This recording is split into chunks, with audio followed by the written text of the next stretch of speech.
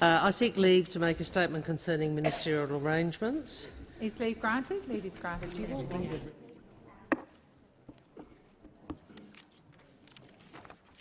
I advise changes to ministerial arrangements. Senator Watt will be absent from question time today for personal reasons.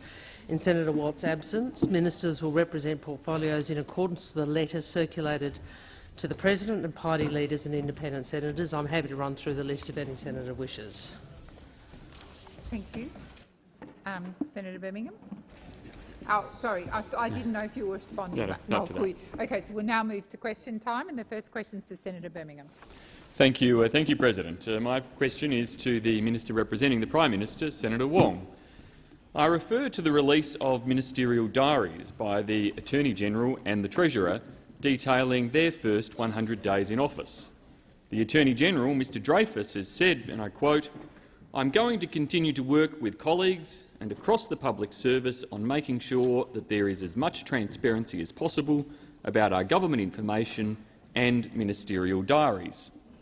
Minister, given the commitment of the Attorney-General to create as much transparency as possible about ministerial diaries, why is the Prime Minister refusing to release his diary, putting him at odds with his own Attorney-General and Treasurer?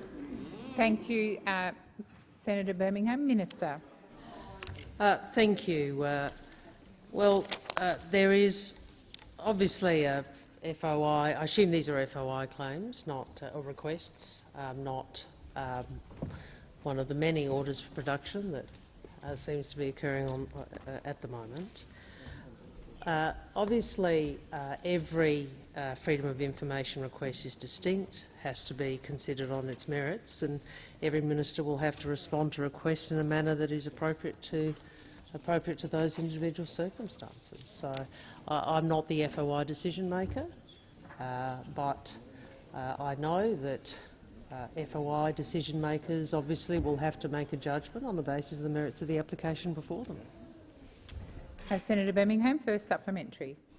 Thanks, President. Minister, does the government have a government policy, regarding the release of ministerial diaries? If so, what is it? Thank you, Senator Birmingham. Minister Wong. Well, the government observes the provisions of the Freedom of Information legislation, and applications are processed in accordance with that legislation. That is the appropriate way in which these matters should be dealt with. Second supplementary. Thanks, Senator Birmingham. Mr President, is the Minister representing the Prime Minister aware that FOI applications for ministerial diaries remain outstanding for some other ministers, including herself? Will the Minister for Foreign Affairs be releasing her diary and adopting the Attorney-General's approach to transparency, or will she be joining the Prime Minister in thumbing her nose at the Attorney-General? Minister Wong. Thank you, I'm glad that here we go again. Senator Birmingham's newfound interest in transparency. I bet you didn't release yours, did you, mate? You didn't release yours, and nor did anyone release the ministerial list that showed the secret ministries that the Morrison government was engaged in. Nor did anyone release the details of Senator McKenzie using spreadsheets to allocate government monies. Nor did anyone release how it is that you funded car parks which people didn't want. So the Australian people, I think, will look at you and your questions as a former member of the leadership group who helped cover up all of this, and they will look with a very clear eye at the hypocrisy on the other side of the table. Thank you, Senator Birmingham. Point of order. On the question of direct relevance, President, on the question of direct relevance, the Minister has spent 51 seconds talking about the former government to a question about whether or not she would comply with an FOI request for her own diary and just meet the same standards as the Attorney-General, or thumb her nose like the PM has. You've made the point of order. I'll direct the minister to order. Senator McGrath and Senator Birmingham. I'm responding to the point of order. Minister, I'll direct you to that part of the question. Thank you. Decisions will be made in accordance with the Freedom of Information legislation. Thank you. Order. Senator McKenzie, when you've quite finished, I draw to the attention of honourable senators the presence in the chamber and gallery of a parliamentary delegation from Vietnam, and I know they've met many senators and MPs across the parliament.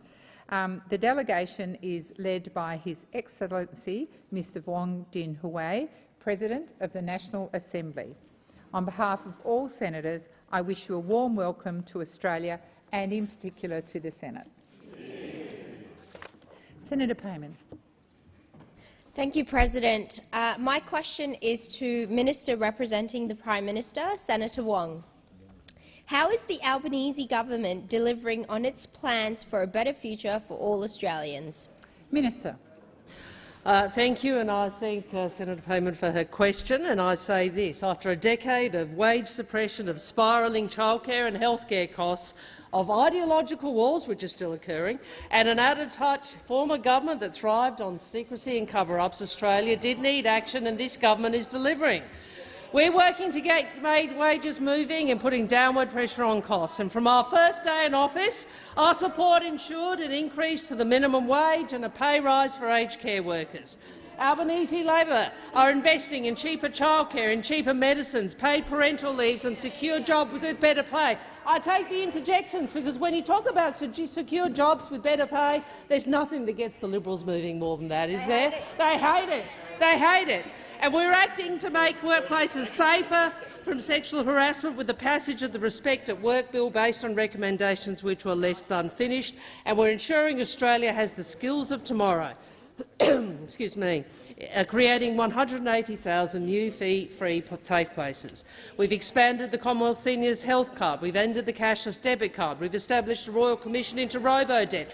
We have delivered the regional first home buyers guarantee. We passed an historic climate change bill and updated our climate targets. You should listen. You might learn something, Senator Ruston. We've invested in renewable energy and rewiring the nation. We are establishing a disaster-ready fund, a vital tool as we battle floods across Australia. We have entered the cover-up culture, and now the majority of whom refused. The majority of those who refused to censure their former leader. Where were all of you lining up to defend him? And of course, the National Anti-Corruption Commission. The National Anti-Corruption Commission that you spend years trying to avoid. Years trying to avoid. Now passed under an Albanese Labor government. Before I call Senator Payman for her first supplementary, I am going to remind senators, particularly on my left, that you are being incredibly disorderly. You are shouting so loud that I cannot get the attention of Senator Wong. It is unacceptable, it is disrespectful and it's disorderly. Senator Payman. Thank you, President. Minister, how is the Albanese government delivering on its plans to help Australians with the cost of living? Minister. Senator McGrath, as one of the key offenders, I have not even called the minister and you've started interjecting again. Minister Wong. Thank you. The Albanese Labor government is addressing the cost of living crisis created under the Liberal and National government with our cost of living plan, cheaper childcare, cheaper medicine, expanding paid parental leave to 6 months, more affordable housing and getting wages moving. You know, these are all things you could have done, but 9 years you didn't do them. We have already secured an increase in the minimum wage and an important pay rise for aged care workers, and our secure jobs, better pay policy will boost wages even further. We on this side understand the impact higher energy prices are having on households and businesses, but you know we're actually trying to work on how we support households do that, how we have a response. You know what your response was? Let's hide it. Let's hide it. Let's hide it before the next election. Let's make sure no Australian knows about the hike in fees Senator McGrath. while we're in government. Let's hide it till Senator after the Henderson. election. What a disgrace. Senator Payman, second supplementary. Thank you, President. Minister, how is the Albanese government delivering on its plans to make us more influential and stronger in the world? Minister Wong. Thank you to the senator, and I know this is an area in which she has such a great interest and personal knowledge. And what we saw over the last 9 years is slashing of Australia's development assistance.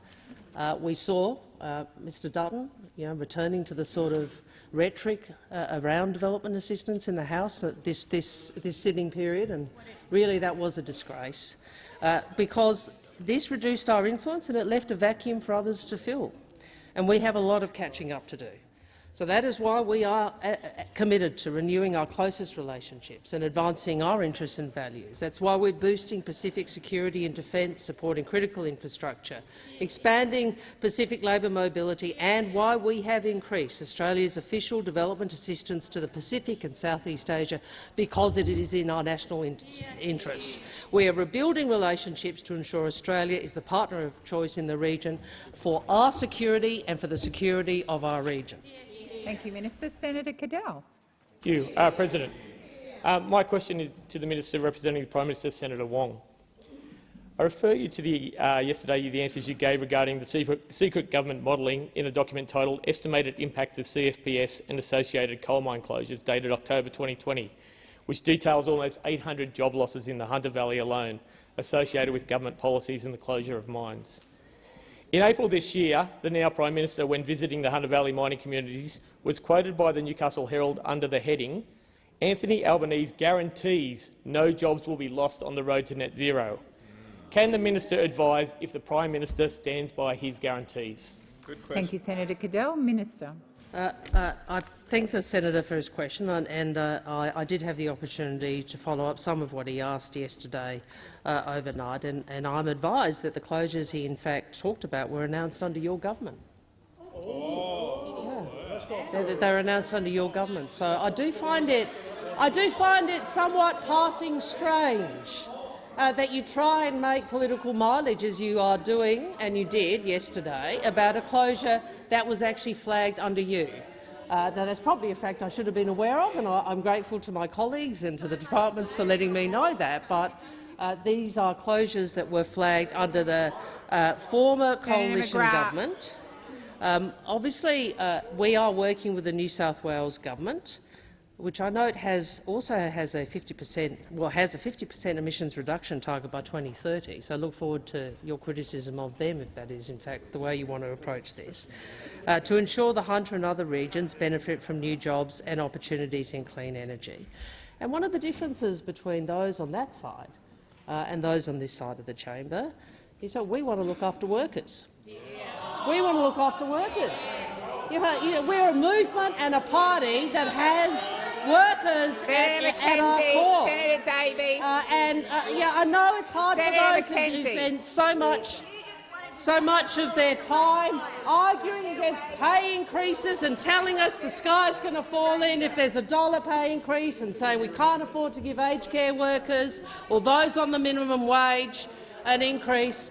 But those on this side understand there is a transition that is occurring and will occur as a consequence of what is happening in global markets, as well as what is being committed to, I think, by both sides of government. Davey. So the difference between you and us is that we will ensure that there is a transition that is about employment. Senator Cadell, first supplementary. Thank you, Madam President.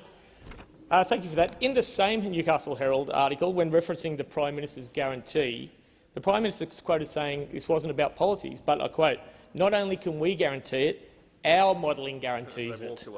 Does the Prime Minister stand by Labor Party's pre-election modelling, or does he accept the official government modelling that says Labor's policies in the Hunter will cause 800 job losses? Good question. Thank you, Senator Cadell. Minister. Well, I again remind those opposite that the closures that are referenced were announced under you.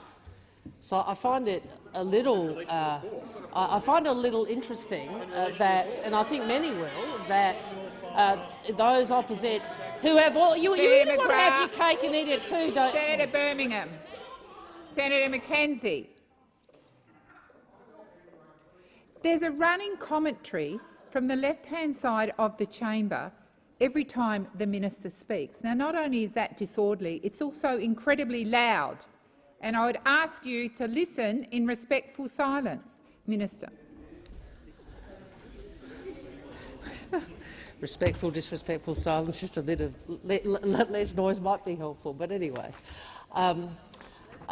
Look, there is a transition that is occurring in our economy and globally. And would you like to speak, Senator McGrath? Senator McGrath?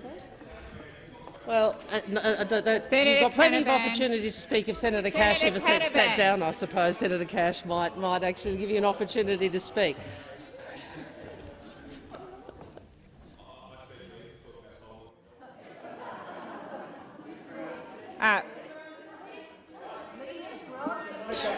Leave is granted. You use up. Order.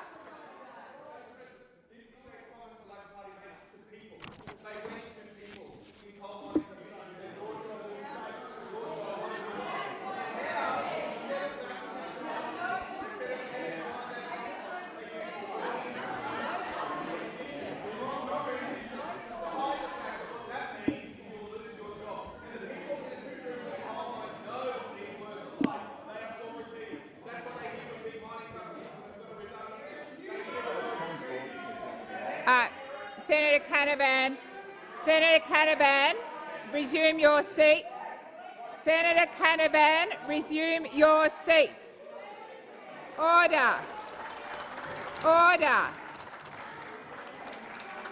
Order on my left and my right. Order. I have a senator on her feet.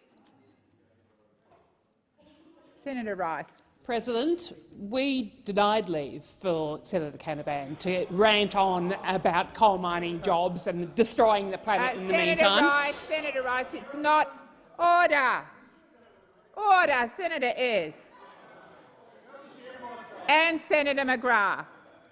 I'm sorry, Senator Rice, there's so much noise in this chamber. I only heard the voices to give Senator Canavan leave. I did not hear anyone say he was denied leave. Senator Cadell, I believe we're up to the second supplementary question. Thank you, President. The model that the Prime Minister relied on to make those false promises of job guarantees to the people of Hunter, is that the same modelling the Prime Minister and the government used to promise 97 times before the election that Australians will see a $270 reduction in their power bills? If that is the modelling, how can anyone trust what the government and the Prime Minister says? Thank you, Senator Cadell. Minister, I didn't actually call you before you started. Minister Wong, thank you. Apologies, President. Well, I'd make this point if you want to talk about truthfulness. Those on your side are signed up to the same target we are for 2050. Senator Ruston. No, this is a policy and a political point. You are also signed up to net zero by 2050, remember? And I know you want to talk about that a lot, and Kooyong and North Sydney didn't help. Well, this goes to policy. This goes to policy. Meanwhile, Mr. Canavan, Senator Canavan, gets up and gives that rant, which shows that was all fake. It was all fake. You thought you could say one thing in one place and one thing in another. Well, we are really clear. There is a transition that is occurring, a change in the global economy. Order. We either get ahead of it and we help workers and communities thrive in that, or you keep going to them and lying to them, misleading them about what is happening, because you're signed up to the same policy. You just don't have anything to back it. Senator Wong, your time has expired. Senator Faruqi. For climate change. In 1991, Vanuatu, on behalf of small island states, first asked the question, who should pay for climate catastrophe? Over the next 3 decades, wealthy nations of the global north dodged and deflected that question while continuing to fuel the climate crisis. They relentlessly pursued profit and power, putting the world on track for climate catastrophe and fueling climate disasters. These disasters have affected 33 million people in Pakistan, and 50 million people in the Horn of Africa face the threat of famine, amongst many others. After decades of pushing by the Global South, a loss and damage fund has finally been agreed to. New Zealand, Denmark, Germany and Scotland have already committed to contributing. Will the government today commit to paying our fair share of loss and damage? Thank you, Senator Faruqi. Minister Wong. Thank you. We are committed to an effective global response on climate, and as Mr Bowen made clear, we welcome the historical progress made in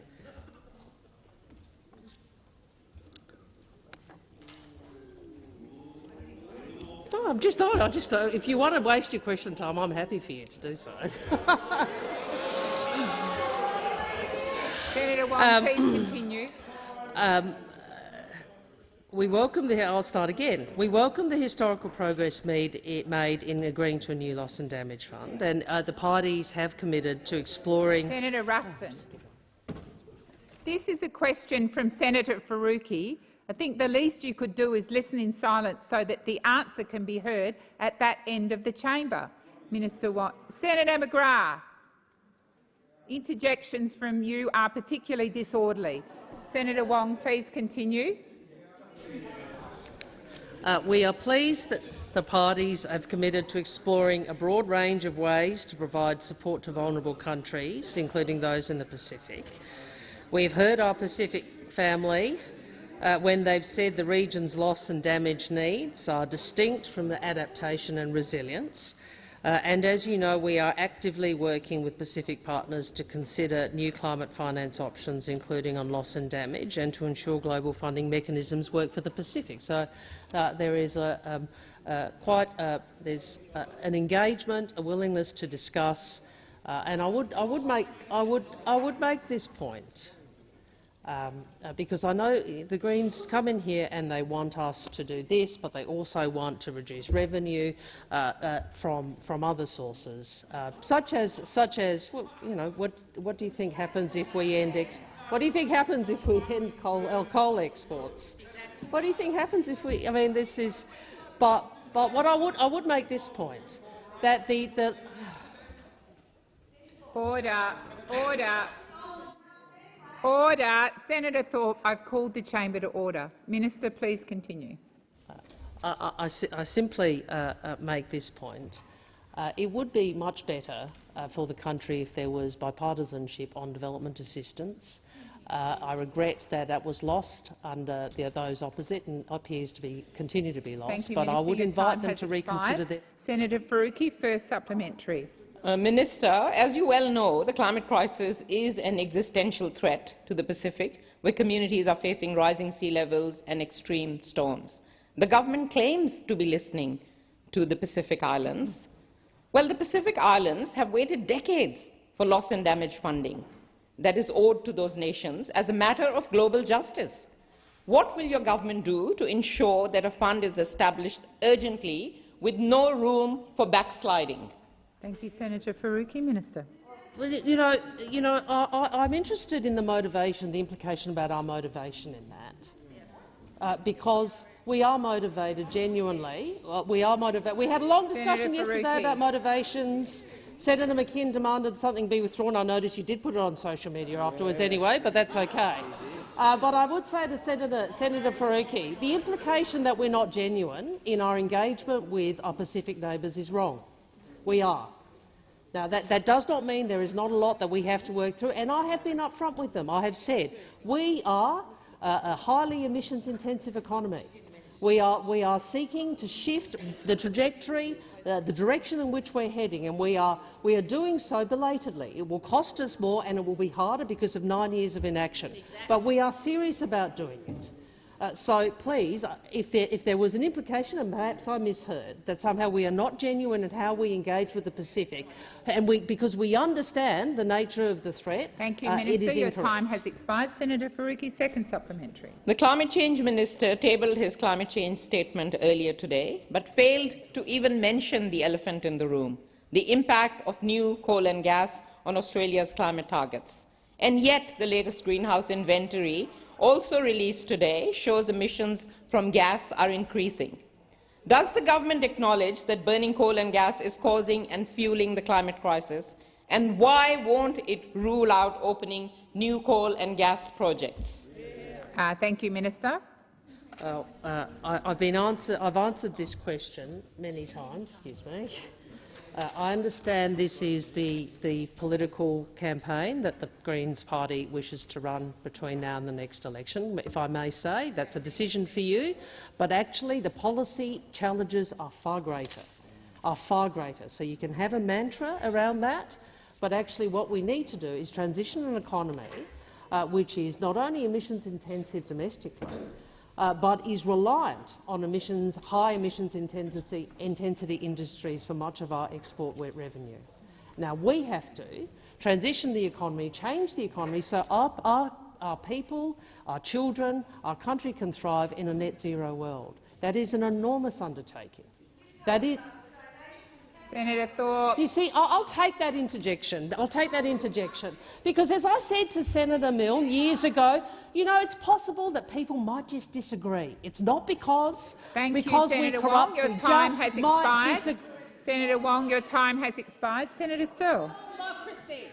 You're only one voice. Order. Four voices. Order. One voice. Senator O'Neill.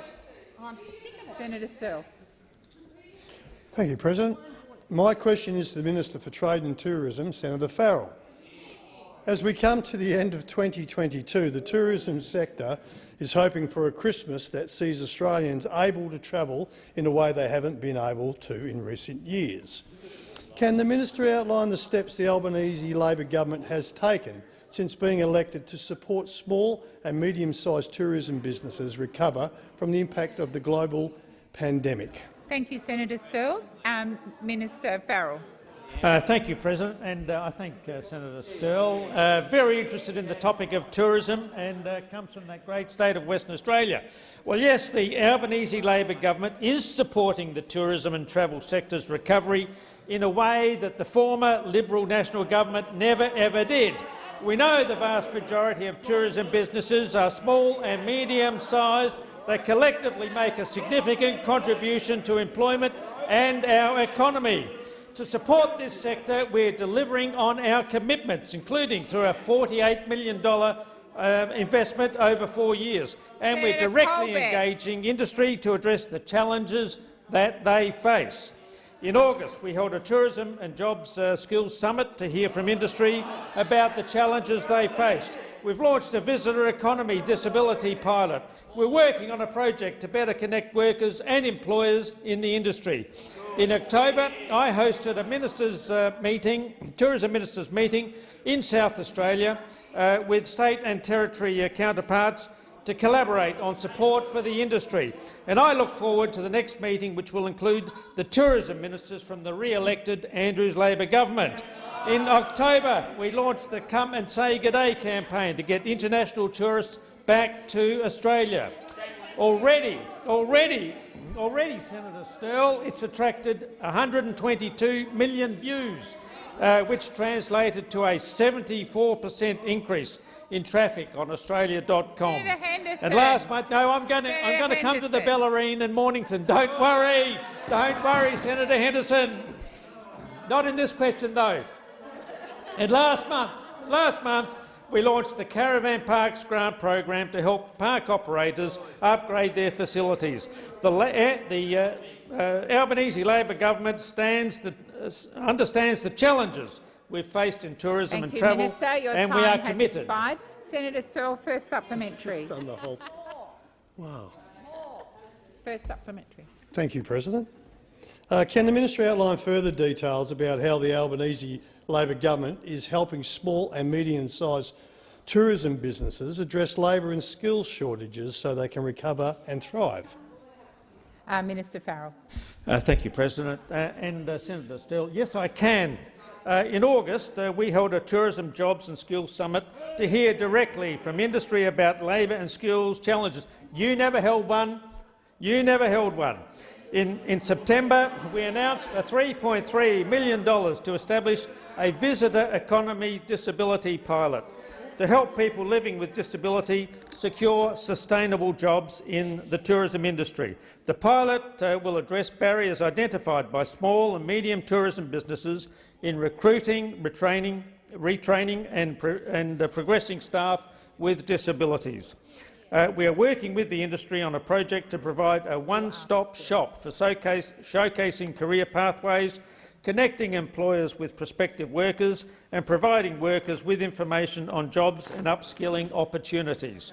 We want to see tourism workers return to this sector after they were forced to look and find work elsewhere under the previous Liberal National Government. Your time has expired. Senator Steele, second supplementary. I do, thank you, President. Now, Minister, in your earlier answer you touched on the Caravan Parks grant program to support businesses to improve their caravan parks.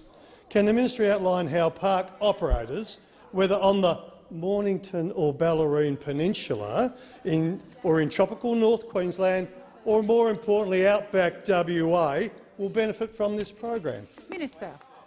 Thank you, President. And yes, I can outline that, Senator Steele, and thank you for your great interest in this topic. The Albanese Labor Government is committed to supporting tourism businesses, including caravan park operators, to recover, grow and thrive.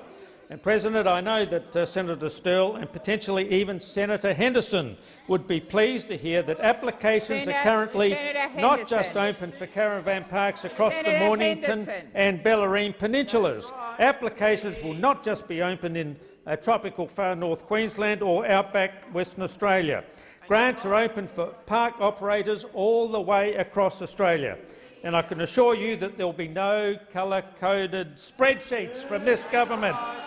The $10 million Caravan Park Grant Program will provide grants of between $10,000 and $100,000 to help eligible park operators upgrade their park facilities. As we move into the holiday period, I wish all those working in the tourism industry a happy and safe Christmas. Order. Order. I wish to draw to the attention of honourable senators the presence in the chamber of Mr Sean Turnell, who I'm sure we're all so thrilled to see safely back in Australia.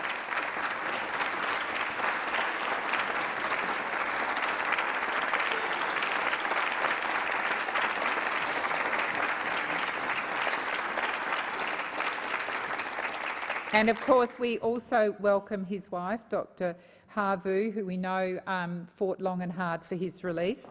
And on behalf of all senators, I wish you a warm welcome to the Parliament and in particular to the Senate. Minister. I seek leave to make a short statement. Is leave granted? Leave is granted. Can I say how pleased I am to see you in person, and Dr Havu as well. I know I speak for all Australians when I say we are so pleased to have you back here in Australia with us, and so pleased that you have been reunited with her after 21 months of unjust detention. And I would say to you, we know no one should have had to endure what you did, and that you've emerged from such an awful experience with your humanity and humour intact is truly remarkable. I want to acknowledge the work of all those across the government who worked so hard on your release, including the former government and Senator Payne here in the chamber. And I thank again publicly all the members of ASEAN, all our partners in ASEAN and other regional partners who advocated for your release. We're grateful to them. But most of all today, welcome to the Senate, to both you, Professor Turnell, and also to Havu. As I said, I've spoken to both of you, but it's lovely to see you in person. Thank you. Senator Birmingham. Thanks, President. Seek leave to make a short statement. Leave is granted. Senator Birmingham. Thanks, President. I thank the Senate and Professor Sean Turnell, Dr Havu. We also warmly welcome you, Professor Turnell, back to Australia, safe and sound. We thank you for the way in which you have always conducted yourselves, each of you, particularly noting that your engagement in Myanmar was one to help uplift others, to deliver for others, and that the price you paid was an immense one. I too associate the opposition with the remarks of Senator Wong in thanking all of those who worked so hard to secure your release, and we know that you will continue to work hard wherever you can for the people of Myanmar. Thank you, Senator Waters. That's Birmingham. I'm now going to move to Senator Tyrrell. Yes, Senator Tyrrell. Thank you, President. My question is to the Minister representing the Minister for Education, Minister Gallagher. The ALP National Platform commits a Labor government to ensuring that disadvantaged schools get the biggest funding increases in the shortest time. Does this government stand by that promise? Minister. Thank you, President. I thank Senator Tyrrell for the question and for her advocacy on behalf of children, and particularly those from disadvantaged backgrounds who require for assistance and support through their schooling years.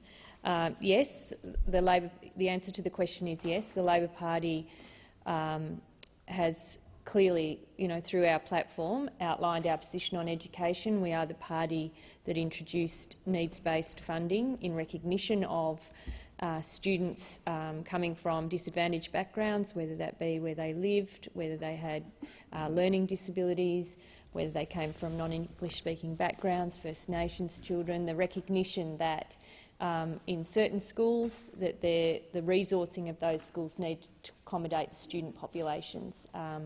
So we have a long and proud history of that, and I know that Minister Clare is working very hard in terms of the next round of negotiations with states and territories about how to best meet the commitments we've had outlined in our platform, but the position that the government has taken around ensuring that the education system, mindful of the fact that the states and territories have a significant role here, and the independent and Catholic sectors also educate large numbers of children and young people, that we do recognise disadvantage and try to structure our funding accordingly.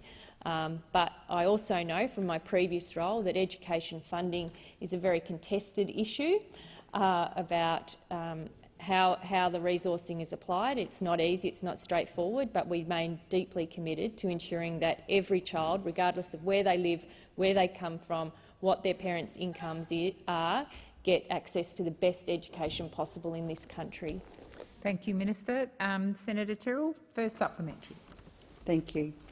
Independent special assistance schools are a special stream of schooling that exists to provide education to the most socially and economically disadvantaged children in Australia. Your government's 2023 changes to funding calculations will see their budgets cut. They're not getting the biggest funding increase in the shortest time, they're getting funding cut right now. How is that not a broken promise? Thank you, Senator Tyrrell. Minister.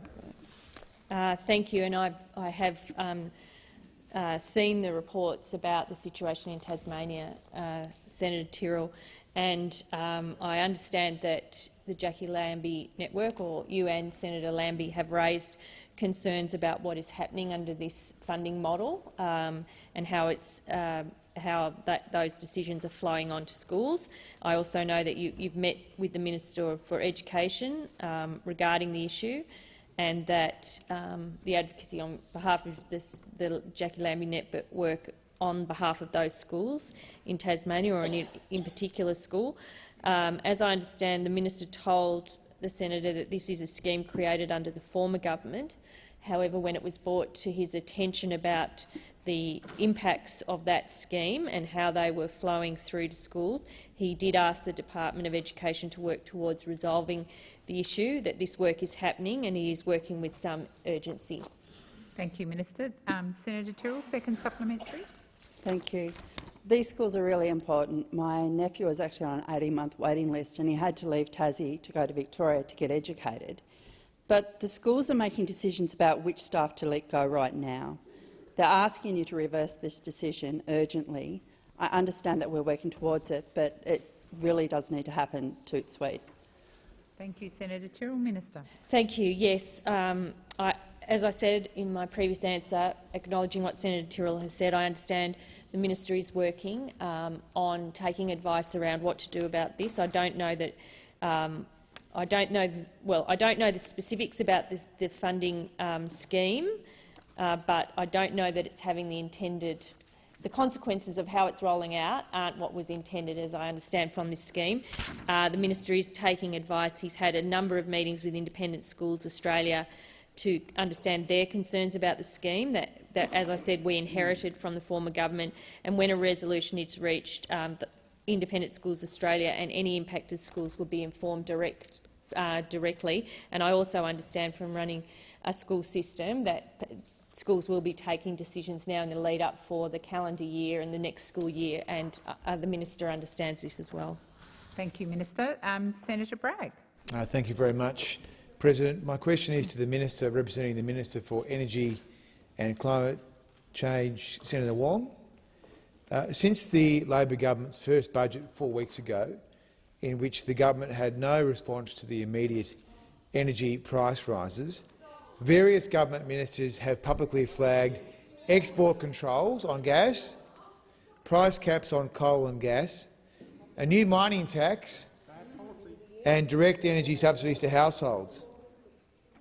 Other than publicly floating different policies, can the minister finally provide some certainty to Australians, to industry and to investors by ruling out— Order. Order. It's very hard. I'm struggling just to get the question out here. It's very loud over there. So. Senator Bragg, I have called senators to order. Order. Order, senators on my right. Don't you think? Yeah, I thought you'd agree. So, other than publicly floating different policies, can the minister finally provide certainty to Australians, to industry, to investors by ruling out intervention that would only make a difficult situation even worse?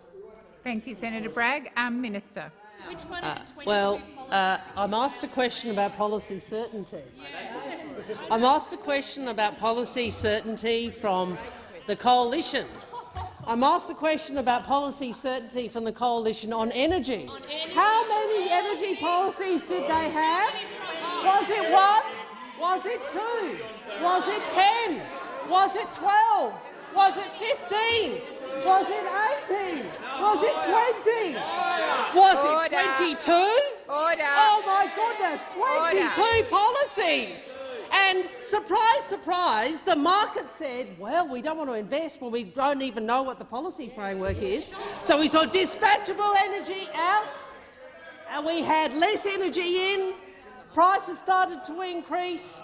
There was a default market offer with an increase. Guess what their great certain policy response was? Let's hide it. Let's hide it. I tell you what, I've got a great idea, says Scotty Morrison and Angus. They all sit there in a room, maybe with this one here, with Senator Birmingham. I'm sorry, Mr. Morrison and Mr. Taylor, and they said, "Yeah, let's do. Oh, we know what we'll do. We'll just hide it. That's what we'll do. That's our great policy response." And then we come to government and we see the mess. And yes, we are working our way through your mess, which has got worse. Order on my left. Senator Birmingham. Senator Birmingham. Minister, please continue. And then we come to government, and what we discover is a hidden price increase. We discover an energy market which is on the edge, all on top of what is occurring in global energy markets, which Senator Rennick says are irrelevant. But Senator Birmingham stood on this side and told us all about. So we will work through this, and we will work through this with the states. Thank you, Minister. But nobody on that side can. Senator Bragg, first supplementary. Order, Senator Gallagher. Wong, I've worked in risk markets all my life. Senator Bragg. Senator Gallagher. Hi. Senator Hi. McAllister, order. That's right. Senator Bragg. Thank you for— Just call me Sunzay. Order. Senator Bragg. Thank you very much. The Queensland, New South Wales and South Australian governments have all expressed opposition to price caps on energy. Will the government rule out price caps that just risk deterring energy investment and exacerbating the current shortages for many years to come? Thank you. Senator Bragg. Minister. Unlike those opposite, we do understand the importance of policy certainty, and we do understand the importance of working with the states. And as the Prime Minister said, I think last night on 7:30, we will work through these issues, including with the states, and obviously the National Cabinet. Order. Order from everyone. Minister, please continue. Thank you. Senator McKenzie, I've just called the chamber to order and you just continue calling out. Minister, please continue. Thank you. And we will work through this issue with the states, and of course, it is a difficult issue. We don't shy away from that. We are dealing with a legacy problem, or we're dealing with a global markets problem. And what I would say, Senator Bragg, if more on your side understood some of those policy issues, I suspect the country would not be in the position it is. Senator Bragg, second supplement. Thank you very much. This week at Senate estimates, both the Treasury Secretary and the Governor of the Reserve Bank said that Australia needs more gas. Why did the government cut supply-side policies in its budget? And can you name one government policy that aims to increase the production of Australian gas? Thank you, Senator Bragg. Minister. I'm not sure to what I'm not sure to what the minister is referring. Sorry, the senator is referring, Order. Order. The minister has the right to be heard in silence. Please continue, Minister. I gave you a promotion. See, I must like you, Senator Bragg. I'm not sure to what you're referring, Senator Bragg, but I would make a point about gas supply. Between 2014 and 2021, East Coast gas production increased. Wow. Order. Oh, it's always someone else. Senator Van, order. Class, it's always someone else's fault. Senator Van, you lost the state election, mate. Maybe just give it a rest for a little while. Minister, please continue. Between 2014 and 2021, East Coast gas production increased 300%. Because, in great part, because the Minister, please resume your seat. Senator Canavan. Thank you, Madam President. Just on relevance, the question went to policies, not statistics, historical statistics that the minister is referring to now. The minister is being directly relevant. Minister, please continue. Well, I'm making the point about, you might not like to know this, that despite a 300% increase in gas production, domestic gas prices went up by 420% in real terms over that time. So the point is the policies you had failed. That's the point. Thank so you, we Minister. are trying to work our way through that. Senator Babet. Thank you, President. My question is to the Minister representing the Health Minister, Senator Gallagher. The recent release of Australian Bureau of Statistics provisional mortality data for our nation shows all-cause mortality to the end of August is currently a staggering 18,671, or 17% higher than the historical average. Now, a report which appeared in the Lancet Medical Journal also shows that Europe is facing an increase in cancer diagnosis after an estimated 1 million cases of cancer went unfound due to the COVID lockdowns and other draconian measures. Can the minister advise what we are doing here in Australia to make up for the many thousands of likely missed cancer diagnoses over the last 2 years? Thank you, Senator Babet. Minister.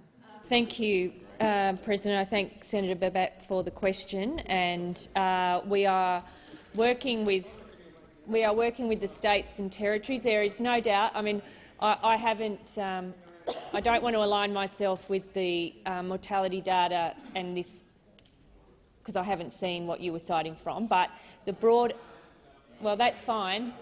I'm not questioning it. I'm saying I haven't seen it. So my answer is in relation directly to the question, not the preamble. So the question was, what are we doing? There is no doubt that our health services over the last 2 years were significantly affected by the pandemic. So services that would normally be provided through hospitals, people going to GPs, people actually even seeking health treatment because they had a concern, significantly changed during the pandemic.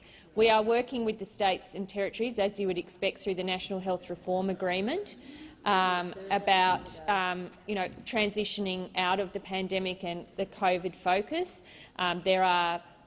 They'll have significant pressure on the hospitals, but also in primary care. And as people come forward, there is no doubt there was delayed seeking of health attention or seeking of health assistance and access to services through the pandemic. And it will take some time to work through that, but we are working with the states and territories through the Prime Minister and the First Ministers through National Cabinet about pressures in the health system and transitioning away from COVID-19 and the COVID-19 focus. Thank you. Senator Babet, first supplementary. Deaths with COVID-19, generally not solely from COVID-19, have been recorded by the ABS as 7,727 at the end of August. Even if we exclude all deaths with COVID-19, we are still seeing excess deaths of about 10,944. Can the minister explain or advise what research, if any, is being done to look into the cause of this alarming excess mortality? Thank you, Senator Babet. Minister. Well, again, I haven't. Thank you, President, and for the senator for the question. Again, I haven't seen the data to which the senator is referring, so I think it is appropriate that I don't just immediately accept those statistics. But I think there will be, over time, a lot of information, a lot of research and assessment done about our response to COVID-19 and some of the other consequences of the fact our health system had to respond to a global pandemic, and therefore other services were either wound down, didn't operate, or people chose not to seek assistance during the pandemic. I have no doubt that there will be plenty of academics and researchers who are interested in that, assessing that, and then making recommendations about what should happen when the next global pandemic hits the country or all countries. So that, thank you, I'm sure there will be done. Has expired. Senator Babet, second supplementary. Now, we've seen some alarming data out of South Australia sourced by Senator Alex Antic, to my right, which shows a material increase in cardiac presentation in 15 to 44-year-olds commencing in July 2021, a time when there were very minimal COVID cases. What is the minister doing to investigate the underlying cause of the spike in heart-related issues? Does the government still assert that the mRNA injections are still safe and effective? Thank you, Senator Babet. Minister. Thank you. Well, I haven't seen Senator Antic's research either, and I'm not sure of your background in epidemiology and assessing what's the health trends during a global pandemic, but I can be corrected if you have some background in that. In relation to do we think the vaccines are safe, yes. The TGA has gone through its process. As you know, Senator Babet, they also report on adverse events, and myocarditis, pericarditis in younger people was one of the identified risks of those vaccines, and everybody was informed of that, and it was seen as a risk. Those people where it affected them, particularly younger men, as I understand it, those adverse events were recorded. But I should also say the vaccines have saved thousands and thousands of lives, particularly most vulnerable Australians, and the pandemic and the vaccine program was always about responding to that. Thank you. Senator Urquhart. My question is to the Minister for Finance, Minister for Women and Minister for the Public Service, Senator Gallagher.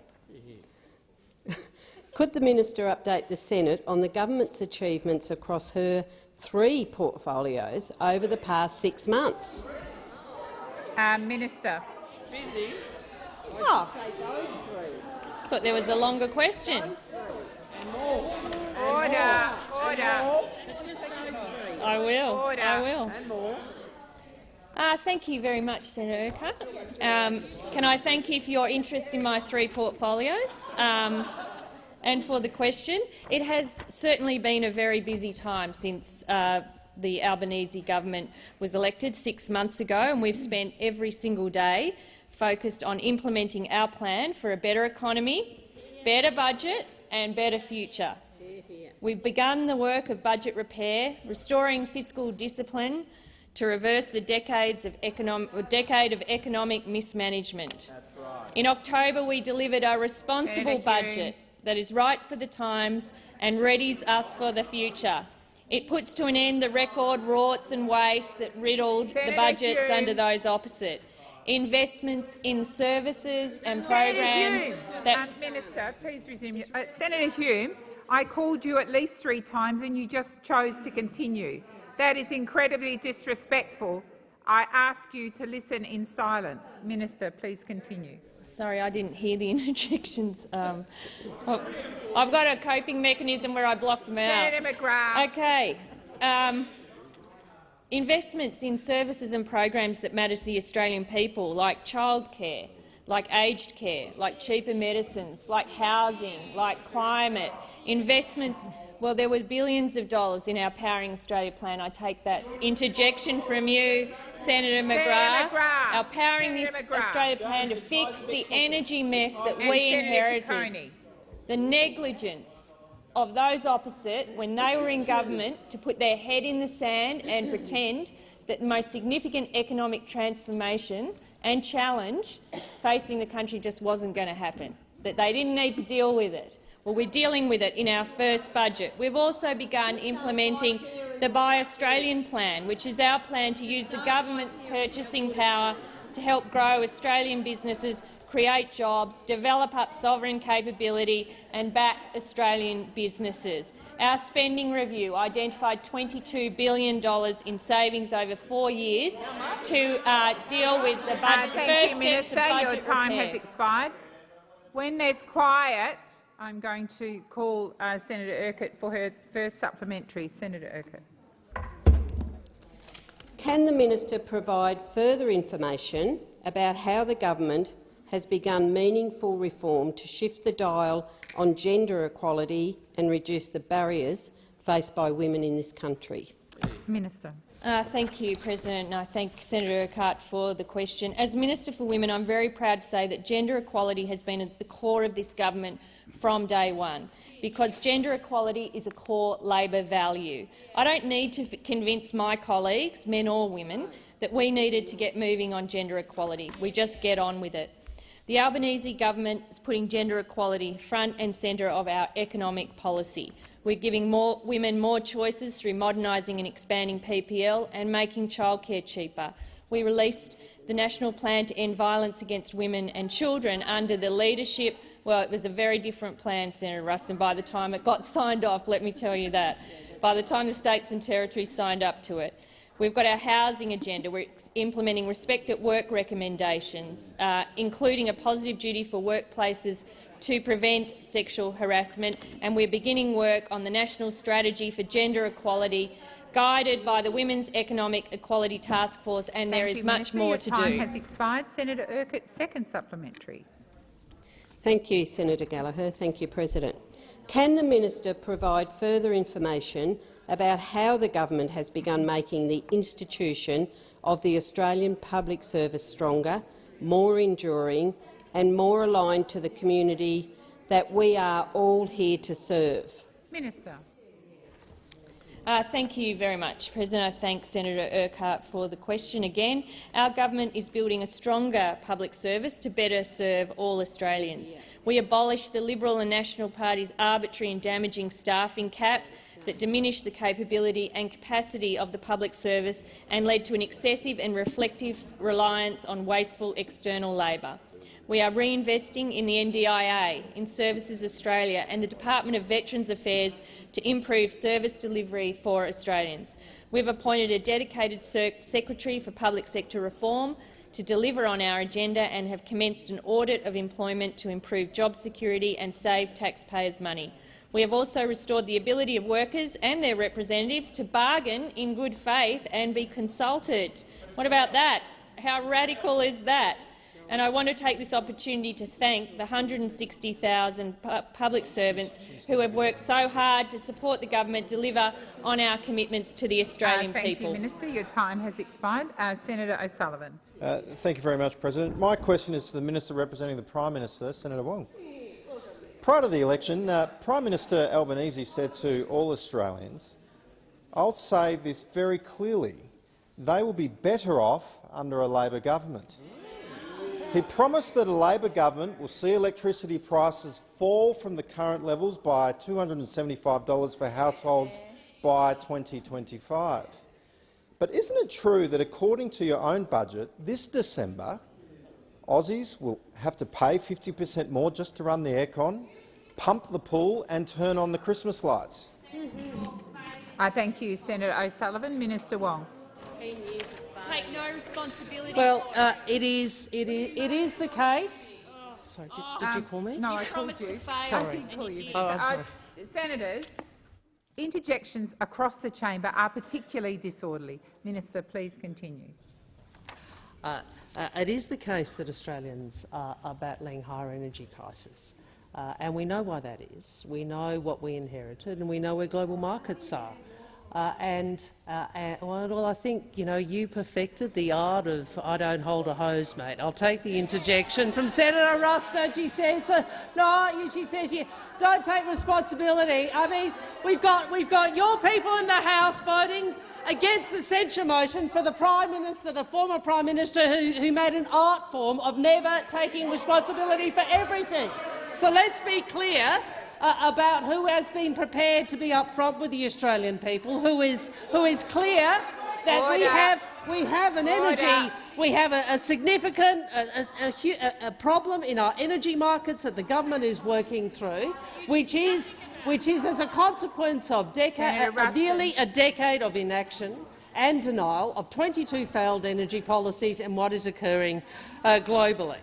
Now, I know those opposite don't like to be reminded of this, but the reality is renewables are the cheapest form of power. Oh, see, this is if you ever wanted an example of why energy markets are where they are, it's because you are still locked into an ideological battle, the vortex of inaction, because of the fight between the Jared Rennicks and the Andrew Braggs. Senator Wong, please resume your seat. Order once again on my left.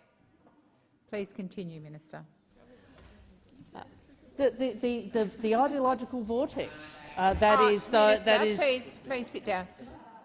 Senator Rennick, I have just called the chamber to order, and the minute the minister is back on her feet, you are interjecting. It is disorderly. Minister, please continue. Well, I'm actually happy to take Senator Rennick's interjections, because I think what it demonstrates is, and so does the result in Victoria and the result of all of those seats, which were traditional Liberal heartland seats, that your ideological fight internally has put you out of touch with the market and where most Australians are. That is the hard reality. Your time has expired. Senator O'Sullivan, first supplementary. Thank you, President. In the coming weeks, Australians will be heading back home to their families and then off to a well-deserved break. Some will be at the beach and some will head to the regions. Isn't it true that they'll be paying more for their plane tickets, more for their bus tickets, and then more for their snacks at the survey, and your government has no plans to fix it? Minister. So what we are saying is this. We are investing $24 billion to fix transmission and speed up renewable energy. We have heads of agreement with East Coast LNG exporters to deliver more gas in 2023. The budget had a package to give the regulators. Minister, please resume. Senator O'Sullivan. Point of order on relevance. My question went to cost of living. Yep, and I believe the minister is being relevant to that. Senator O'Sullivan, Minister. I'd have something to do with this. Budget had a $67 million package to give regulators, including the ACCC, the AER and AEMO, more powers to monitor gas supply and take action. We've overhauled the gas trigger to allow it to be activated quarterly if there is a shortfall, and force exporters to divert supply for domestic markets. These are all things you did not do, and we are working with the ACCC to strengthen the code of conduct between gas suppliers and customers to get reasonable prices in the market. Now, we know there is more to do, but unlike you, we are not engaged in an internal ideological fight between people like you who might have a rational position and Senator Rennick, who continues to argue a position that reminds me of the Flintstones. Wong, your time has expired. Order. Senator O'Sullivan. Order. Order, senators on both sides. Senator O'Sullivan. Thank you, President.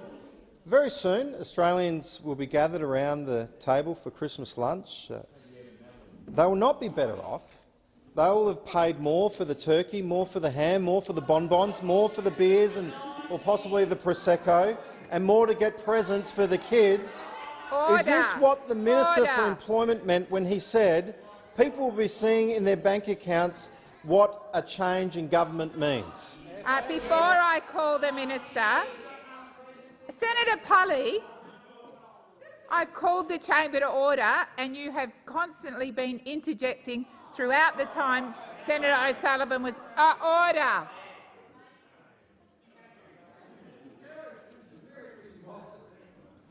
Minister.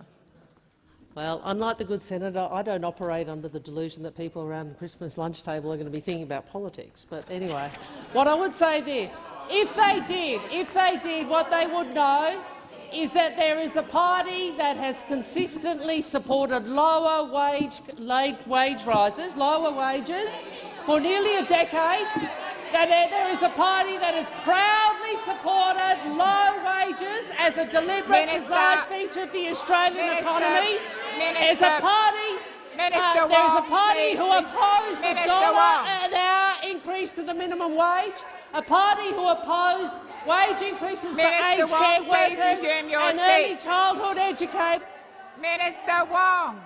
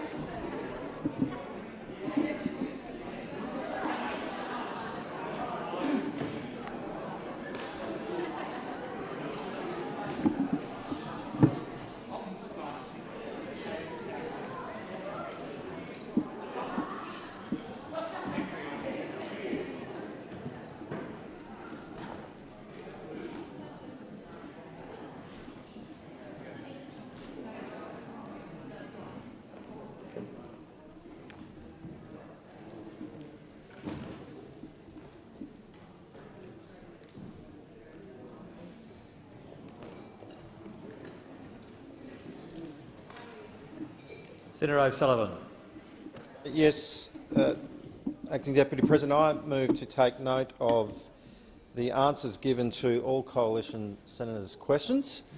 The first one went to transparency, and then we had some questions about the cost of living. And I seek to cover off on all of those in my taking note this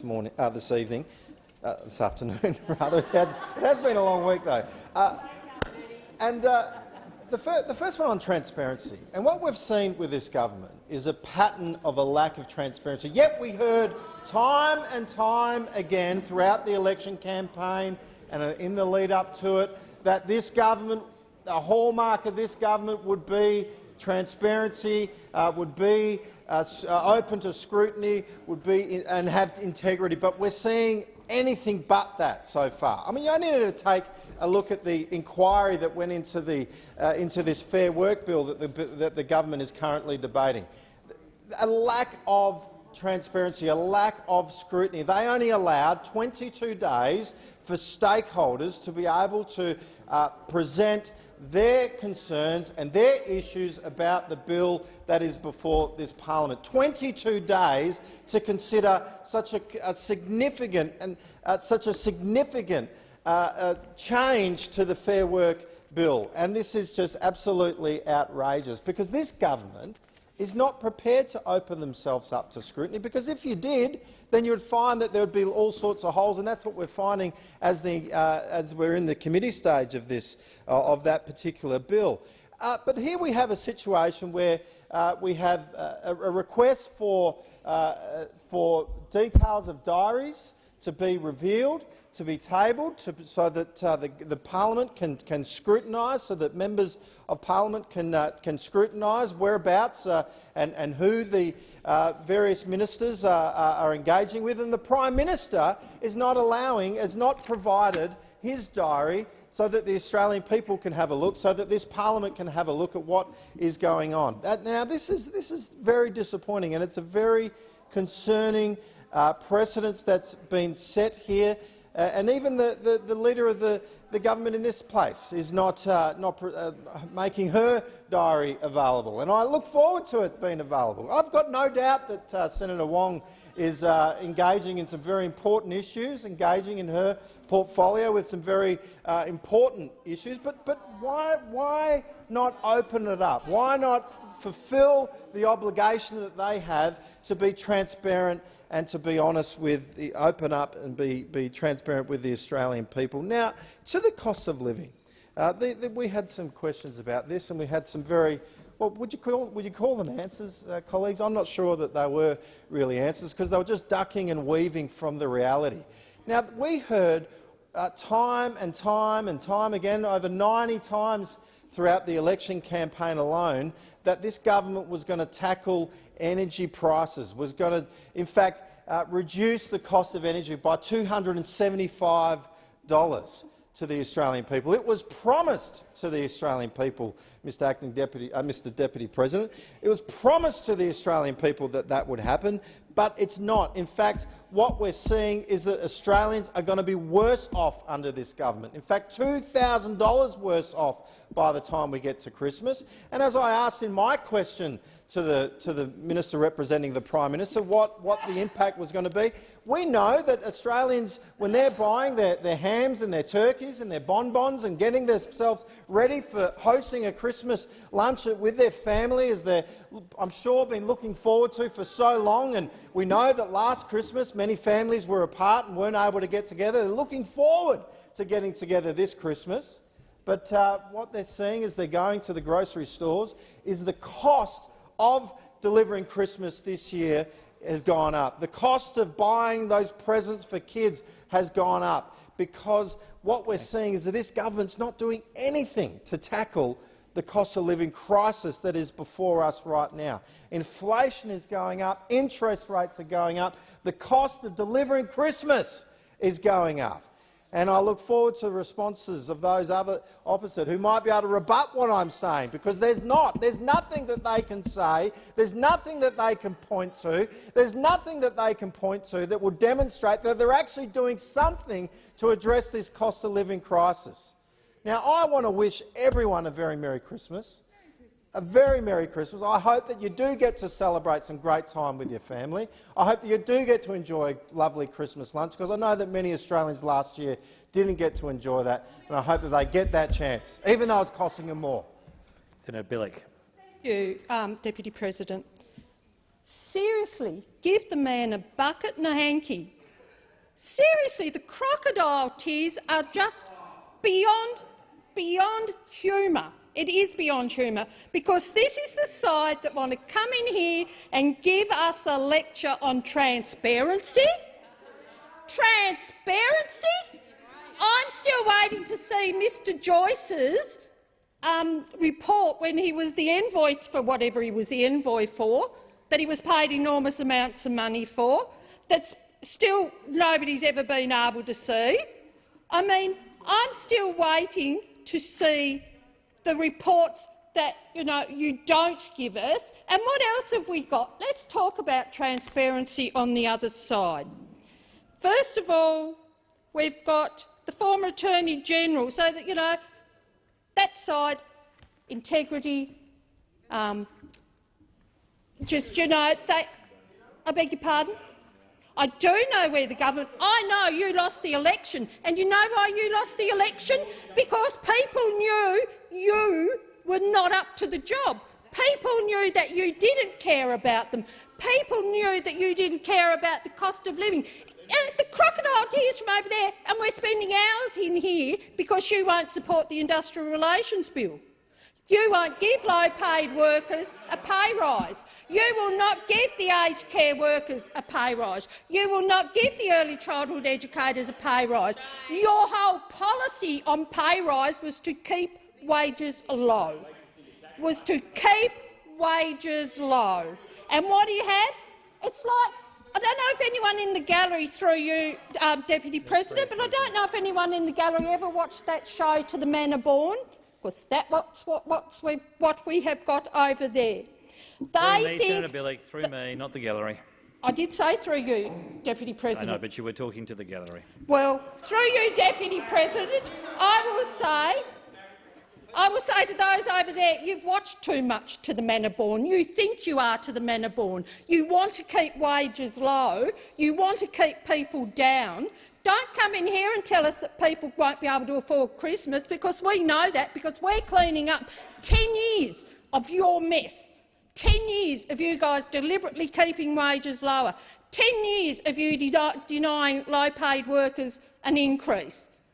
Do you think people are fooled by that? I can tell you, I have early childhood educators in my office, or in my office in Hobart, probably at least twice a month. And I'll tell you, they do not like you guys, and I'm quite happy for them not to like you guys. They know that you are blocking this wage rise for them. They know that it is you. They know that it is you that is trying to hold Australia back.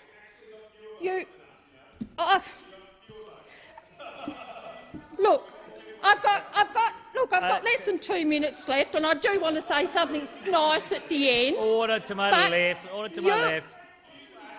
You are the guys that, had colour-coded spreadsheets. I mean, where's the transparency in that? Where is the transparency in that? Don't come in here and talk complete rubbish. People outside this building know you're talking rubbish. They know that it's just a ploy to try and cover up, because you're all in denial over there. I don't know how many times— I don't know why you don't put your hands up like this every time someone says, "Wasn't our fault. Wasn't our fault because we don't have to take responsibility because now you're the government." Well, guess what? You spent 10 years buggering up the community, buggering up Australia. Senator Billick, please don't use that. I'm sorry, Deputy President. I find it offensive. Yeah, OK, Deputy President, I withdraw that. I apologise wholeheartedly. You spent 10 years screwing the people of Australia. I'm not sure that's much better. OK. Come on. Senator Henderson, I'm well aware in this building. I can look after myself. Thank you. Oh, for heaven's sake. I would ask the senator opposite to withdraw that really most offensive word. Thank you. Yes. Descriptors than the one the senator used. I think it was entirely in context. We all haven't lived as worldly lives as you, Senator Whish-Wilson. Senator Billick, please continue. Chamber, I'm happy to withdraw everything that was offensive to the people on that side. I'm I'd hate to offend you. You've offended the people of Australia for the last 9 years. But it's, I can't say that. Well, fine, I'm happy to take the ruling from the Deputy President. We have been working hard in the past 6 months that we've been in Parliament. And what have we been doing? Do you want to hear what we've done? Let me start. We've been building a modern economy. We're not living in the 1950s. We are not living in the 1950s like those on that side want to do. We've been protecting the vulnerable. We've been rebuilding international relationships, because we know what happened to international relationships from your side. Thank you, Senator Billig. Senator Chandler. Thank you, Deputy President. Well, to paraphrase a great film from the early noughties, why are you so obsessed with us? All we have heard today from those in the government is their own views on what happened when we were in government. There wasn't much constructive many constructive ideas at all coming from members of the government today. And I think that's really disappointing. We are 7 months into this government now, into this new parliament, and the broken promises are starting to stack up. The problems are out there. Australians are under the pump. And we have a government that promised one thing in May, and if best, they do something entirely different, and at worst, they don't even address the problem to start with. During the election campaign, and while the now government was in opposition, Labor promised on multiple occasions that they would fix the rising cost of living. They said they had a plan. They promised that they would reduce inflation. They promised that they would help Australians get household budgets under control. They promised that the average Australian could expect to see a $275 reduction in their power bills. And they promised that they would be a transparent and accountable government. It all sounded so easy, and they promised an easy fix. But it turns out that governing the country isn't as easy as some of those opposite expected. And maybe that's why they come into this place and instead of talking about what they should be doing, they just talk about their perceived issues with this previous government. Right now, under Anthony Albanese and Labor, we have an economy with high inflation, rapidly rising interest rates and skyrocketing rising costs of living. But their dismal economic management and failure to deliver what they promised doesn't stop there. Like I said, Mr Deputy President, Labor have also abandoned their promise to reduce household electricity prices for Australians, a promise which they said would save the average Australian $275 on their power bill. Thank you, Senator Birmingham and Senator Scarr, for the interjections there. This late on a sitting week, I didn't have the number quite front of mind, but the number I did have front of mind is 275, because that's how many dollars they said your electricity bill was going to go down by. Instead of savings for households, the government's been forced to make an embarrassing admission that over the next 2 years Australians can expect to see electricity prices go up by 56%. People voted for Mr Albanese and Labor based off this promise. And the question is, what is Labor going to do about it? But the fact is, they do not have a plan. That is why we saw this behaviour from the government today. They will talk as much as they like about the last 9 years and their various views on our government, but 6 months in, they can't actually focus on the issues that are important to Australians.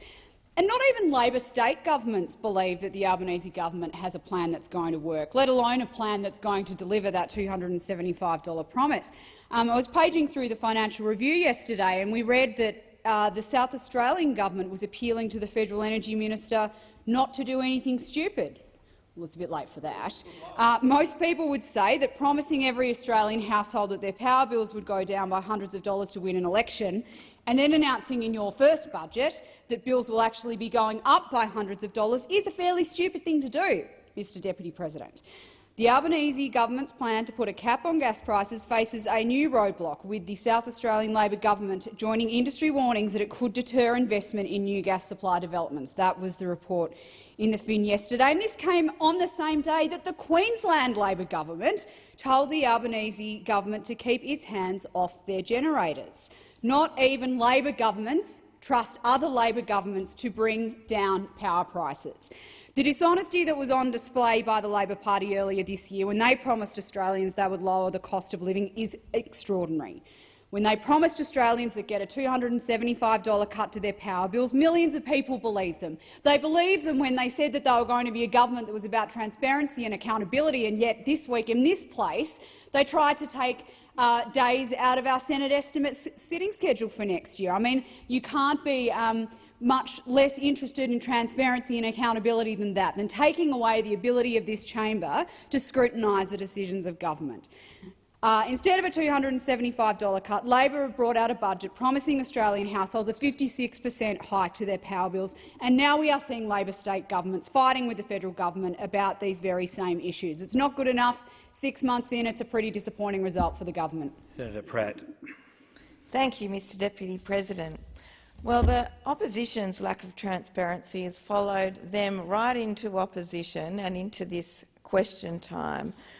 They have failed to nail the government at all when they raise these issues, because we have been very fair and transparent in our commitments to the Australian people. But if you look even at how the opposition asked their questions today, when Senator Cadell asked Senator Wong, saying, "I refer to your secret modelling that demonstrates that there will be coal mining closures as a result of your policies," lo and behold, what do we find through you, Deputy President? Those very coal mines were forecast to close, and that their closure was announced under the last government. So far from being attributable to the Labor Party's policy commitments, and indeed the commitments we have made to the Australian people, we saw those forecast job losses under the opposition's policy settings from when they were in government. The opposition's complete lack, frankly, of policy settings. As we've heard many times in this place, we saw under the last government some 22 energy policies in the time that they were in government. So when we talk about our commitment to preventing job losses on the road to net zero, we're serious about it. That's why we do this modelling, so we can see the impact of our policies on local employment markets, and we can work out where you stimulate in order to mitigate any changes in those local job markets in order to prevent those job losses. We've also had, from those opposite, a debate today about cost of living. Well, one of the key contributors to cost of living in this nation has, of course, been electricity prices, gas prices, things that you didn't do anything about in terms of your absolute lack of policy clarity on those questions. Again, a mess that we in government are now left to clean up. Those opposite like to lambast us for our our reduction target of emissions. And we've talked about the Hunter and other coal mining precincts. Well, we're proud to be a government that is working with the Government of New South Wales. Currently, that's a Liberal government. They have a reduction target to get to a 50% reduction by 2030. Are you blaming them for this landscape?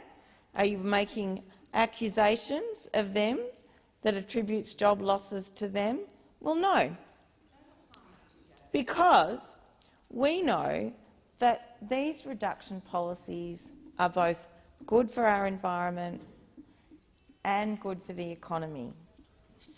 They're not easy transitions to make.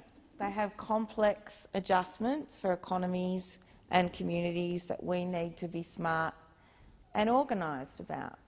But the economic modelling and indeed the historical record, when you look at things like the short time we had the carbon pollution reduction scheme in place, or if you look at the success of existing renewable energy technologies widely used in Australia and their costings, it demonstrates that our modelling and our commitments absolutely stack up. We are a government who wants to look after workers because we care about the cost of living. We are here today in this chamber spending most of the day debating industrial relations laws. Industrial relations laws that will empower workers and workplaces to work with their employers to improve productivity and increase wages and conditions where they're deserved. Thank you, Senator Pratt. Senator Canavan. Thank you, Mr Deputy President. It's only been 4 weeks since the Labor government's first budget, and that budget wasn't so much about their own figures, but it had a shocking impact on the budgets of average Australian families. In that budget, it was revealed that energy prices for Australian families in the next 2 years are set to skyrocket by 56%. And there has been a massive community outrage at this, especially given the government only 6 months before had promised to actually slash people's power bills by $275. Now, since then, in the past 4 weeks, the government has flown more kites than you'd see on a windy beach. Every day there is a new kite being flown about what they're going to do about energy prices, despite them saying they had a plan 6 months ago to actually deal with it. And now, and I'm only speaking to some of major energy companies this morning here in this place, they are shaking their head. They are shaking their head at this government because they have no idea what they are going to do. No idea what they're going to do. Every day, basically, they wake up, they read the paper and they read about the latest battles that are going on with this divided government, with no direction on how they're going to get people's energy bills down. I think it's important to go through this absolute rabble that this government is over the past month. On the 28th of October in 2022, in the New Daily, on the New Daily website, there was a story that said Labor refuses to rule out gas export cap. And it says former competition watchdog boss Rod Sims has suggested the government threaten gas providers with export limits. Energy Minister Chris Bowen didn't rule out such a drastic move. So that's on the table. They have no idea if there's going to be a gas export cap. We still don't know. Then, on the 26th of October, The Australian reported in a headline, "Windfall levy and changes to GST ruled out." And it said Jim Chalmers has ruled out changes to the GST or hitting gas exporters with a windfall profits tax. Now, only about 2 weeks later, after the Treasurer, nonetheless, the Treasurer had ruled out a windfall profits tax, just 2 weeks later, The Australian reported, front page, on the 11th of November, that headlined, "Labor risks new row with miners over coal gas tax." And the article said Anthony Albanese has not ruled out a new tax on gas and coal to help ease energy prices for households and businesses, and said the government is, and I quote, "working through the issue." Now, I wonder if Mr Albanese had spoken to his Treasurer just 2 weeks before, who had ruled out such a tax. I mean, what the hell is going on with this government? Why can't they get things in order? We are talking about extremely serious matters that they are messing around with because they have no idea what they're doing. Now, a few weeks on, by the 29th of November, a story in the Australian came up with a new idea. Anthony Albanese's fix for electricity bills, direct subsidies for homes and businesses. This was the third energy plan in just a few weeks that was floated this week. And also on the same day, on the very same day, the ABC reported that government to cap wholesale gas prices as part of a market intervention to lower power prices. So we actually had, that was a record, they had two energy policies on the same day that were briefed out to different newspapers, and no one has any idea what they are doing, nonetheless themselves. They have no idea what they are doing here. They made promises, in the words of Maverick, they tried to cash cheques that their body can't keep 6 months ago at the election. They said they could cut our power bills by $275, and they got to government. They have got no idea how to do this. And instead, we're facing skyrocketing power bills ahead of Christmas this year. Well, this government has to, once we leave this place, they've got to get their act together, because the Australian people rely on it. They need to get some consistency in their energy policies, not this rabble that's going on playing out in our nation's newspapers. They need to talk to these energy producers, they need to talk to the industrial customers, and most of all, they need to talk to the Australian people. And none of this weasel words, this corporatese that they've been using, as was revealed, was said again by their leader today, saying that they're going to transition workers to new jobs. That means you're going to lose your job. People know that. When they hear the word transition, that means I'm going to lose my job. And if that's what you mean, just say it. Just say it. It's a lot more trustworthy when you say that, because when you use words like transition, you sound like a second-rate HR manager at a large business. You sound like that character from the Dilbert cartoon, Catbert. You're all a bunch of Catberts over there when you use words like transition instead of speaking plainly to the Australian people. Because if I know anything about coal miners in this country, they don't take kindly to the rubbish, to the BS that goes on sometimes from this other mob. Just speak the truth to us and be honest. Thank you, Senator Canavan. I put the question. Those for the question say aye. Against, no. The ayes have it. Senator Faruqi. Thank you, Acting Deputy President. I move to take note of the government's response to my question regarding climate change and loss and damage, and I also note that Senator Whish-Wilson will also take part of my time. In 1991, Vanuatu, on behalf of small island states, first asked this question: who will pay for climate catastrophe? And over the next 3 decades, wealthy nations of the global north dodged and deflected that question, while they continued to fuel the climate crisis. They relentlessly pursued profit and power and put the world on track for climate catastrophe and disasters. And these disasters have affected 33 million people in Pakistan. 50 million people in the Horn of Africa face the threat of famine. The climate crisis is an existential threat to the Pacific nations. After decades of pushing by the Global South, a loss and damage fund has finally been agreed to, and New Zealand, Denmark, Germany and Scotland have all committed to contributing. But Australia still refuses to commit its fair share to loss and damage funding. Today, the Climate Change Minister tabled his first annual climate change statement and mentioned the devastating floods in Pakistan, as well as the climate risks faced by Indonesia and the Pacific Islands. But it's simply not enough for the government to acknowledge these climate catastrophes and grave climate risks faced by countries of the Global South. It needs to stop pouring fuel on fire. It beggars belief that the Climate Change Minister did not once mention the words coal or gas, not a single time. Honestly, what does the government think is causing the crisis in the first place?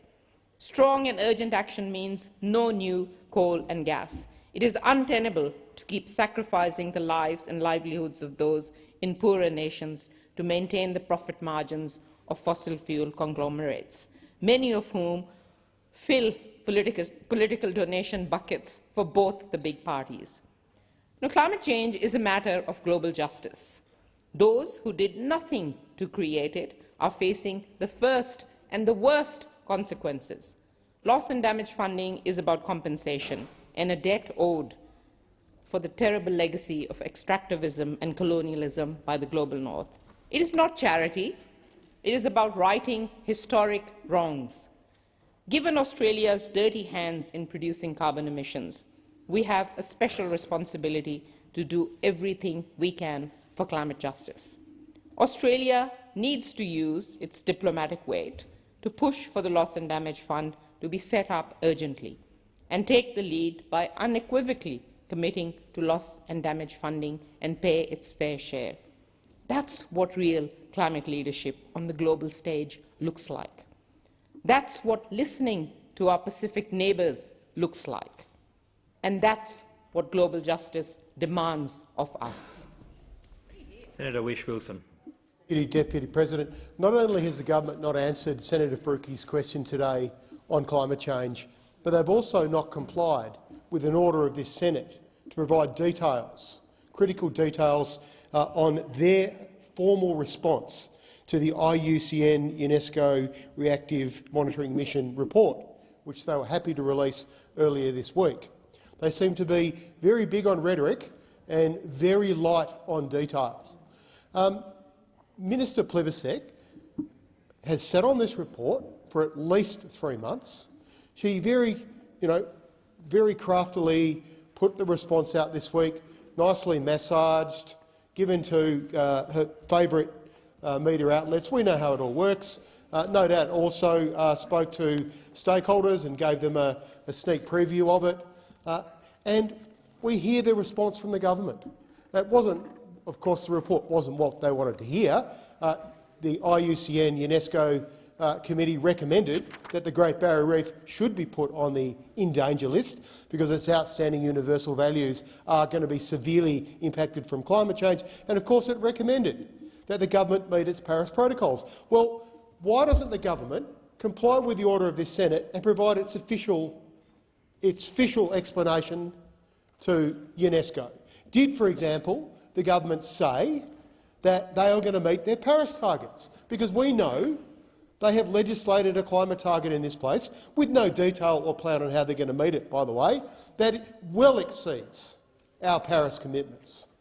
We know they don't have a plan for that. Where is that detail? What else did they say to UNESCO? Did they say it's unfair that the Barrier Reef's been singled out amongst all the world's coral reefs that are suffering because of warming oceans caused by the burning of fossil fuels? Well, what kind of excuse is that, to actually say the Barrier Reef shouldn't be singled out? What we should be doing is showing leadership and saying that's why the reef should be put on the endanger list, so that we can all take action right around the world and understand the gravity of the situation that we and future generations are facing. I put the question. Those to the question say aye. Against, no. The ayes have it. Are there any notices of motion to be given for another day? Senator White. Deputy President, pursuant to the notice given on the 30th of November 2022 on behalf of the Standing Committee for the Scrutiny of Delegated Legislation, I withdraw business of the Senate Notice of Motion No. 5 for 4 sitting days after today, proposing the disallowance of the Finance Sector Reform Hayne Royal Commission Response, Hawking of Financial Products Regulation 2021. Is there a report from the Selection of Bills Committee? Senator Urquhart. Thank you, Deputy President. Excuse me. I present the 8th report of 2022 of the Selection of Bills Committee, and I seek leave to have the report incorporated in Hansard. Pardon? Is leave granted? Leave is granted. My microphone. It is now. I move that the report be adopted. Cheers. Minister. I move the following amendment. At the end of the motion, add, and in respect of the Public Interest Disclosure Amendment, Bill 2022, the provisions of the bill be referred immediately to the Legal and Constitutional Affairs Legislation Committee for inquiry and report by 24 February 2022. Senator McKim, I note that you've circulated an amendment. Yes, thank you, Deputy President. I move to amend the government's amendment by deleting 24 February and inserting 14 March. Are there any other? Minister. Thank you. Sorry, just on Senator McKim's amendment, which I know it's only a very short difference, but we would prefer the 24th of February, and in preference to Senator McKim's amendment, because the time frame of this inquiry wouldn't allow for the bill to be considered by the Senate in time for it to be operational in line with the National Anti-Corruption Commission, because it would miss that March sitting week. It would miss the March sitting week, which means we wouldn't be able to implement the laws in line with the NAC, and that's the reason why we're trying to push it back so it can be considered in March. We're entitled to debate the amendment, so I'll give the call to Senator Hanson-Young. Thank you, Mr Deputy President. We've heard the government's ask. We want to make sure this is done properly. We're only asking for an extra week, and we're prepared to do that. I think after 6 years of argy-bargy on this, making sure it's right for an extra week is not too hard of an ask. Is there any other contribution? I intend to put the question, the amendment to the amendment to the motion as moved by Senator McKim. I put the question. Those for the question say aye. Against, no. I think the ayes have it. Can we just record that the government voted no to this amendment? So recorded. I now put the amendment to the motion as amended by Senator McKim. So the date is the 14th of March 2023, but in the terms of the motion moved by the minister. I put the question. Those for the question say aye. Against, no. The ayes have it. I now put the motion that the report be adopted as amended. Those for the question say aye. Against, no. The ayes have it. I shall now proceed to the placing of business. Is it desired to postpone or rearrange the business? Clerk. A postponement notification has been lodged as follows. Business of the Senate number 1 for today to the 6th of February, and a committee has lodged an extension notification as shown at item 10 on the order of business. I remind senators that the question may be put on any proposal at the request of any senator.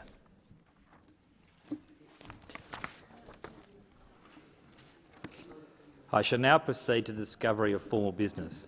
Are there any formal motions?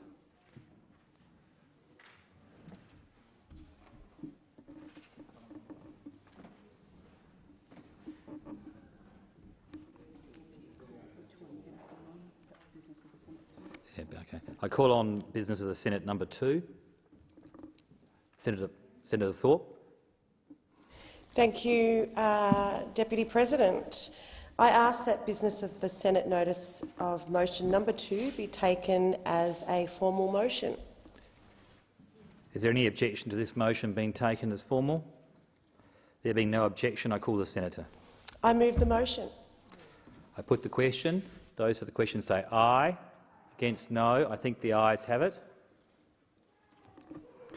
We now come to item 113 standing in the name of Senator Faruqi. Thank you, Acting Deputy President. I ask that general business notice of motion number 113 be taken as a formal motion. Is there any objection to the motion being taken as formal? There being no objection, I call the senator. I move the motion. I put Minister. I seek leave to make a short statement. Is leave granted? Leave is granted. The government will be opposing this motion, and just remind Senator Faruqi that there is the Parliamentary Budget Office, which was established to inform the Parliament by providing independent, non-partisan analysis of budget cycle, fiscal policy and financial implications of proposals, and that could be used to provide the information she seeks. I intend to put the question. I put the question that the motion be agreed to. Those for the question say aye. Against no. I think the noes have it.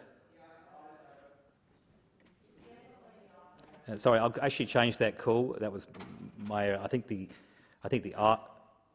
ayes have it. Have it? Yeah, divide anyway. Okay. A division is required. Bring the bells.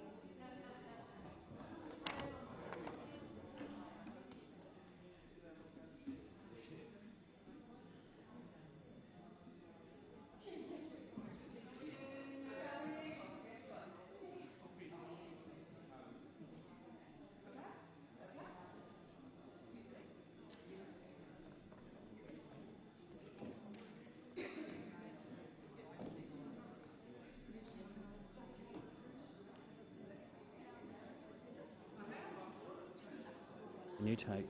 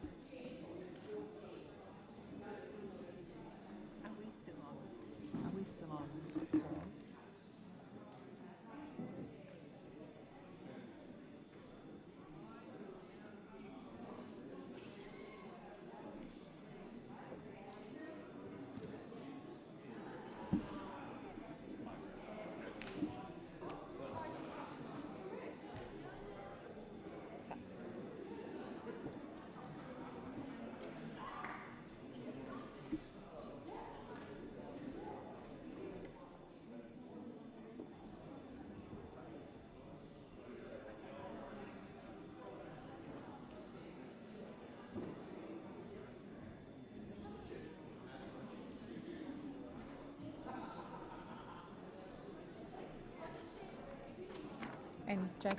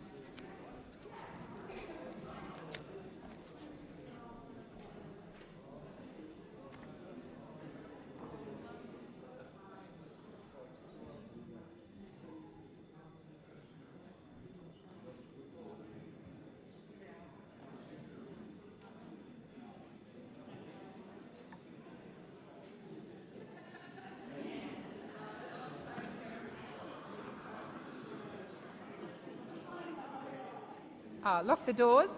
So the question is that general business notice of motion number 113, standing in the name of Senator Faruqi, be agreed to.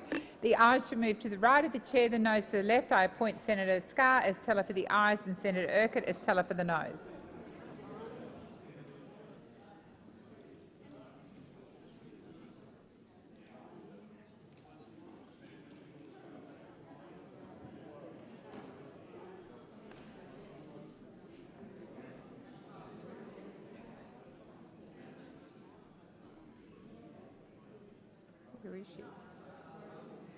Senator Pocock, once the vote has started, once I've appointed tellers, no senator is to move. Thank you.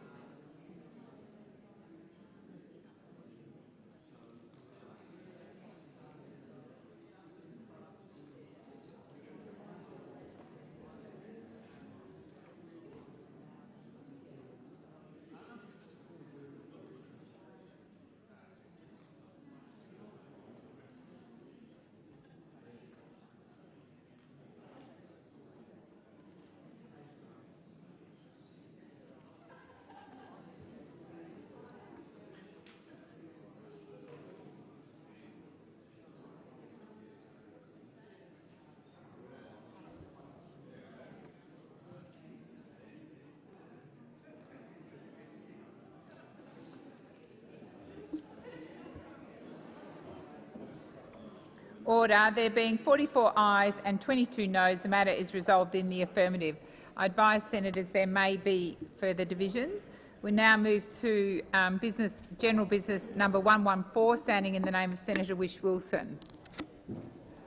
Senator Whish-Wilson. Thank you, President. I ask that general business notice of motion number 114 relating to the Meander Valley Council Bracknell Community Hall grant award be taken as a formal motion. Is there any objection to this motion being taken as formal? There being none, I call Senator Whish-Wilson. I move the motion. So the question is that general business notice of motion number 114, standing in the name of Senator Whish-Wilson, be agreed to. Those of that opinion say aye. Against? Those of that opinion say aye. Those against? I believe the ayes have it. We'll now move to general business notice of motion number 115 to 118. There's obviously a few cobbled together. Standing in the name of Senator Cox.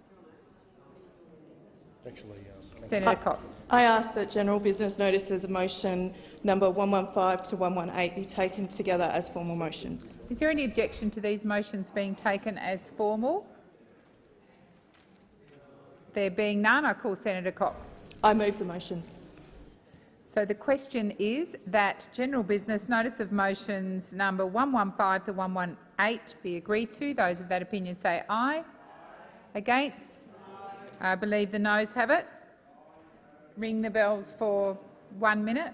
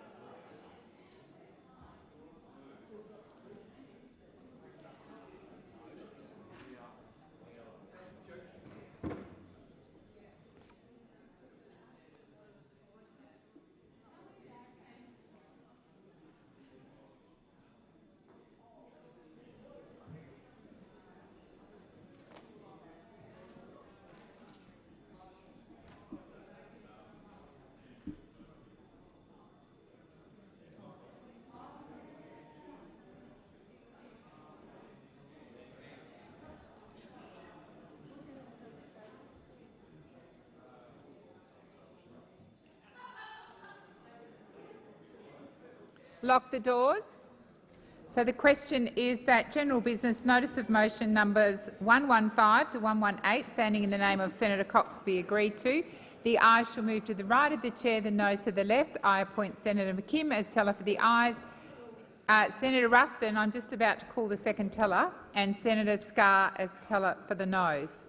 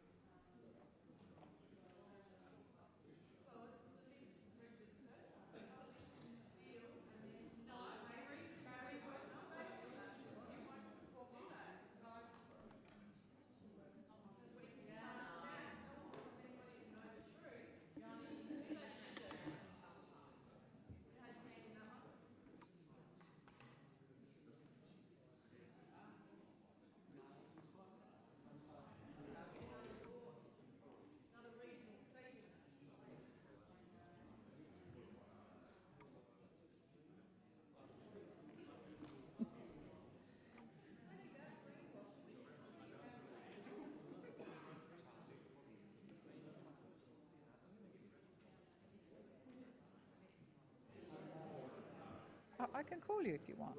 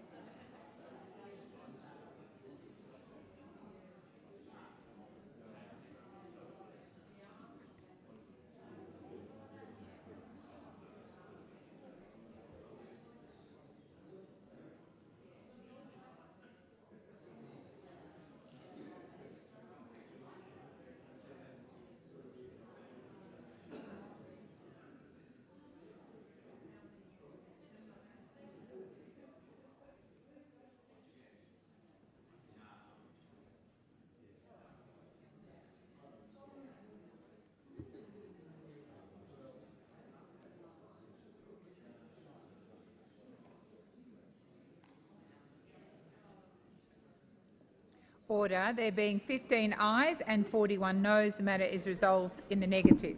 I now move to general business notice of motion number 119, standing in the name of Senator Mackenzie. Senator Mackenzie.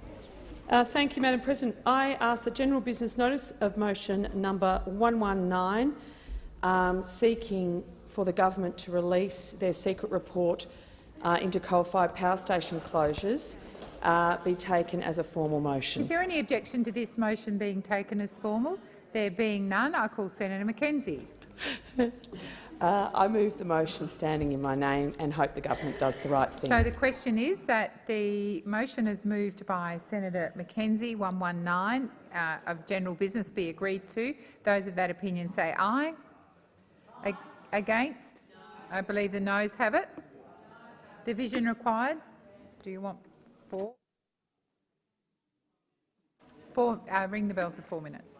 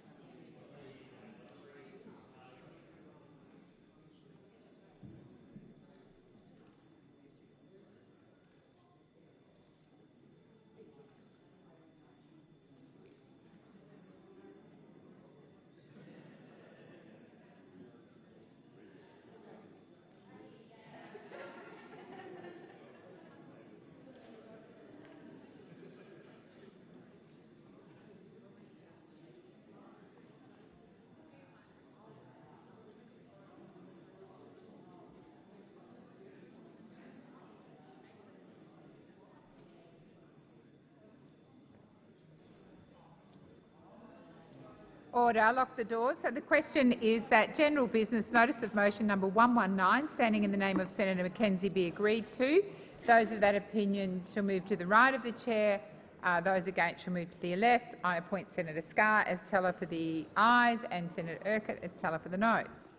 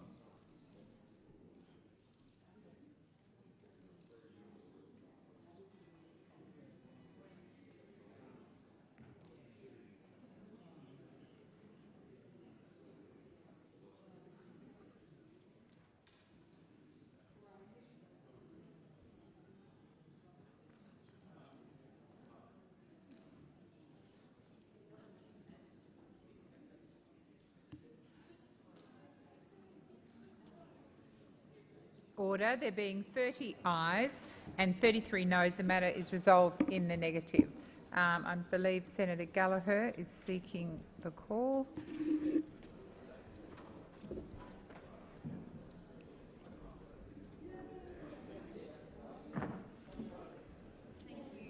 President, I seek leave to move a motion relating to the routine of business for today. Is leave granted? There being no objection, leave is granted. Thank you. I move that after consideration of the Animal Health Australia and Plant Health Australia Funding Legislation Amendment Bill 2022 has concluded, the questions on all remaining stages of the Financial Sector Reform Bill 2022 only be put without debate, and paragraph A operate as a limitation of debate under Standing Order 142. Thank you, Minister. So the question is that the motion as moved by the Minister be agreed to. Those of that opinion say aye. Against? I believe the ayes have it. Ring the bells. Bells for 1 minute.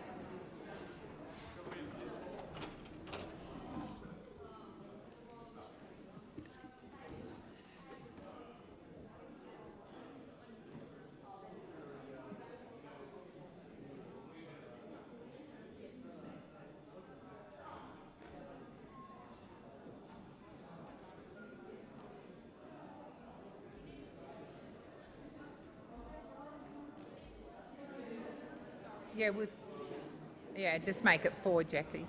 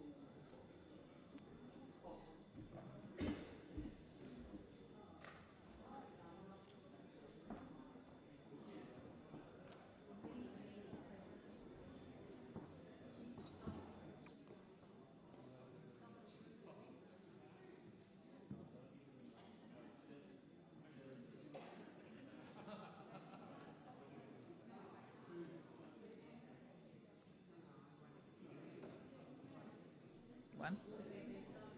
Yes, that's right.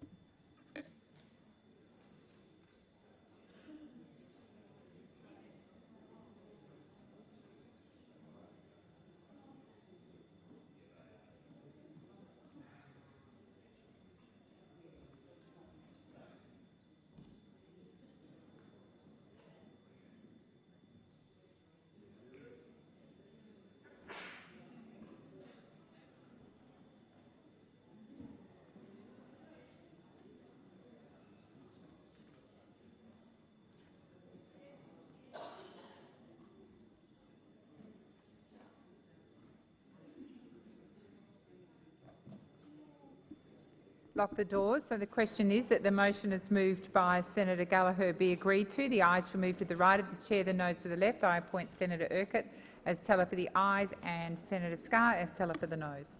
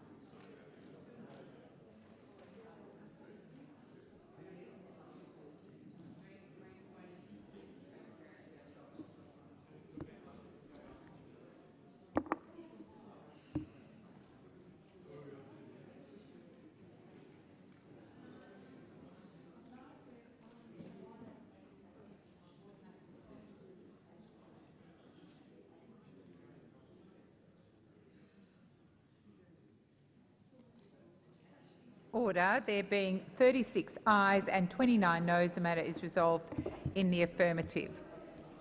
I believe we have some committee memberships. I call the clerk.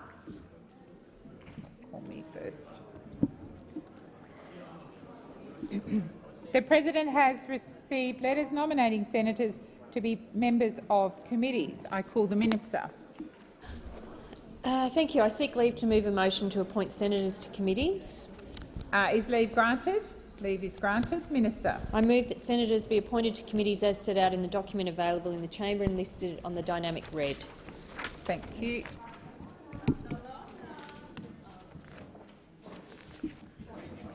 The President has received messages from the House of Representatives forwarding the following bills for concurrence: Treasury Laws Amendment 2022, Measures No. 4, Bill 2022, and Treasury Laws Amendment Measures Bill 2022. I call the Minister.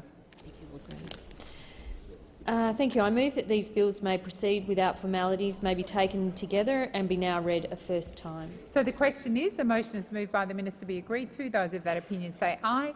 Against, I believe the ayes have it. Minister. Oh, I call the... Where am I? Oh, I call the clerk. Treasury Laws Amendment 2022, Measures No. 4, Bill 2022. Treasury Laws Amendment 2022, Measures No. 5, Bill 2022. Minister.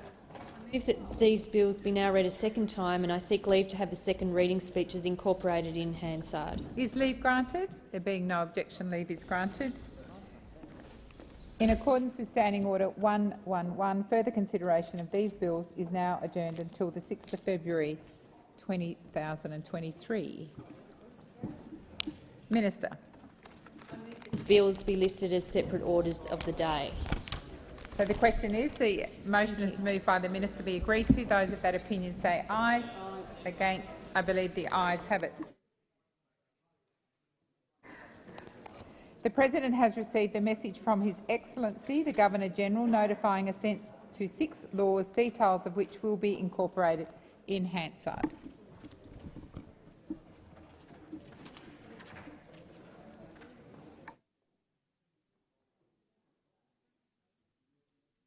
I believe we're back to business. Call the clerk. Government Business Order of the Day No. 1, Fair Work Legislation Amendment Secure Jobs Better Pay Bill 2022, in committee. The committee is considering the Fair Work Legislation Amendment Secure Jobs Better Pay Bill 2022 and Amendments 1 to 68 on sheet PV124, moved by Senator Watt. The question is that Amendments 1 to 34, 36 to 62 and 64 to 68 be agreed to. Senator Hanson-Young. Madam Chair, I ask that the question be put. The question is that the question be put. All those of that opinion say aye. Those against say no. I think the ayes have it. The ayes have it. The question is that Amendments 1 to 34, 36 to 62 and 64 to 68 be agreed to. All those of that opinion say aye. Those against say no. I think the ayes have it. Division required. Ring the bells for 4 minutes.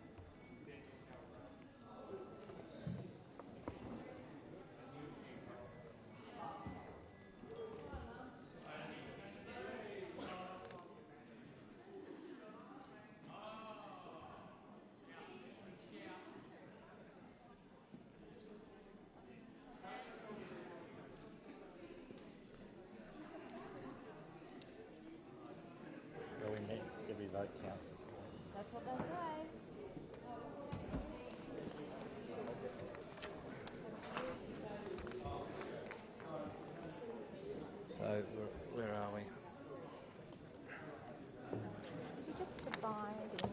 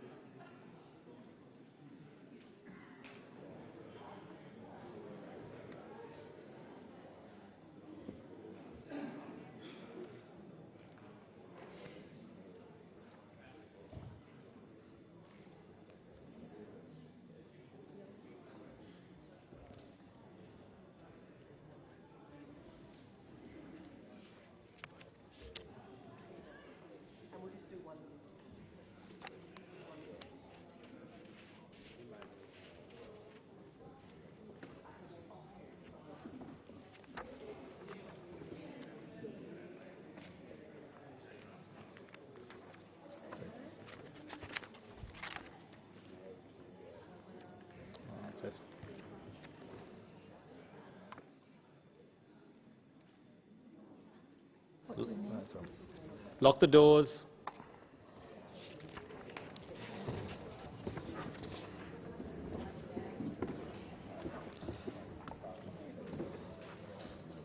The question before the chair is that the amendments 1 to 34, 36 to 62 and 64 to 68 be agreed to.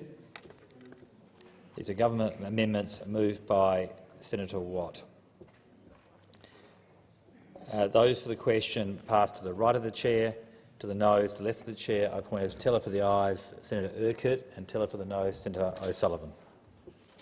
I've added you as a teller, Senator. Chisholm? Chisholm. Gallagher? O'Neill. O'Neill. Sheldon. Patterson. Sheldon. Brown. Ruston.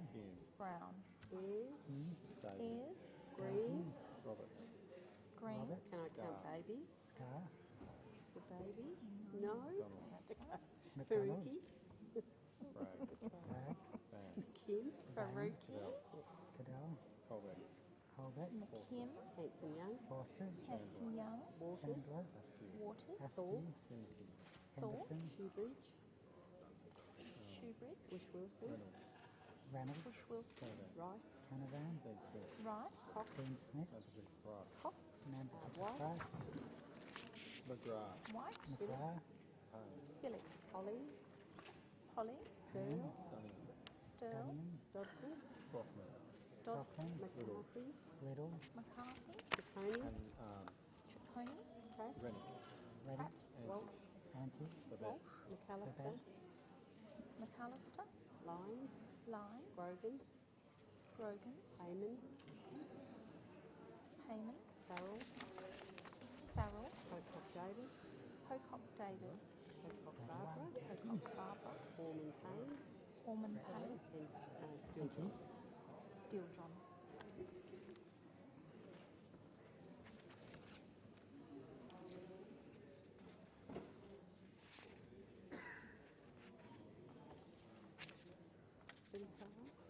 Are you happy for me to certify that?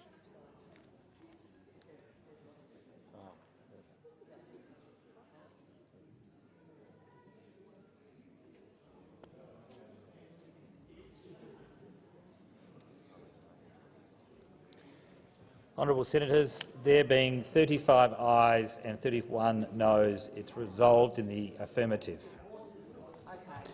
As a consequence, there is another question that I put to the Committee of the Whole, that items 584 and 667 of Schedule 1 stand as printed.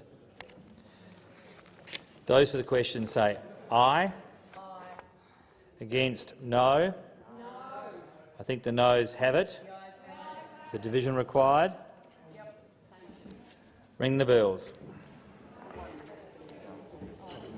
Are the whips happy that I ring the bells ring for 1 minute? Ring the bells for 1 minute.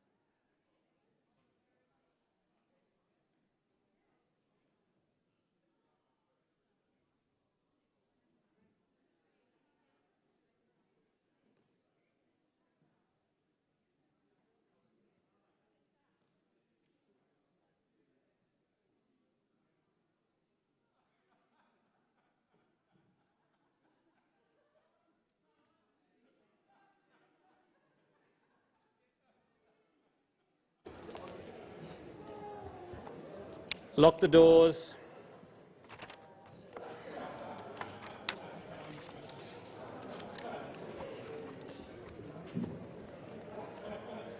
The question before the chair is that items 584 and 667 of Schedule 1 stand as printed.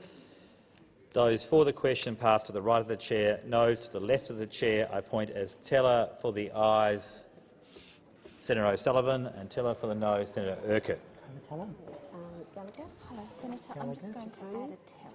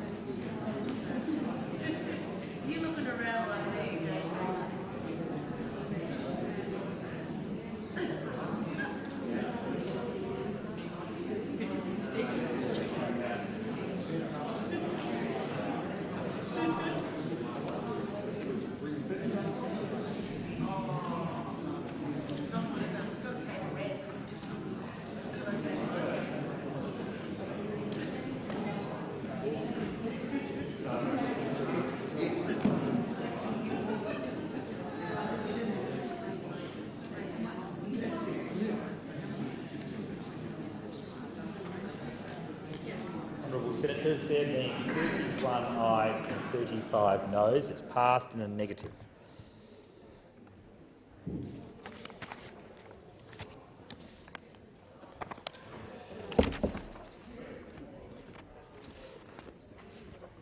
Honourable Senators, I have a statement in relation to opposition amendments on sheets 1704 to 1711. The government amendments on sheet PV 124 included amendments to the definition of small business for certain purposes. Amendments 45, 50 and 56 changed the size of small business to 20 employees. As those amendments have been agreed to, the series of amendments circulated by Senator Cash that also seek to change the size of small businesses are contrary to Standing Order 1182. That Standing Order provides that no amendments can be proposed which are substantially the same as one already negative by the committee or which are inconsistent with one that has been agreed to by the committee unless a recommittal of the bill has intervened.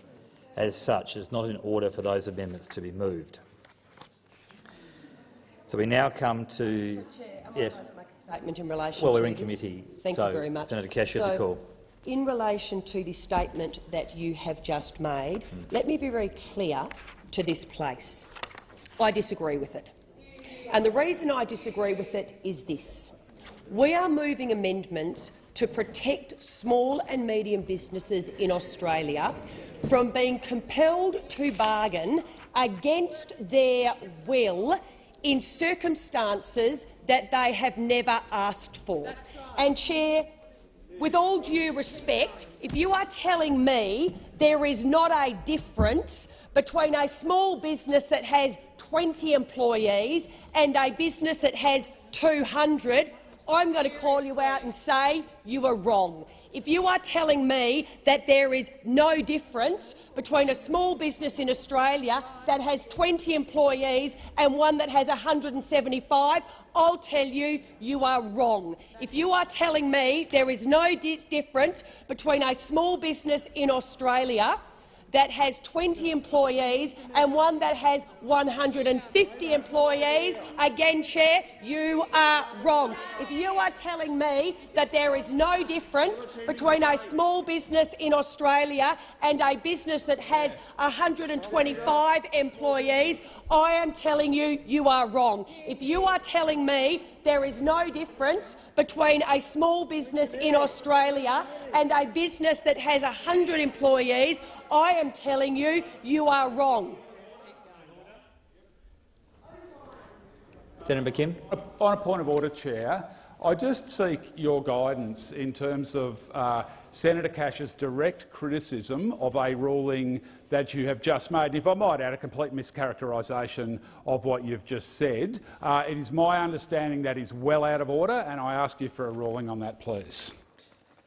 I was allowing Senator Cash to make a contribution, but I've made the ruling. The ruling was taken on the advice of the clerk, and my characterisation of Senator Cash's contribution is consistent with yours in that it's a criticism of my ruling. My ruling stands. Senator Cash, the ruling is in relation to the application of the standing orders. It doesn't apply to the actual amendment, the definition itself, which is what your contribution entails.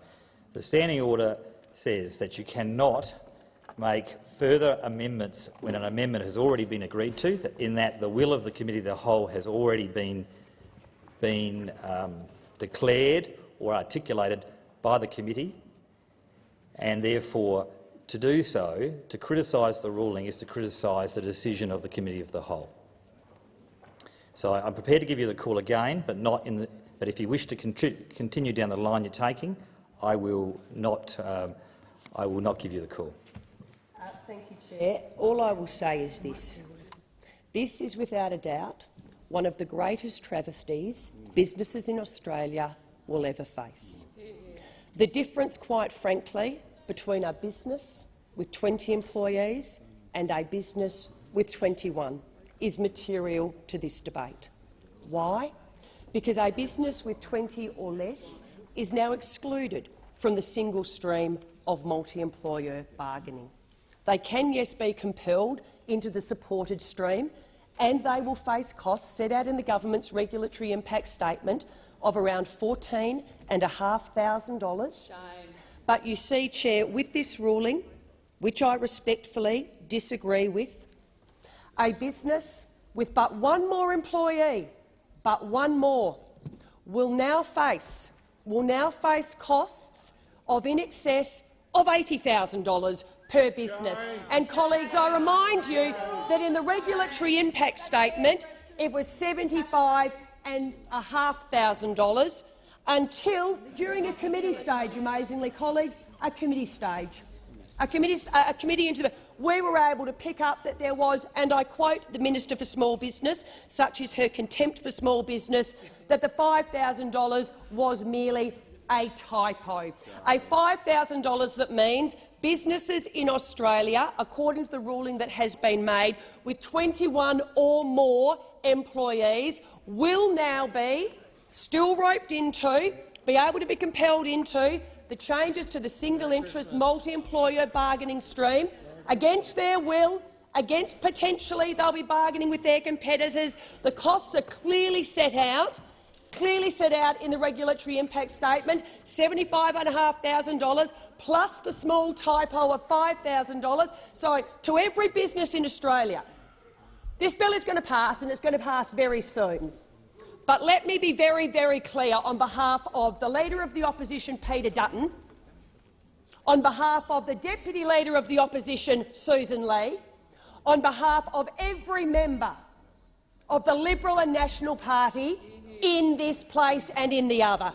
We will never stop defending you. We will stand by you every single step of the way. And the fact that this ruling says that, quite frankly, there is no difference, I say shame on the ruling, quite frankly. Shame on Labor and your contempt for small business and business in Australia. Are totally out of order.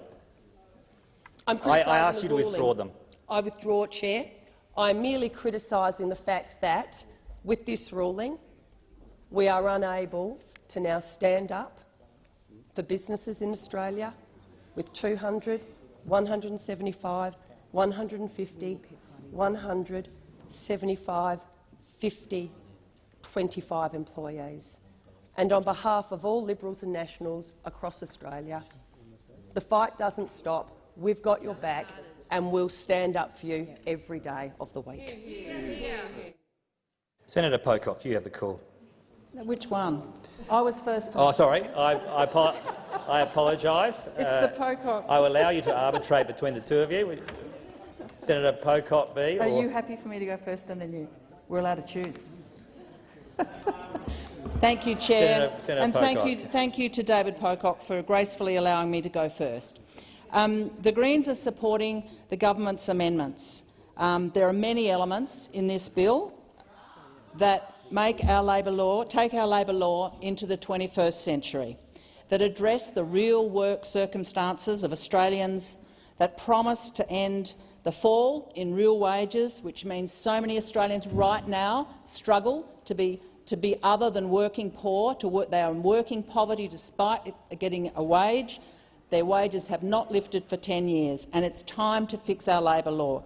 It's time to improve justice for the millions of women who can't predict their hours tomorrow or next week, the millions of workers who have become insecure and live insecurely with consequences for their children and their families. It's time to fix our labour law and make it address the real circumstances that affect millions of Australians, the flexibilities that they need to put together a job with the care of their kids, the care of a parent.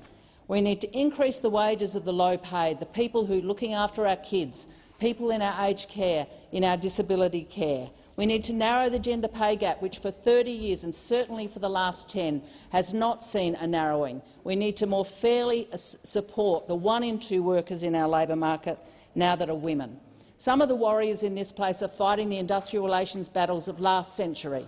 I've heard in this day and last night lines that would have heard over successive struggles over industrial relations. It's time to move forward so that our labour law addresses the real issues affecting real Australians in their millions outside this place.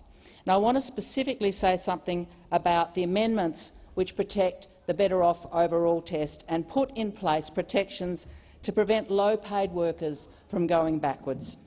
The government's original bill attempted to remove prospective employees from being considered under the Better Off Overall test when agreements were approved. The Greens were concerned that this would have left some workers worse off, and after negotiations with the government, we're pleased to see these amendments. These amendments will further ensure that future employees will be covered by the agreement that's considered by the Fair Work Commission when they're assessing an agreement against that Better Off Overall test.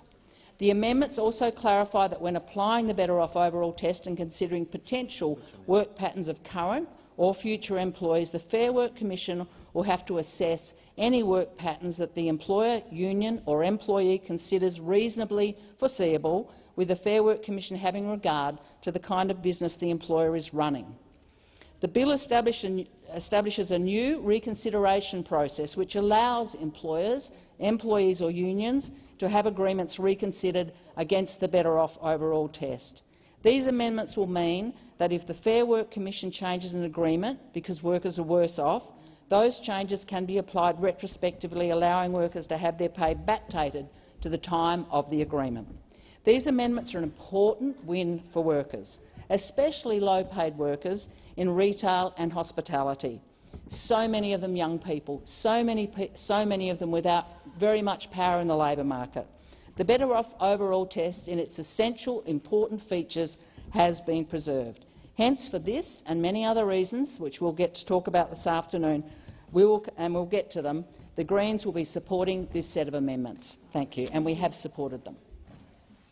I'd now like to move the Greens' amendments on sheet 1776. In relation to unpaid parental leave. That's moving out of the order. I know we're trying to. Yep, Okay, so I'd like to move the amendments in relation to sheet 1776. That's amendments 1 to 3 on 1776. I seek leave to move amendments Yep. numbers 1 to 3 on sheet That's 1776. all right. Just bear with me. Is leave granted? Leave is granted. The amendments. This amendment will allow the Fair Work Commission to deal with employers who unfairly deny workers a request for an extension to unpaid parental leave. This will support parents to take the time they need to care for their child. Prior to this bill being introduced, only 2 of the 11 national employment standards, that's the right to request flexibility and the right to ask for an extension of unpaid parental leave, did not have an enforcement mechanism. What do you call a labour law without enforcement?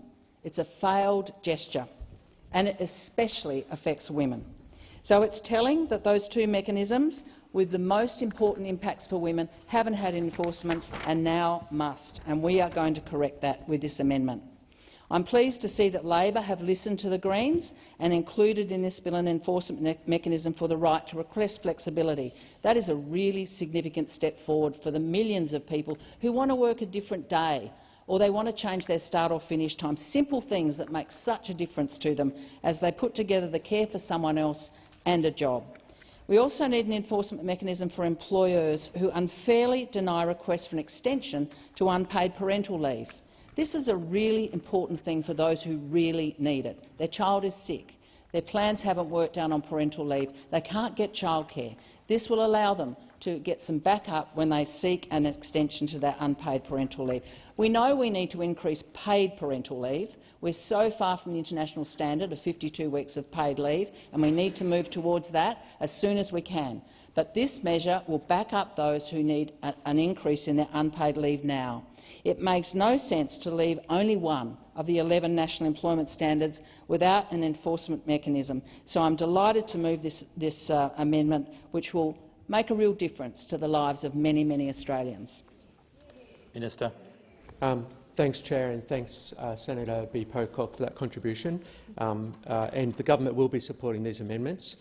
There are only 2 entitlements in the National Employment Standards that are unenforceable: the right to request a flexible working arrangement and the right to request an extension of unpaid parental leave.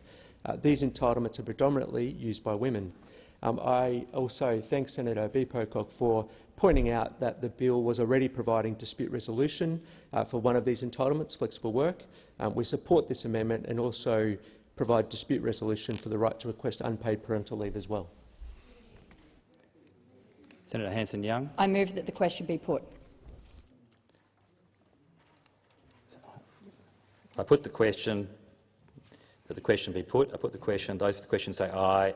Against no. I think the ayes have it. I put the question that the amendments on sheet 1776, 1 to 3, as moved by Senator B. Pocock, be agreed to. Those for the question say aye. Against no. The ayes have it.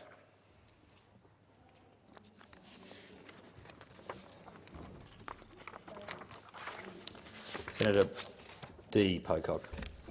You have the call. Thank you, Chair. I seek leave to move amendments 1 and 2 on sheet 1780 and the amendment on sheet 1781 circulated in my name. Can you please seek leave to move 1 and 2 together? Did I not? You may have. I didn't hear you. You did. Is leave granted? Leave is granted. That's fine. Thank you. Mark the amendments. Just Senator Pocock, you have the call. The amendments on sheet 1780 ensure that there will be a statutory review no later than 2 years after the commencement of the legislation. The review will look at, among other things, whether the operation of the amendments made by this Act is appropriate and effective, and identify any unintended consequences of the amendment made by this Act, and whether amendments to the Fair Work Act 2009 or any other legislation are necessary to improve the operation of the amendments made by this Act or rectify any unintended consequences identified. The persons who conduct the review must give the Minister a written report of the review within 6 months of the commencement of the review, and then the Minister must then table a copy of the report within 15 sitting days. Amendment 1781 effectively extends the grace period from 6 to 9 months by altering the minimum bargaining period. This was something that came up repeatedly in the committee process. Senator Cash, did you on the Thank call? you. The Coalition will not be supporting Senator Pocock's amendment requiring a review to commence after 2 years of the legislation coming into force. This amendment then gives 6 months before the review needs to be completed and a further 15 sitting days before it needs to be tabled. Given where we'll be in the electoral cycle, this amendment will essentially mean that it will be at least 2.5 years and possibly 3 years or longer before any review is actually completed and tabled in the Parliament. The extreme changes being proposed, and that will pass this chamber shortly by the government, need to be reviewed independently, we would say, and much sooner, given the significant ramifications that this bill could have on Australian workplaces and the Australian economy. Most concerningly, this amendment doesn't even say that the review be independent. There's nothing stopping the minister from getting his own department or one of his friends to conduct a review of the legislation and literally saying glowing things which are not true. So we would argue, Senator Pocock, that it should be an independent review. And in terms of, I understand you've also moved your amendment on sheet 1781. Correct. You by leave together? Yep. In relation to sheet 1781, the Coalition will not be supporting again Senator Pocock's amendment requiring that the minimum bargaining period increase from 6 to 9 months. The amendment does nothing, quite frankly, to make what is an incredibly bad bill any better. Businesses will still be forced to bargain against their own will, potentially with their competitors. This amendment will undoubtedly only ring true the words of businesses across Australia: more strikes and less jobs. Senator Pocock, B. Thank you, Chair. The Greens will be supporting this amendment because it will make it less likely that arbitration could be misused by employers who want to remove hard-won conditions and wages. If employers disagree with the term of an expired enterprise agreement, the Greens are worried they could act in bad faith by simply refusing to negotiate and then roll the dice and hope the Commission arbitrates in their favour. The government's gone a long way to removing employers terminating agreements as a bargaining tactic to undermine existing conditions, something we fully support. While the Greens have been able to secure some changes to help prevent employers undermining existing conditions, we flag this concern and will be paying close attention to ensure the arbitration provisions do not get abused by employers. This is something the statutory review, which we also support, needs to pay close attention to.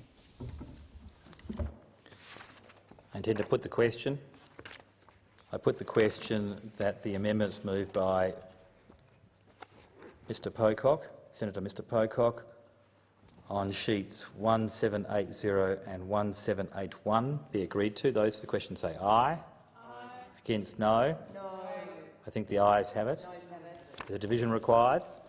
Division is required. Ring the bells.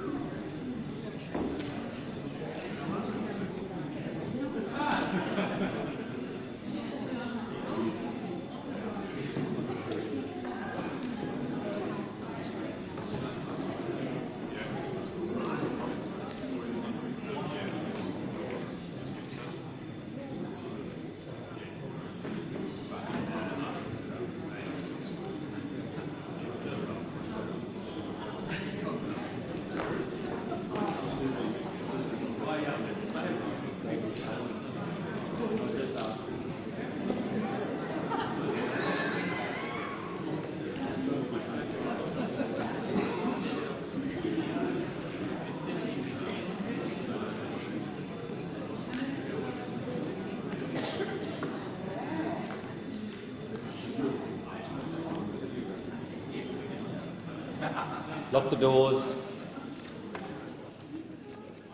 The question before the Committee of the Whole is that the amendments on sheets 1780 and 1781, as moved by Senator D. Pocock, be agreed to. Those for the question move to the right of the chair. Those against to the left of the chair. I appoint as teller for the ayes Senator Pratt, and teller for the noes Senator O'Sullivan.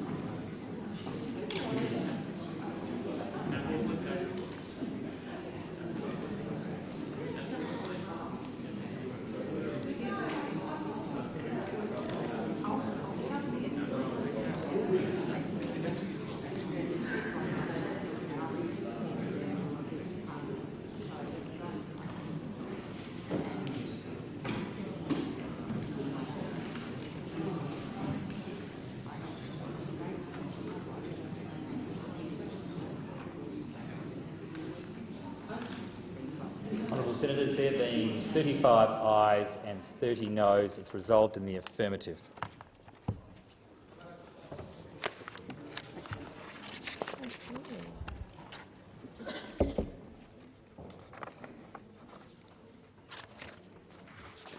Senator Pocock. Thank you, Chair. I seek leave to move amendment numbers 1 to 7 on sheet 1761 together. Is leave granted? Leave is granted. I move the amendment. This amendment does two things. It widens the eligibility for the right to request flexibility, and it establishes a positive duty in favour of creating flexible workplaces in Australia. It's 2022. Flexibility should be available to all employees, not just those with narrowly defined family responsibilities. It's only when seeking flexibility as something available to all that the stigma will be removed from asking for it, and we'll see more men seeking flexibility and hopefully sharing domestic and care duties as a consequence. Wider eligibility for flexibility has been adopted in the UK based on clear evidence about its value, and guess what? The sky has not fallen. The second part of this amendment establishes a positive duty to create flexible workplaces. A modern workplace should create an environment that actively anticipates and responds to the needs of its workers and doesn't require individuals to have to push for it, one by one individually, too often at risk of job security. So many employers already do this, talking to their employees. This amendment will encourage others to create that positive, flexible environment. Senator Hanson-Young. The amendment be put. The question be put. I'm going to put the question that the question be put. Those for the question say aye. Against no. The ayes have it. Sorry. The question be put. The ayes have it. Any dissent? No? Good. I'm now going to put the question that the amendments on sheet 1761, as moved by Senator B. Pocock, be agreed to. Those for the question say aye. Against no. The ayes have it. Is division required? Division is required. Ring the bells. I've asked the bills to be run for 4 minutes. Do we wish to change that?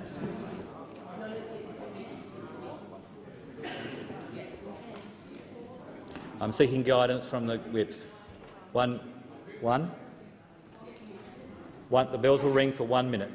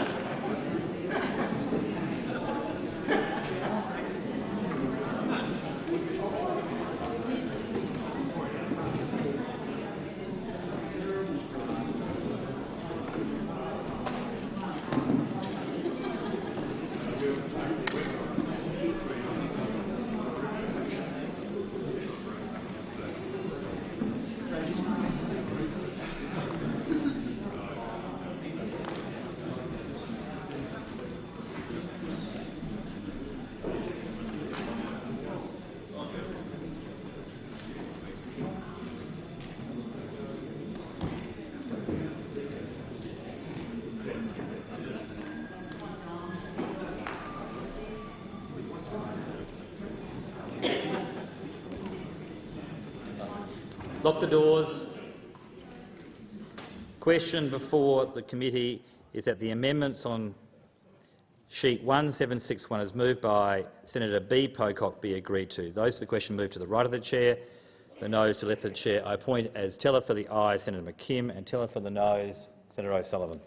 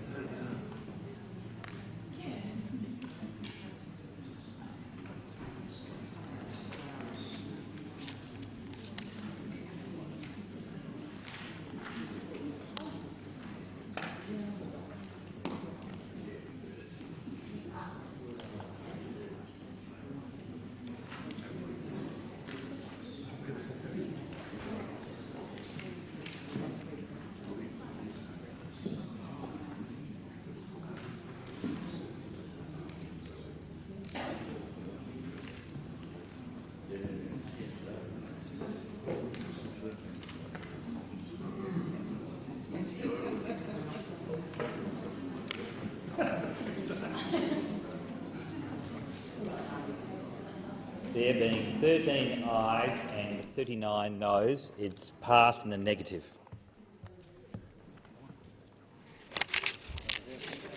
Senator Pocock. Senator Pocock, just wait till the microphone goes on. Thank you. I seek leave to move amendment numbers 1 to 3 on sheet 1758 together. Is leave granted? Leave is granted. Just bear with me, Senator Pocock. I just 17. Just bear with me, Senator Pocock. I'm just finding it.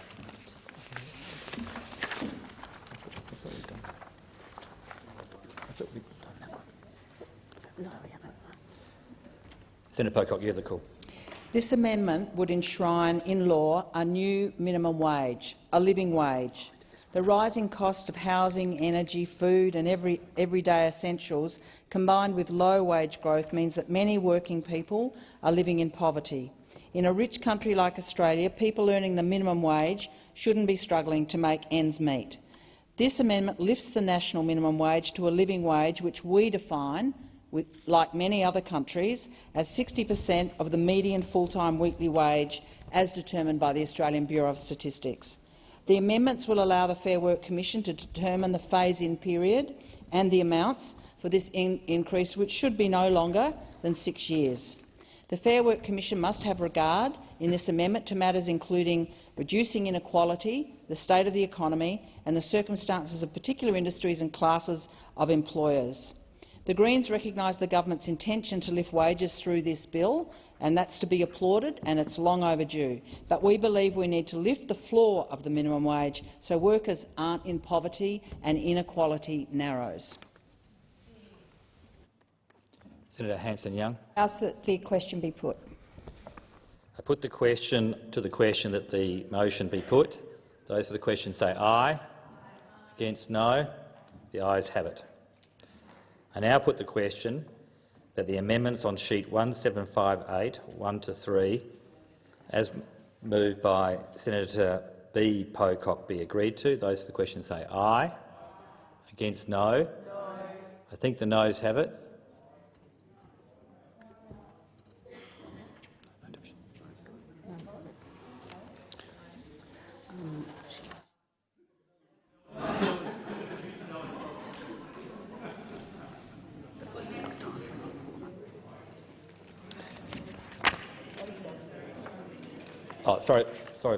Senator Roberts. Thank you, Chair. I seek to move my amendments 1 to 8 on sheet 1768 by leave together and wish to speak to that. Proposing this bill, the government says the bill aims to secure jobs. My amendment on sheet 1768 goes to the heart of ensuring job security and protecting workers' rights.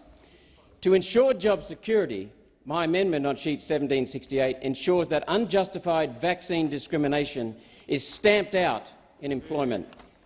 The original bill inserts breastfeeding, intersex status and gender identity as attributes that the Fair Work Act protects from discrimination.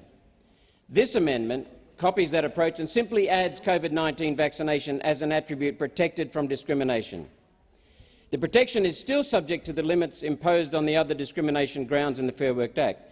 An employer, for example, will not be in breach of the anti-discrimination grounds where the employer can prove, as they should have to, that it is a genuine and reasonable requirement of the position.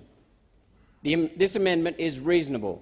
In its approach, it is not radical because it uses and simply extends the existing mechanisms in the Fair Work Act. We've long known that COVID vaccines do not stop transmission. Before this became apparent, getting vaccinated, quote, to protect others, was the justification many businesses used to roll out vaccine mandates that squashed people's jobs and livelihoods and careers. As a condition of keeping their job, many employees were coerced and still are being coerced into receiving COVID vaccinations and boosters they do not want. These vaccine mandates cannot be justified given the fact that vaccines do not guarantee protection from transmission.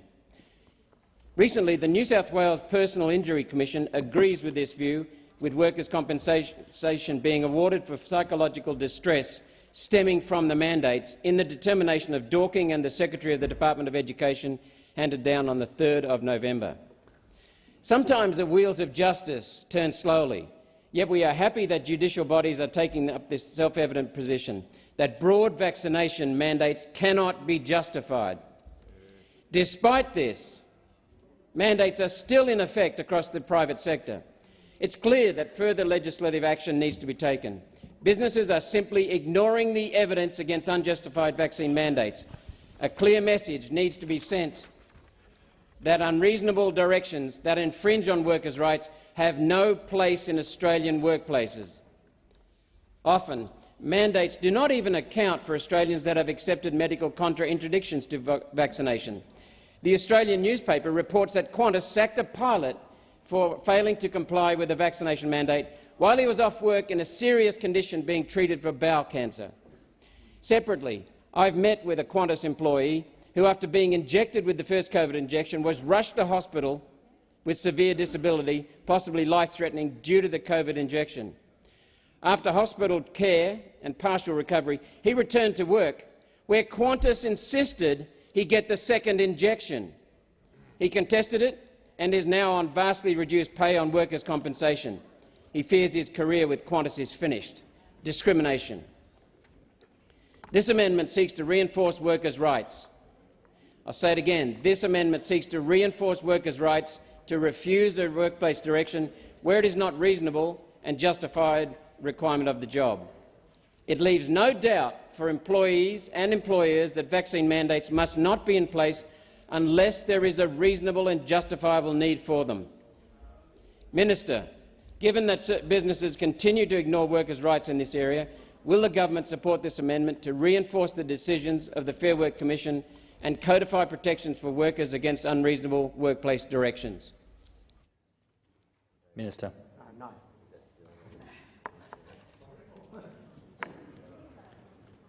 Are there any other contributions?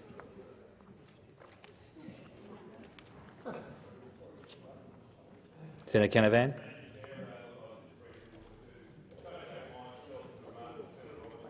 Indicate to the chamber that I will be supporting these amendments because I support workers' rights, and a fundamental right of every Australian should be the right to earn a livelihood to support their family.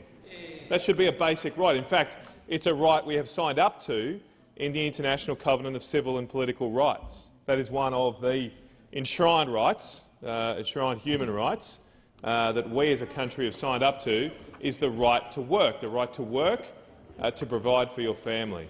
And with the introduction of vaccine mandates last year, we denied that right to thousands of Australians who were thrown out into the streets and had no way to provide for their families in the short term at least. Now, they were never justifiable. Even I thought at the time there was not evidence that the vaccine stopped transmission, and really the only justification you could have to overturn and override that fundamental human right would be if somehow the vaccine or getting the vaccine protected another party, protected a third party. And I said at the time, and I'll say again now, if we had such a vaccine that could stop COVID in its tracks and prevent that death, well, I would consider some limitations on other rights. That's the way rights work. If there is a right to life as well, and so sometimes we have to weigh these different human rights up. But if it wasn't apparent a year ago, it is clearly and starkly evident today that, for whatever the merits of the coronavirus vaccines, they do not stop transmission. Someone else not having the vaccine is of no risk to you or anybody else in our society. And we know that now because we've largely got rid of mandates in any case. Largely they're gone, but they are not completely removed.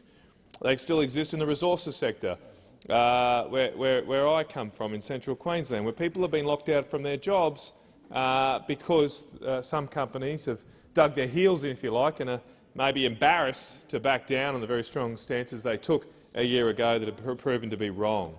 So we have an opportunity when we're debating this type of legislation to protect the rights of workers, to protect the rights of individual Australians to provide for their families, and there just can be no justification now to continue these mandates. Keep in mind too that even if you supported the mandates, The mandates, I've never seen a mandate for a booster. I actually don't know.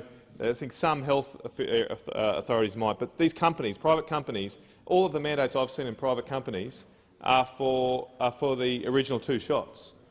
And anyone who's took the original 2 shots on the timeline, for most of us, that is by basically late last year, they've already worn out. We know from the science. The science says after 12 months, well, after 6 months really, but after 12 months definitely, there is no more impact of those first 2 shots. So if you thought this was an issue, or if these private companies thought there was a risk, why aren't they then mandating the 3rd shot, the booster, or a 4th shot? They're not doing that because they'd lose all their workers, or a lot of their workers, if they did. So these have no basis in science. All they are doing is hurting Australian families, admittedly fewer than there were last year. Thankfully, most of these mandates, as I say, have gone. The state governments have largely got rid of them as in their laws. But there are still people being hurt by this. There are still people being harmed by it. They have no justification. And I will once again stand up for the rights of all Australian workers to make decisions about their health care when it doesn't affect the health of others. Senator Antic. Thank you, Chair. Look, I just want to make some brief comments in support of this, and I thank Senator Roberts for bringing this important amendment. And to add to Senator Canavan's comments on the subject, look, I think this is a topic which has indeed picked up some acceleration over the last period. We're not in November or December 2021 anymore. We now know, in fact, a lot of the stuff we actually did know, many of us at this time last year, but that is now plainly evident. And as Senator Canavan said, the science is now settled on this issue. Transmission of the COVID virus is not affected by the use of these therapies. They are experimental therapies, Chair, and at the end of the day, people have to accept that. I know there's a degree of cynicism in this room, and there's been 12 to 18 months of name-calling, anti-vax and this, that and the other, but the reality is that people have been forced into a very difficult decision over the past 12 to 18 months in order to keep their livelihood or take a risk on this therapy, and that has been wrong. What we have seen in the last 2 years, in my view, is one of the greatest scandals in Australian history, certainly in Australian medical history. This Parliament, this Senate needs to take the opportunity now to support this amendment. I support this amendment, to support it and allow people the opportunity to return to work without the fear of losing their job because of a medical choice. There is no risk to the public. We have got private companies that are still engaging in this, and we need to set the tone here now. We hear a lot about the Party of the Workers, the Australian Labor Party. Well, let me tell you, the trade union movement bailed out on Australian workers on this issue, and well, that's true. With correction, it will be a very interesting time where I'm standing in defence of the CMFEU. But in any event, that is a very fair point, and I take that from Senator Canavan. But largely speaking, there are workers out there, and if you'd seen the emails that come through my office and no doubt Senator Rennick's office on a daily basis, there surely is some humanity left in this place. It's time for us to support this. I support it, and I ask that others do. Senator Rennick. Well, here we are, the end of 2022, and we've had over 10 million cases of COVID. The Australian Health Department, of course, stopped counting around September sometime because I think it was getting too embarrassing to admit that despite with over 20 million people being vaccinated, over half the country had caught COVID. Whatever happened to protecting you? Whatever happened to protecting you? But we don't want to talk about that anymore. We'll just pull it off the website and not discuss it. We'll not discuss it. And then we've got the excess deaths that Senator Babbitt talked about before. We had 8,706 extra deaths last year, despite the fact that New South Wales locked down for 3 months. So in theory, the deaths should have been lower, like they were in 2020. But let's not count 2021 in the ABS figures, or sorry, 2020 they're not counting. Let's pretend nothing happened there. Almost 140,000 jab injuries, more than all the injuries reported from vaccines since 1971. More than all the injuries put together. You've got an injury rate that's 3 times higher, and yet the TGA don't want to look at the signal. The whole point of having a database where doctors report these injuries, where they tick the box suspected, and as the doctors say, they don't fill these forms out because they don't have the spare time. They don't have a lazy 20 or 30 minutes sitting around filling these forms out if someone fell off a bike. No, they're ticking these boxes because they believe that the vaccine caused the injury that they are reporting. And yet the TGA want to pretend that there's nothing to see here. And why wouldn't they? Because Professor Skerritt is head of an organisation that is funded by Big Pharma. Now, if you want to talk about a conflict of interest, that's it. That's it. And these guys have no idea what they are talking about. I asked Professor Brendan Murphy, who was the Chief Health Officer at the time, whether or not he'd actually read the non-clinical report into the Pfizer vaccine. Guess what? He hadn't read it.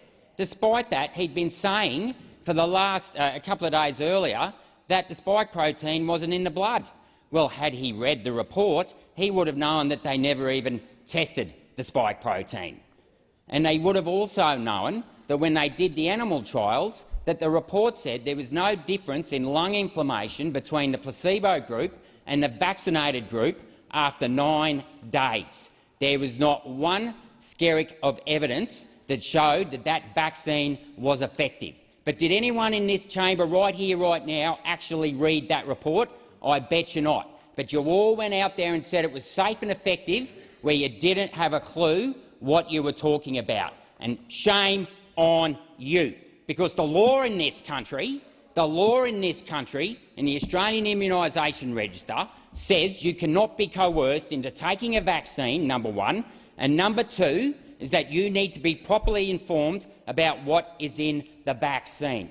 Now, you've got to dig very far to get to the bottom of this stuff, but that spike protein in the vaccine isn't even the same as the spike protein in the virus. No. They've actually changed one of the nucleotides, and they've actually got a synthetic gene in the vaccine. They've added 70 adenine nucleotides to the poly-A tail, which is designed to make it last longer. It's designed to last longer.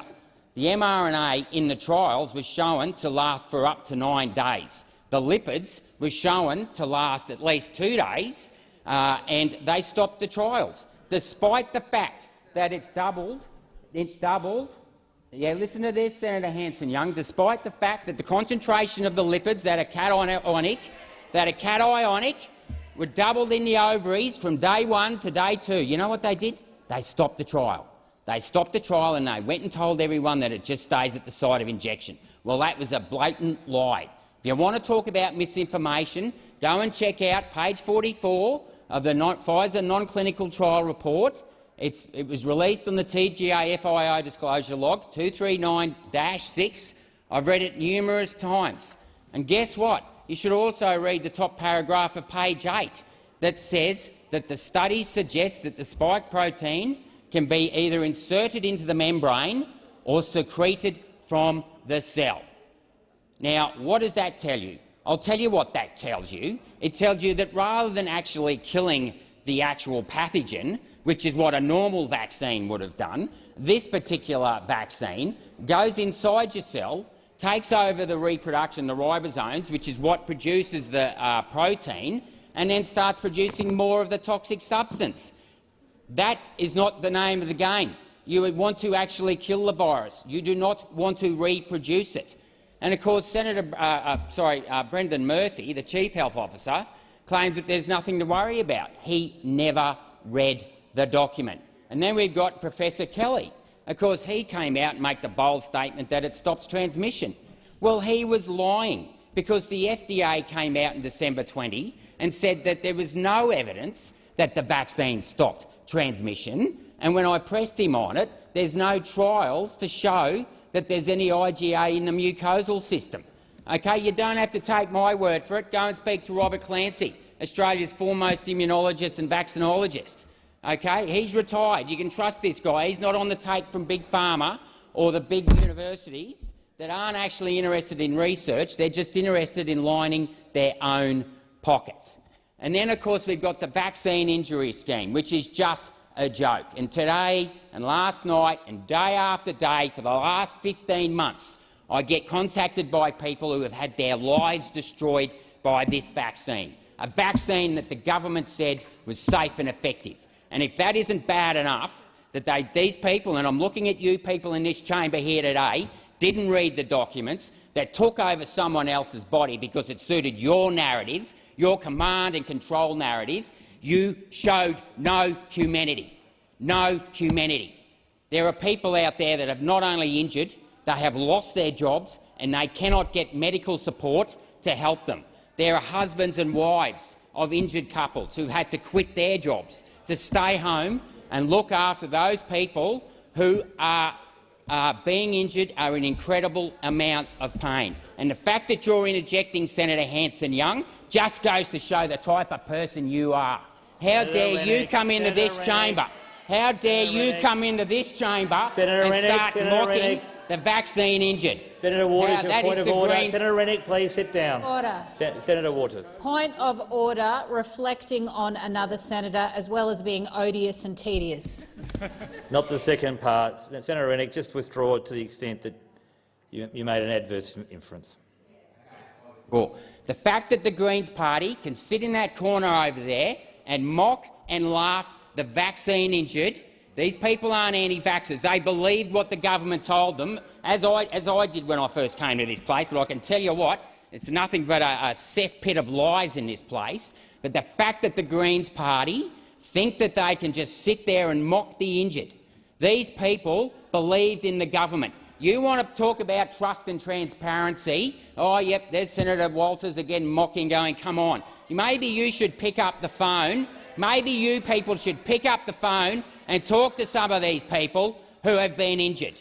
And then we go to the basis, the substance of this Act, the Fair Work Act. This is a public health issue. The idea that businesses in this country can be responsible for the transmission of an airborne virus is just as absurd as the billions of dollars that are getting wasted on the idea of some tiny trace gas in the atmosphere can control that. I mean, we are living in the land of the unicorn farmers and the intellectual pygmies who have just chasing the impossible dream like Sancho Panza chasing the windmills. It is absurd. And yet we stand here today, almost 3 years after the virus broke out in China or whatever, and we have still got this ridiculous mandates in so many places, in particular in the private industry, which is what this amendment will address, and they are still being coerced into getting a vaccine. I've literally just had 3 messages in the last hour about people who are losing their jobs, not in the health sector, but in sectors that are outdoors, nothing to do. It is absurd. It is absurd, and it needs to stop, because the state of emergency, even at the state government level, has been retracted. And yet these people here today do not want to grant people their autonomous right to control what goes in their body. And I might remind members of the LNP that one of our values is the dignity and worth of every individual. You know, we don't believe in multi-patent bargaining because we recognise that every business is unique, and we think that the employer and employee should have the first right in deciding what's best for them. That is what we believe in empowering the individuals to make the decisions that suit their needs the best, and only the individual or the parent of the child can make that decision. But what we've got here today is typical command and control. We've got the Labor Party and the Greens protecting their own narrative that the government can save us. Govern me harder, Daddy. That is what these people believe in. Senator Canavan. Oh, sorry. Senator Hanson-Young. I move that the question be put and stop this rubbish. I'm going to put the question that the question be put. Those for the question say aye. Aye. Against no. I think the ayes have it. Is division required? Division is required. Bring the bills.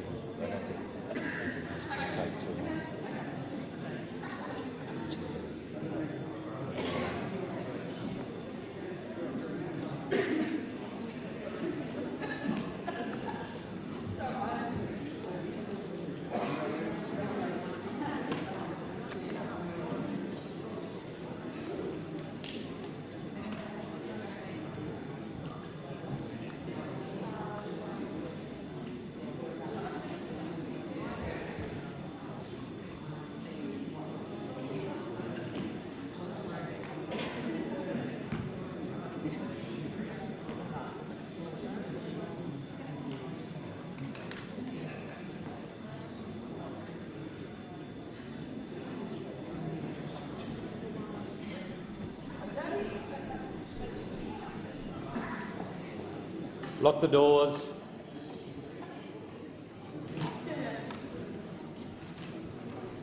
The question before the committee is that the amendments on sheet 1.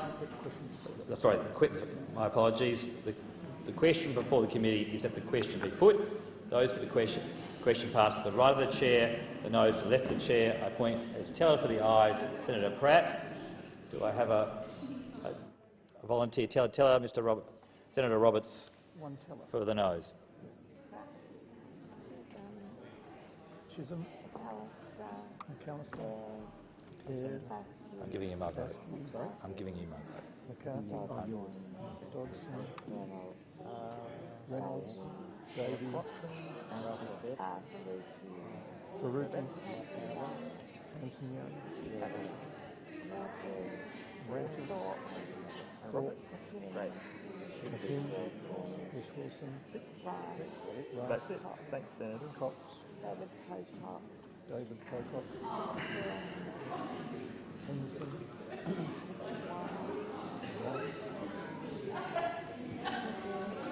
Phillips.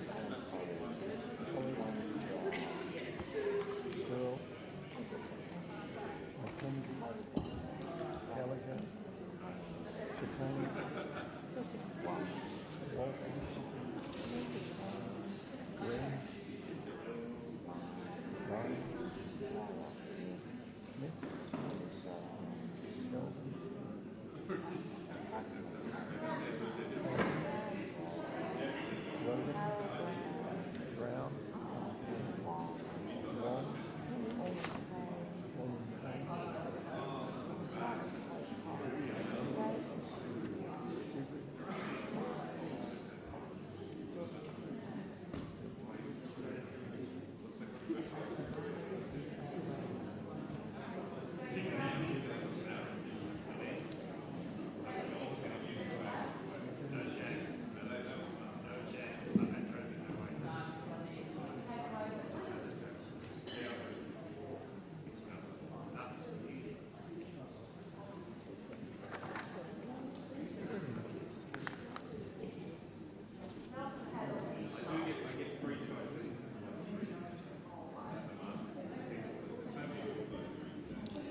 Honourable Senators, there being 39 ayes and 6 noes, it's resolved in the affirmative.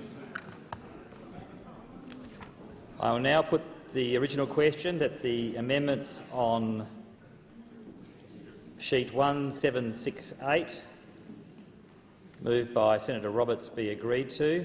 Those for the question say aye. Aye. Against no. I think the noes have it. Division required. Ring the bells. Bells be rung for 1 minute.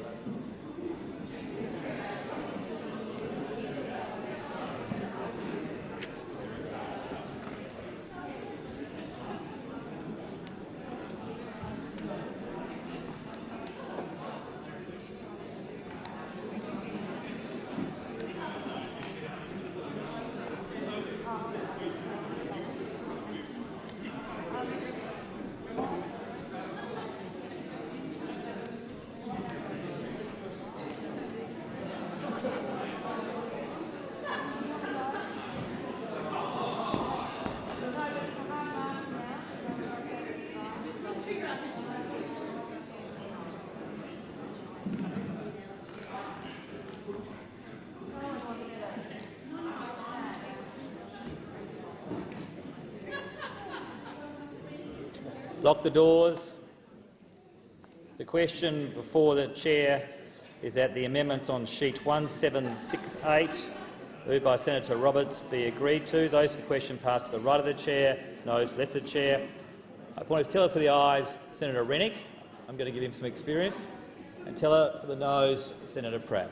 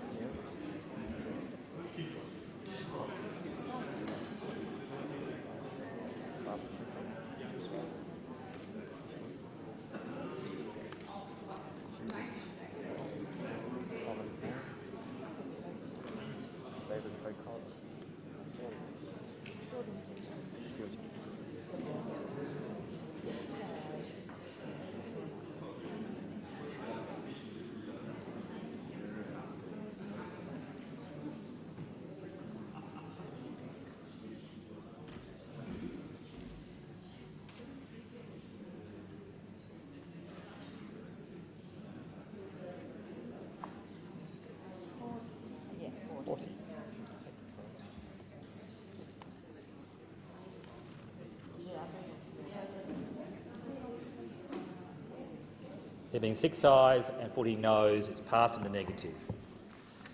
As it is past 5:30 p.m, the committee will report to the Senate.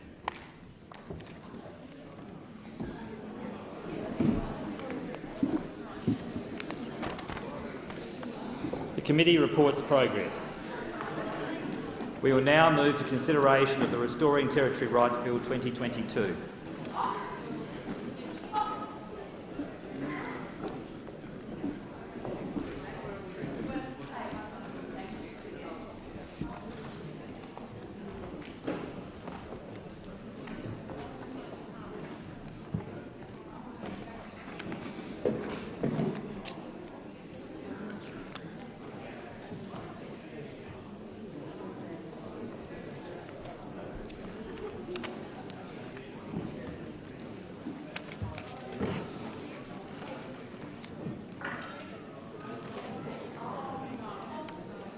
Committee is considering the Restoring Territory Rights Bill 2022.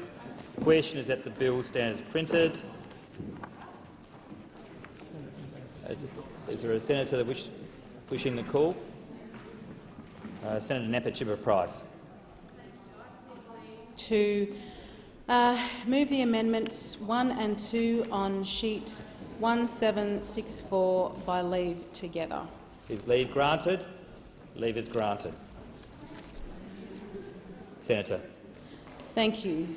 The purpose of the Restoring Territory Rights Bill 2022 is to amend the Australian Capital Territory Self-Government Act of 1988 and the Northern Territory Self-Government Act 1978 to remove the provisions currently preventing the territories from passing legislation which would allow for voluntary assisted dying.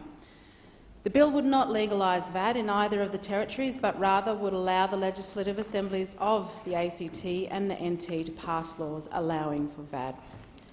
Despite what the Labor Northern Territory and Federal House of Representative members have portrayed of me publicly, I do support the bill and am doing my job, which they should note how to better do themselves, in making a bad bill better for the territory. I'll say this again, I absolutely support the rights of Territorians.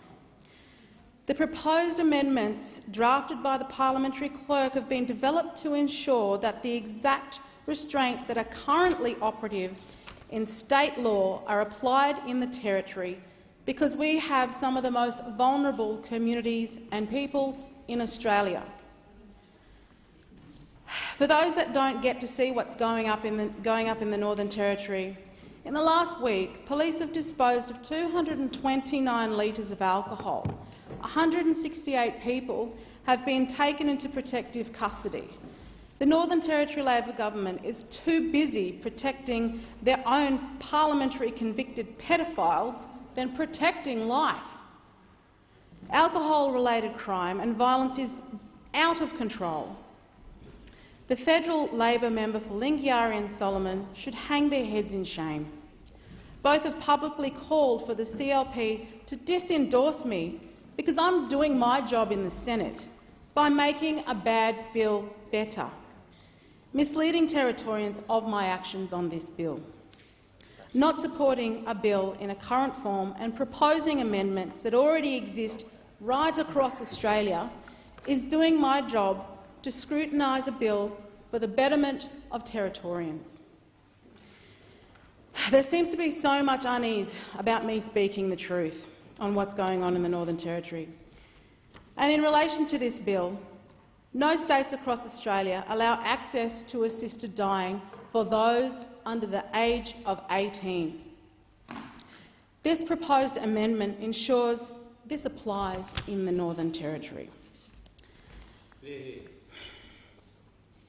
The New South Wales Voluntary Assisted Dying Act of 2022, Division 4, Part 2, Clause 16, states, "A person is not eligible for access to voluntary assisted dying merely because the person has a disability, dementia or a mental health impairment within the meaning of the Mental Health and Cognitive Impairment Forensic Provision Act of 2020. Those with mental illness and those with disability can still access the schemes if they meet other criteria under state law. So if it is so good for these other states, why is it not good enough for the territories? There are those that think this might be a radical reform. I can tell you now it's not a radical reform to ensure that children don't have access to voluntary assisted dying. This does occur in some Scandinavian countries, and in Canada, a person with a mental health condition and disability can access their assisted suicide scheme even without a terminal condition.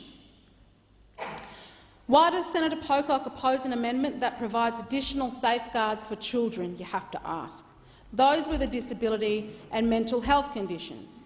Why is he seeking to erode protections for vulnerable persons in the territories?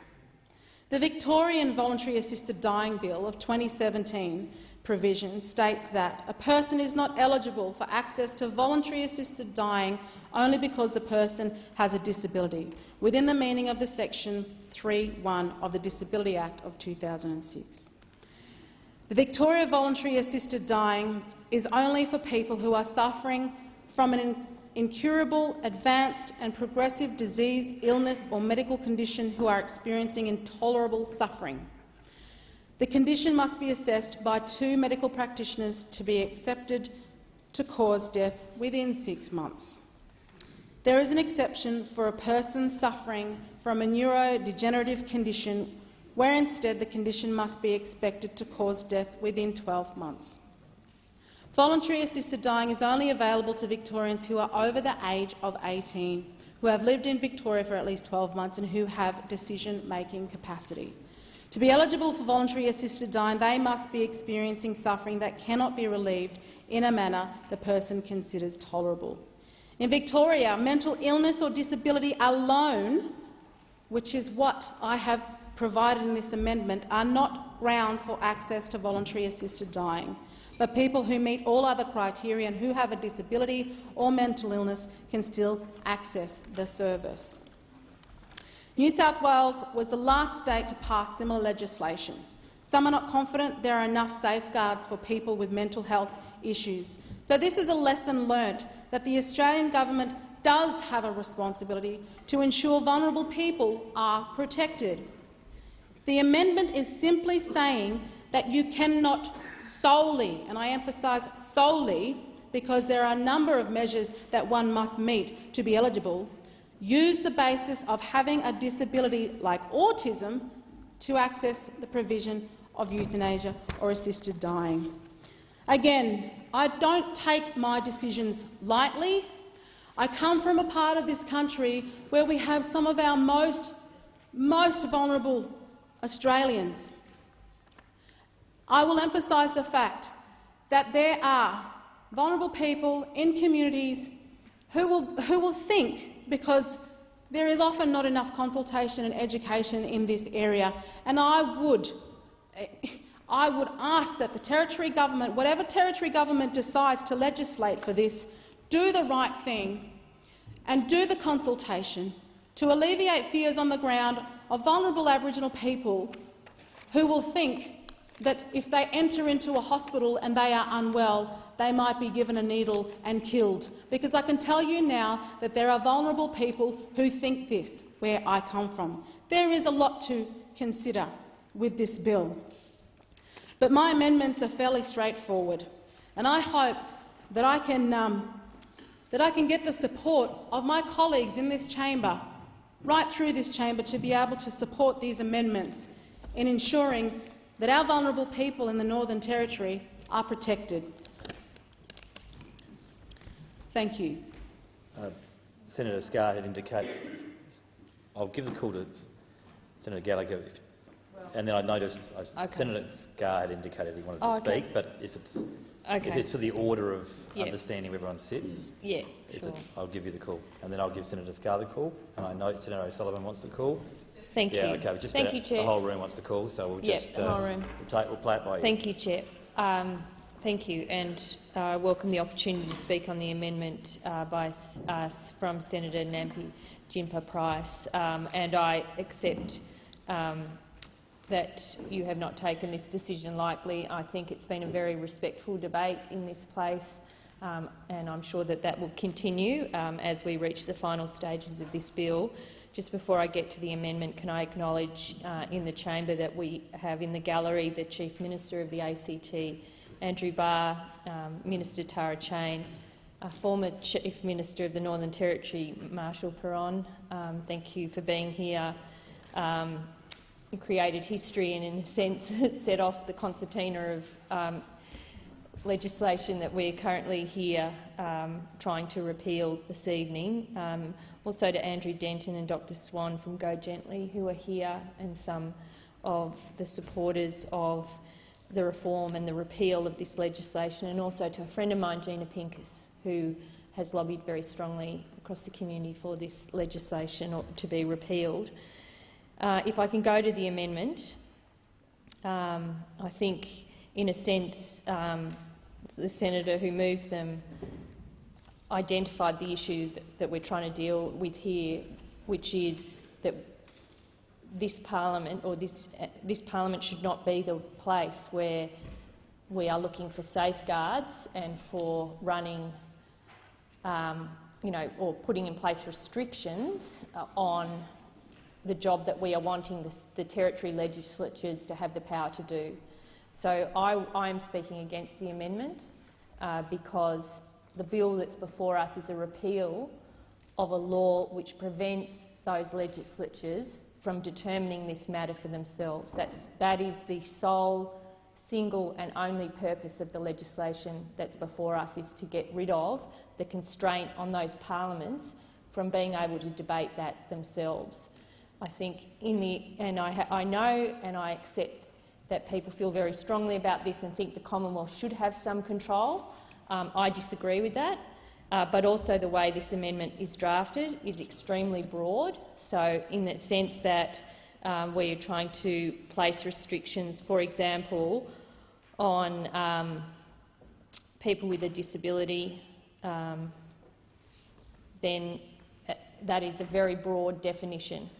In a sense, I think if this amendment was to pass, it would render anything that the territory legislatures did ineffective, ineffective. So it's in a sense an anti-repeal amendment, and I have no doubt it comes from a good place, but I'm trying to explain to you that the bill that's before us tonight is about getting rid of constraints on the territory legislatures and leaving it to them to determine. And when you look at the state jurisdictions that have put in voluntary assisted dying legislation, they have safeguards in place. They go through a process of consultation, they have ethics processes, they have oversight, they have safeguards, and it's appropriate that those legislatures do that job. Our job here tonight is to get rid of the constraint that exists for only two jurisdictions, the ACT and the Northern Territory, whose citizens are currently now not allowed or not afforded the same rights as citizens of every other jurisdiction, and their parliaments are constrained. They are democratically elected parliaments.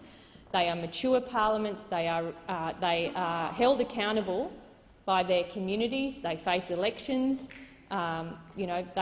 It is more than reasonable that these parliaments be allowed to do this for themselves. So, on the grounds that the amendment effectively tries to anti-repeal a repeal bill, I won't be supporting it. But even on the way the amendment's drafted, if it got up, it would mean that those parliaments would in effect not be able to put in place a voluntary assisted dying regime, which is up to them whether they do that. Our job is to get out of the way and let them have the same legislative responsibilities and powers as the parliaments of New South Wales, Victoria, Tasmania, Queensland and WA and South Australia. Senator Scarr. Thank you, Deputy President. I want to focus on a phrase which Senator Gallagher said in the course of her remarks, and that was, and I think everyone listening to this debate needs to carefully reflect on this phrase.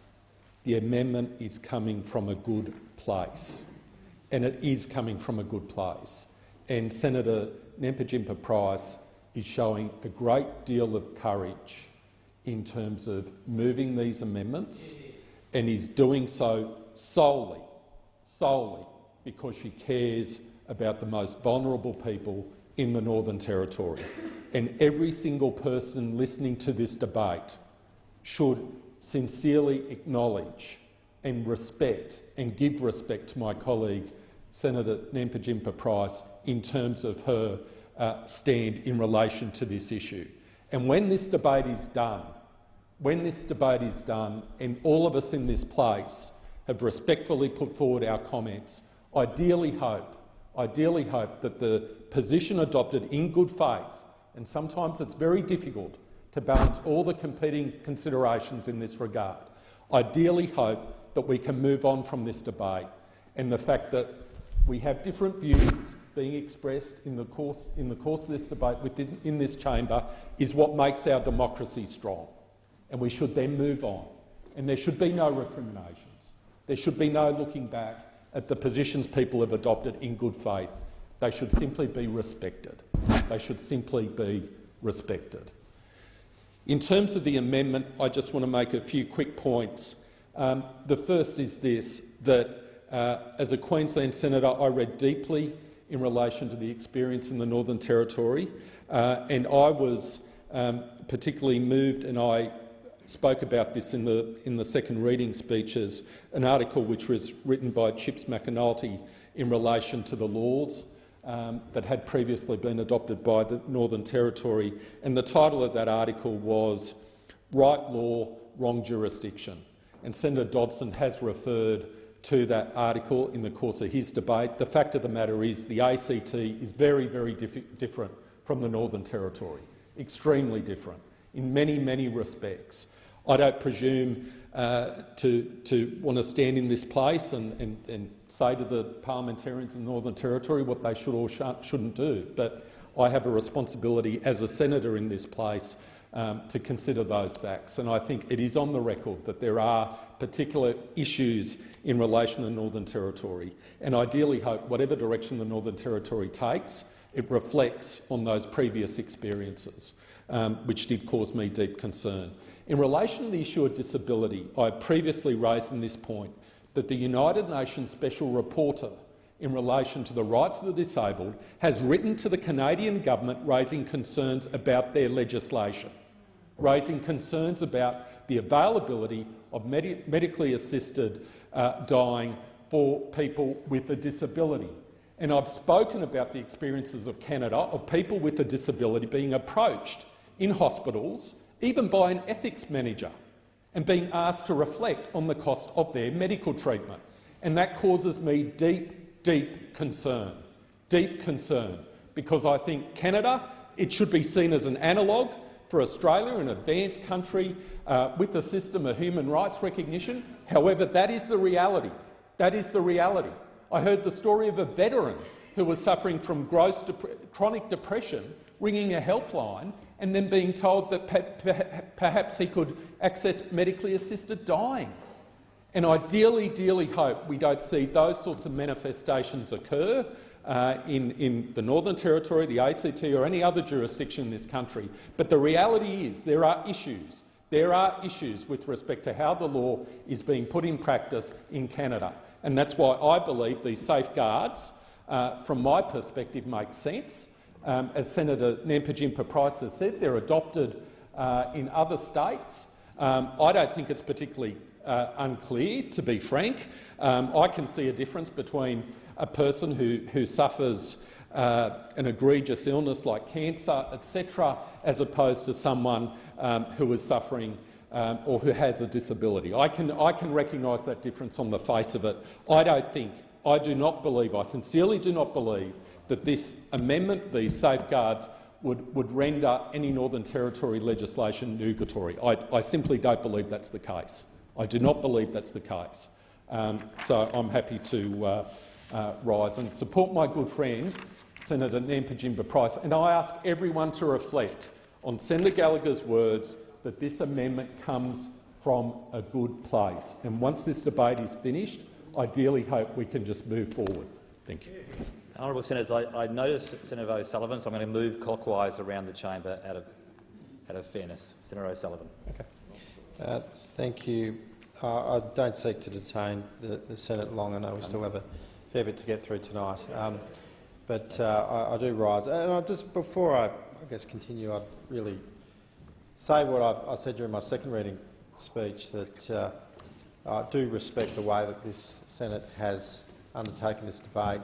Everyone, including what we just heard there from Senator Scarr and Senator Gallagher before, everyone has really engaged in this debate very respectfully, and I think that's a real credit to everyone here. So I'm very proud to be a senator in this place with people like you that are prepared to have a debate like this with the kind of respect that's been shown. Look, I do support this amendment. In my second reading contribution, I spoke about concern that there is in other jurisdictions around the world. In Belgium, they allow for people with mental health issues to be able to seek out euthanasia. In the Netherlands, they've legislated there to allow children, people under the age of 18, and my concern is that we've been asked here with this bill to make a decision about what will eventually be legislation that will be introduced into the Northern Territory and in the ACT around assisted suicide, and I couldn't. I feel that we're making a decision here when we don't actually know properly what the ramifications will be and what safeguards will be in place. So these amendments go some of the way. Of course, it's already passed the second reading. This is about just putting up some rails just to prevent, so that we can be sure that as a Senate, as a parliament here, that the safeguards are in place to make sure that we can't allow laws that would enable children, or indeed those that have mental health condition, but they'll be able to seek out this support, or these services. So, for that, on that basis, I'll be voting for these amendments. Senator Little. I'd like to make a contribution and appreciate it is unlikely to stop this. But I'd like to put this on record. The Australian Capital Territory and the Northern Territory are so far apart, and not just in terms of distance. It is simplistic to think the Restoring Territory Rights Bill is about territory rights. This bill only seeks to repeal sections of the Act that deal with a single issue, medically assisted dying. The NT population is small at 233,000. 44% of its citizens are Aboriginal. 30% of its population is regarded as just visiting. Average individual income is $267 less than the ACT. Compare those figures to the ACT population at just over 454,000, 2% of whom are Aboriginal, 20% have more tertiary education than the NT. The Northern Territory federal seat of Lingari, which covers the NT, except Greater Darwin, has the highest proportion of Indigenous people of any electorate in the country, many of whom live in remote communities, and the lowest rate of voter enrolment in the nation. If the NT considers this, it is those people who will be poorly represented in the conversation. Illness and death visits Aboriginal people at uber-alarming rates compared to other Australians. I weighed up the fact the need to protect the most vulnerable people is necessary. Those who will be impacted differently and disproportionately by this legislation. Regardless of cultural, social, economic disadvantage, these people need greater protection, so I support this amendment. Legislation is one thing, but its implementation is quite another. I have considered also spending millions and millions on improving the high rate of early death of Aboriginal people, 12 years less for men and 10 for women, only to offer those with multiple complex chronic illness a legal way to bring about an early death. And remember, there is more death, much earlier and with much more comorbidity, caused by health issues, heart and kidney disease, diabetes, liver disease, chronic lower respiratory disease, cancer. These are major contributors in Aboriginal communities. This legislation would be significant for the people of the Northern Territory, and they need to have this explained to them to avoid fear and misinformation.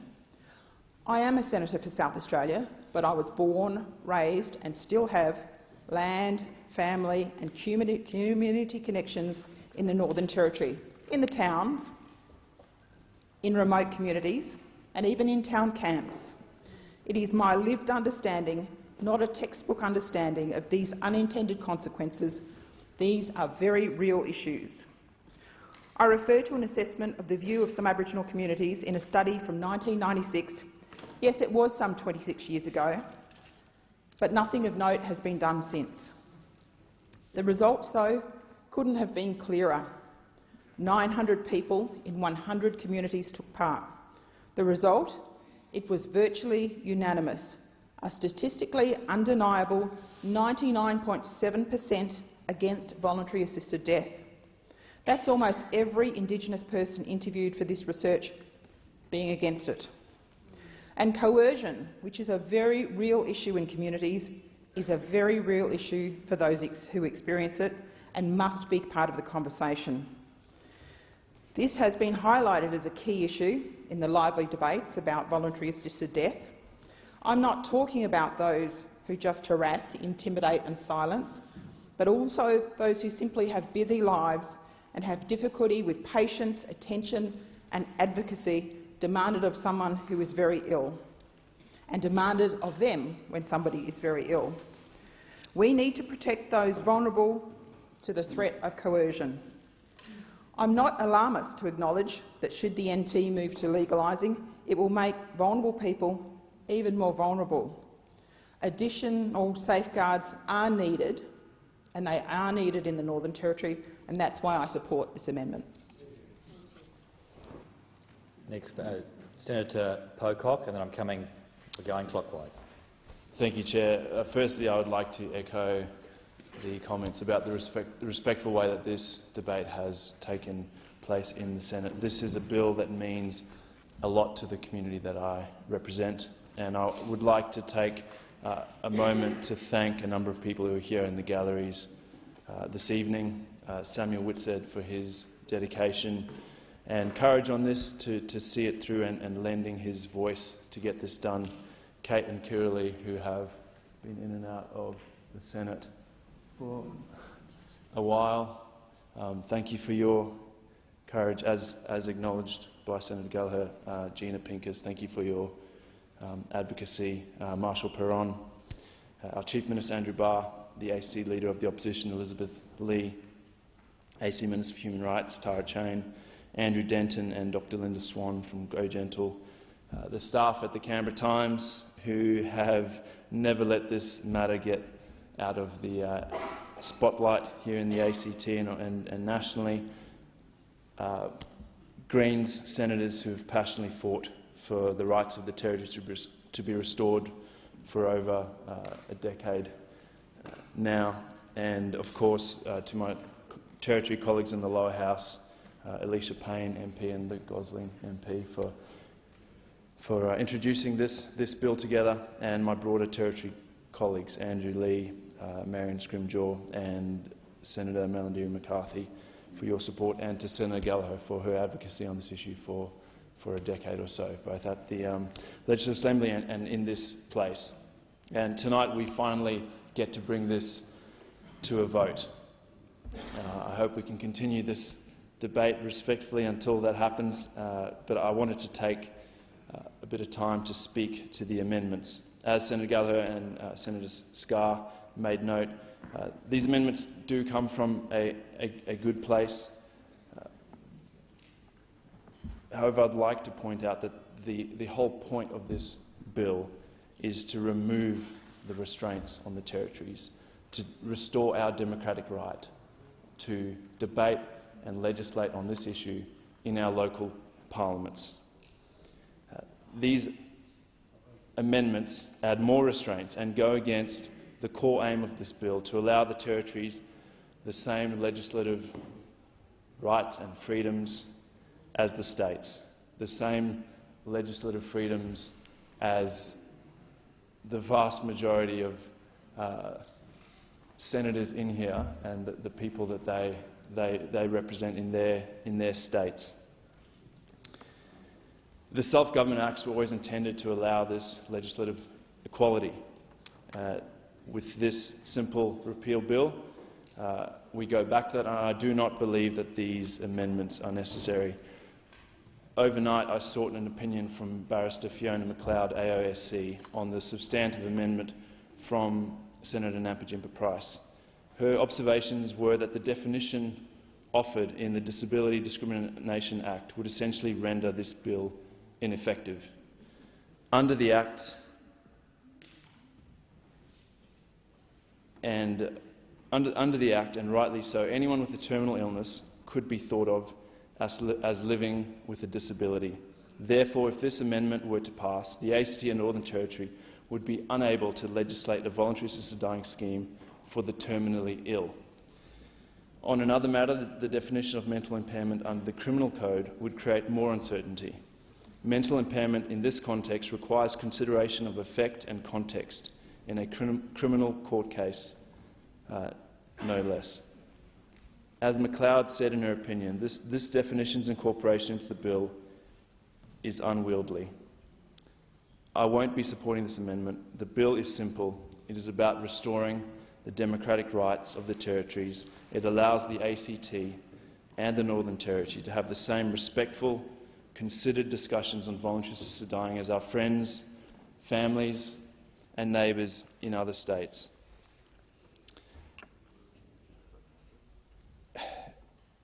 This bill is about saying that the ACT and the Northern Territory should have the same right as the states in Australia to consult, to debate, to legislate on this very important issue to some in our communities, but clearly an issue that is tightly held and deeply personal. And I think we see that reflected in the way that the states have done that. the extensive consultation they've gone through. As Senator Hume talked about in her very moving speech, the states have significant safeguards in their legislation about who can access this in what situations, and I have no doubt that the territories would undertake a similar process. The benefit of the territories going last is that they have all the learnings from the states, and while I accept that around the world that there may be examples which are potentially shocking, we are in Australia, and my sense is that the territories will follow in the footsteps of the states on this issue. And so I would urge senators to keep that in mind when we vote tonight. This is about people in the ACT and the Northern Territory having the same democratic right to make these important decisions in our own parliaments. Thank you, Senator Pocock. I'm going to go to Senator Steele-John, then Senator Roberts, and then I'll continue working my way around the chamber. Senator Steele-John, you have the call. Thank you, Chair. In contributing to this debate, I want to begin by acknowledging that there is an amendment before the chamber currently, which purports to be an amendment for the benefit and protection of disabled people. In relation to a bill that is principally and solely, as Senator Pocock outlined for us, about the repealing of a piece of legislation that prevents the Territory from engaging in a democratic discussion about the laws which govern it in relation to voluntary assisted dying. Now, in responding to the amendment and putting my position to the Senate, I want to tackle first of all the reality that many disabled people watching the debate tonight, there will be many disabled people across the country who legitimately observe this debate and feel either a sense of concern about voluntary assisted dying or a support for the amendment offered to that relevant piece of legislation. And I do understand the concerns held by some disabled people in relation to voluntary assisted dying. I had the opportunity a couple of years ago to go with a couple of friends of mine who are amazing disability activists in Western Australia to a protest they were holding against a film which had recently then been released, a film by the name of You Before Me, that featured characters, one of whom was disabled, and it chronicled the story of an individual who, upon becoming disabled, made the decision to fly off to a Swiss suicide clinic and take their own life, because basically they couldn't think of anything worse than living as a disabled person. And as a protest to that film, my colleagues were able to obtain permission to rock up in front of the cinema with tables and signs that read, "Help me go to a Swiss suicide clinic.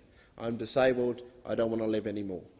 And during the course of 2.5 hours, they were able to raise over $250 from people going in and out of the movies who not only were willing to give them money to go off to a so-called suicide clinic, but encouraged them to do so and thanked them for their bravery and courage in acknowledging that they were burdens or were becoming burdens to their family members. It's a story that has always stuck with me and I think reveals the deep ableism that does exist in our community, that is perpetrated by decision-makers and perpetuated by decision-makers in this place. We must acknowledge the reality that as we navigate these pieces of legislation, we are doing so in a broader cultural context that often normalises the idea that it is better to be dead than to be disabled. It is important that we acknowledge that.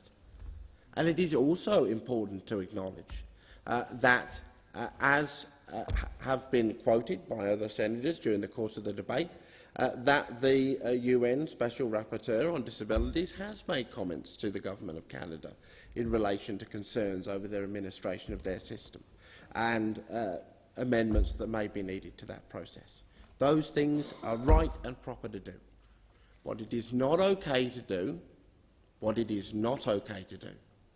is to weaponise disabled people's lives and our safety and protection for political purposes. That is not okay. Now, there are senators in this place who have cited comments given to the Australian Government in relation to our compliance with the United Nations Declaration on the Rights of Disabled People. They are right to do that. I would remind them also that during the course of the previous government and the course of the government before that, Australia has been repeatedly told by the Special Rapporteur that we are in violation of many articles of that convention, including, I will bring to the Senate's attention, the reality that right now in Australia it is legal to forcibly sterilise a disabled person under the law, and the Commonwealth Government, under both Labor and Liberal leadership, has refused repeatedly to take action to end that practice. So if we're going to quote human rights recommendations, then there is a hell of a lot of work to do in the Australian space when it comes to disability. Now, I sit here as a disabled person that has many friends that are concerned about voluntary assisted dying. I sit here as a disabled person who will be supporting this piece of legislation, who will be voting soundly in opposition to this amendment. Why?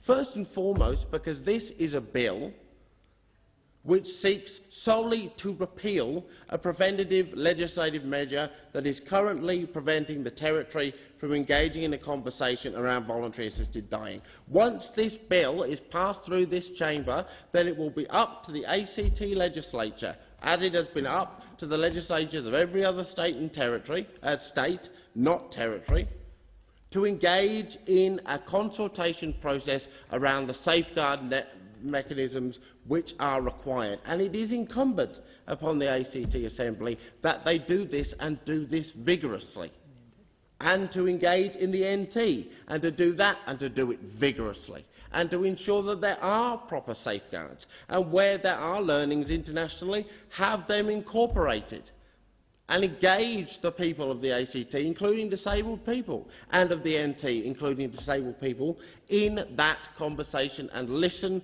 to those concerns. That is the appropriate way to deal with the concerns raised in the amendment. The proposer talks about the need for consultation. Where was the consultation with disabled people in relation to this amendment? It is totally inappropriate, after the length of this debate, to come in here this evening and propose an amendment to basically block this bill, because it would make it inoperable. That is the actual effect of this bill. To come in here and masquerade the attempt to block this bill as an attempt to protect disabled people and disabled people's lives. It is not okay, and it will not go by tonight without being called out for the cynical political move that it is.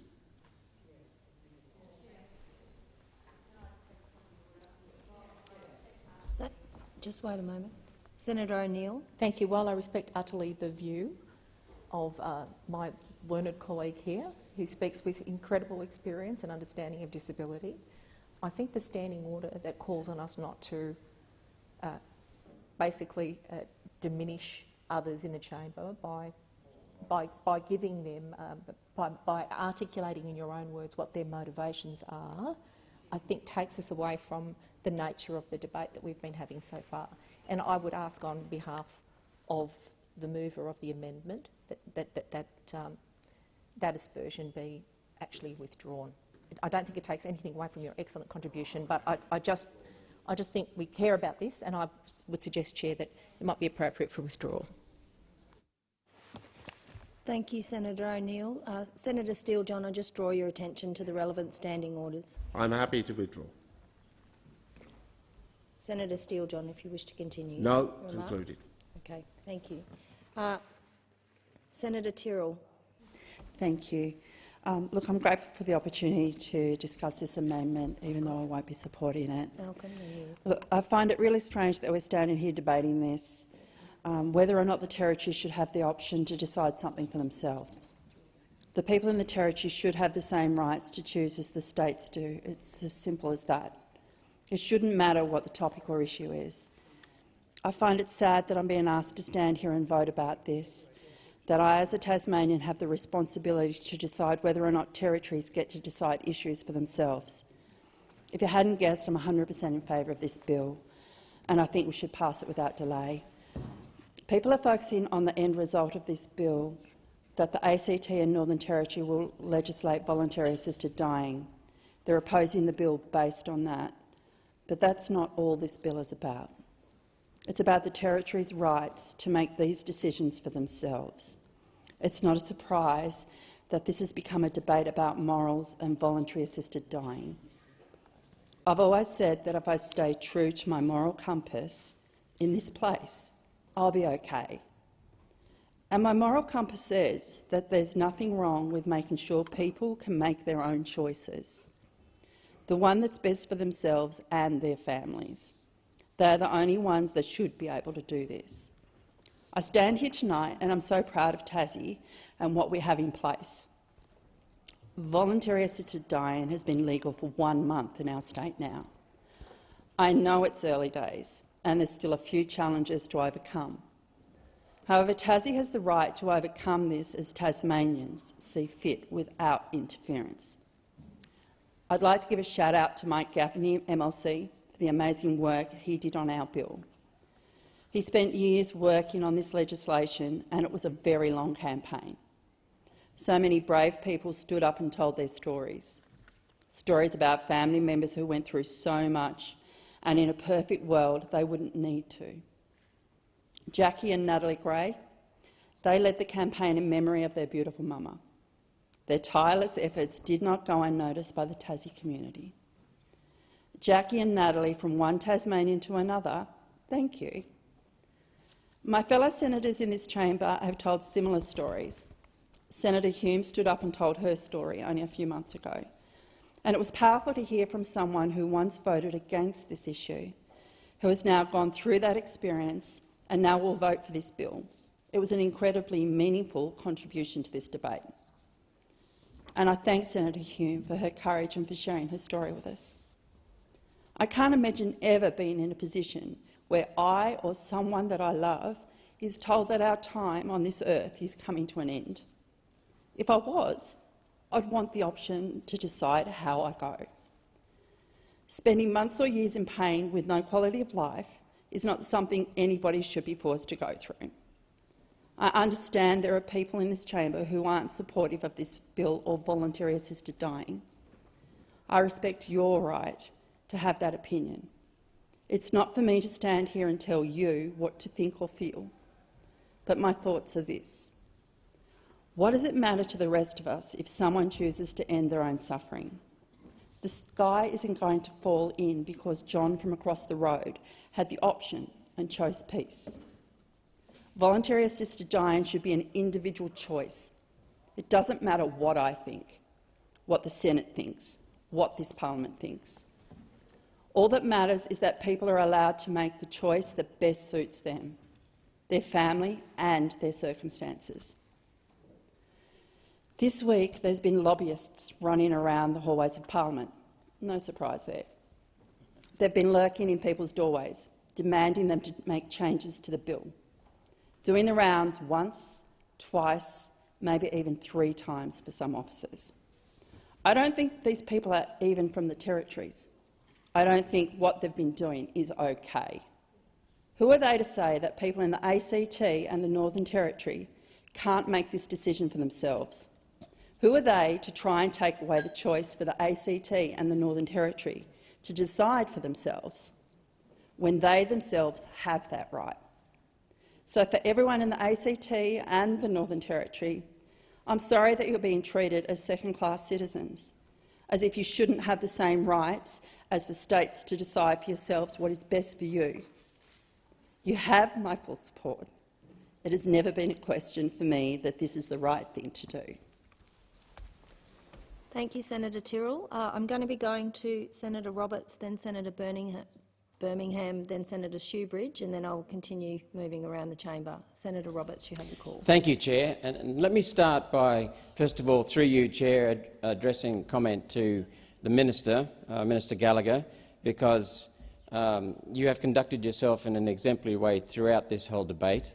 I note particularly the way you accepted and inquired into Senator Dunningham's deep conviction but uncertainty in knowing what to do. You allowed that to be talked through. There were people here who are used to the behaviour in this chamber of not trusting each other, and some of them I reassured that there's nothing suspicious going on. This bill is passed. The second reading was won, so you won that. But I thank you so much for not only for doing what you did and allowing Senator Duniam to speak, but the way in which you did that, Minister. I also want to, through you, Chair, acknowledge Senator Duniam, because something in his gut told him, and he really came up and delivered. So I thank you so much for that. What's different about this debate, I've noticed, compared with most debates in this chamber, is that people are actually listening to each other, connecting and caring. I'm in a bit of a conflicted position because I'm strongly in support of states' rights, but territories are not states.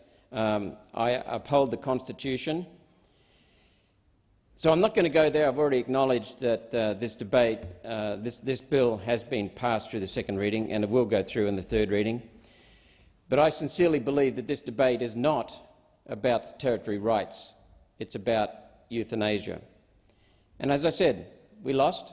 I accept that. People here who will be with Senator Duniam, Senator Nampa Jimpa Price, Senator O'Sullivan and myself and others are making sure, Senator Little, are making sure that their deep needs for caring for others are met and safeguards are in place. Senator Nampa Jimpa Price has, throughout her career and in her brief time in the Senate, demonstrated exemplary integrity. She is a woman, a person of complete integrity. She and I and others are concerned about children. It deeply saddens me that we have to discuss that. Senator Steele-John has spoken well about people with disability, and Senator Nampa Jimpa Price has also talked about people with mental health issues. Vulnerable people. What's next? Aged, sick, lonely. So that's my concern. That's why I will be supporting Senator Nampa Jimpa Price and Senator Duniam with this amendment. I will, though, tack on something. This has worked well, this debate, even though my position hasn't succeeded. It's worked well because I haven't heard any talk about parties. That's not meant as a joke.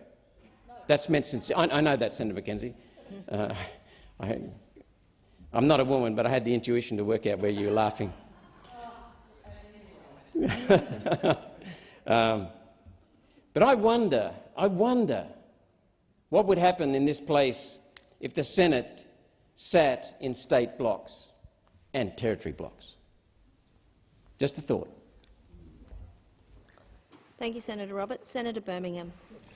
Thanks, Chair. Chair, I want to acknowledge firstly the widespread community interest in this debate, as there often is in free votes and conscience matters that come before this parliament, which, as others have reflected upon, these types of conscience votes do often bring out the best of thoughtful, considered, calm and reflective debate around the chamber.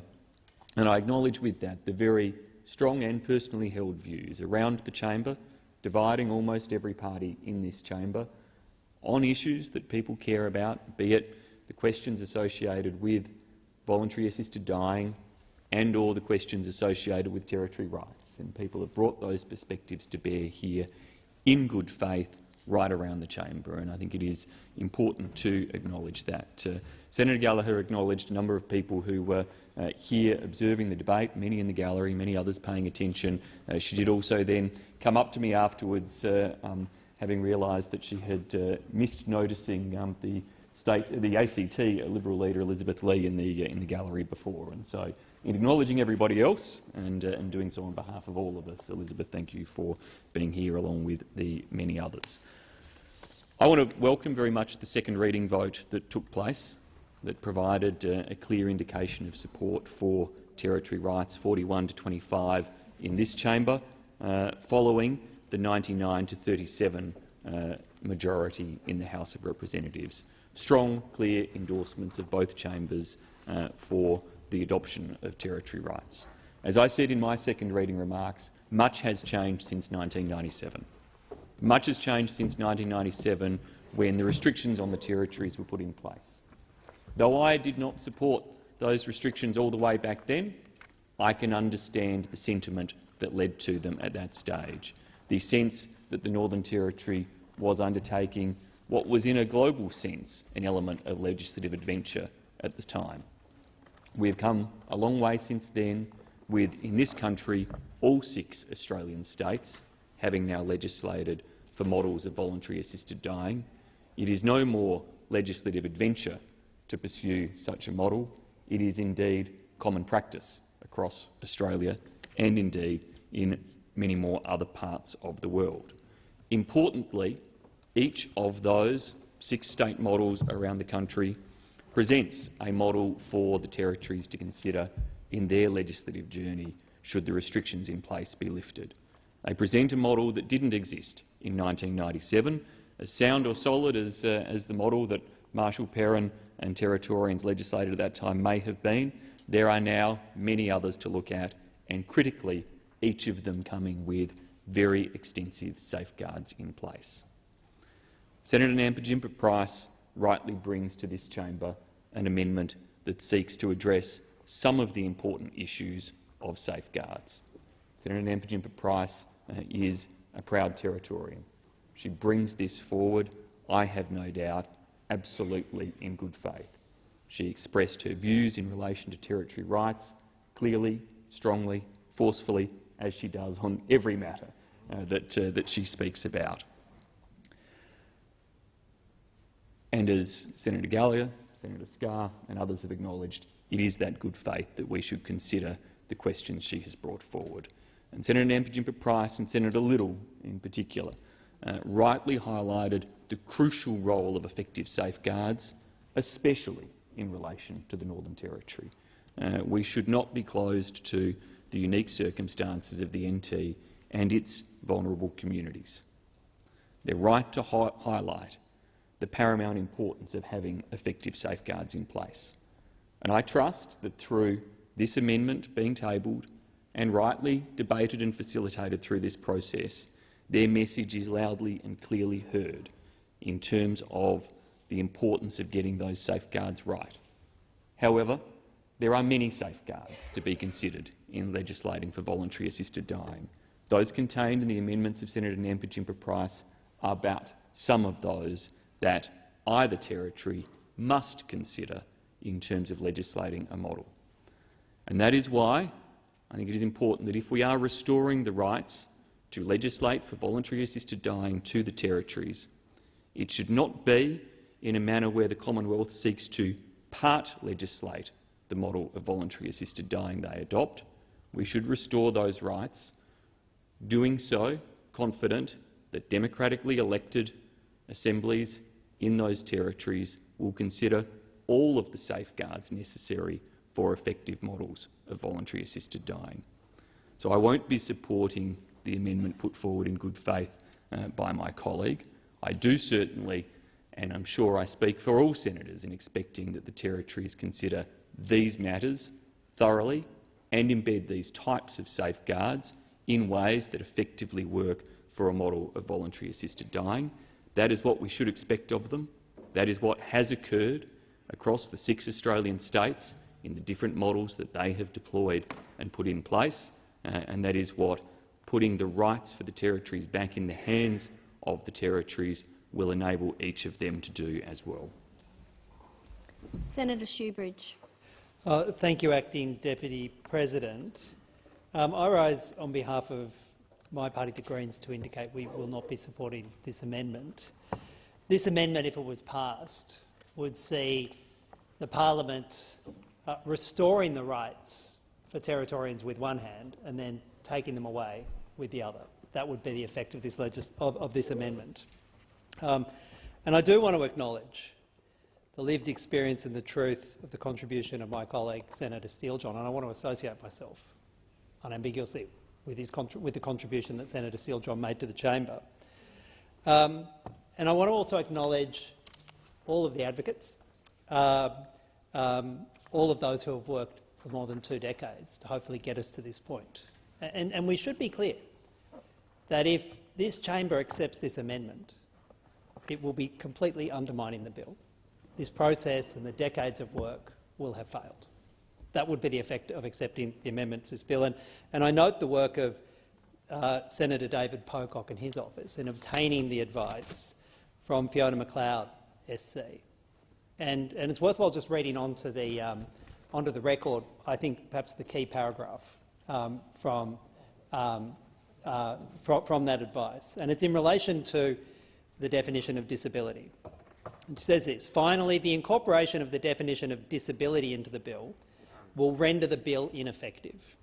A person seeking access to assisted dying will inevitably fall within at least one of the limbs of the definition of disability.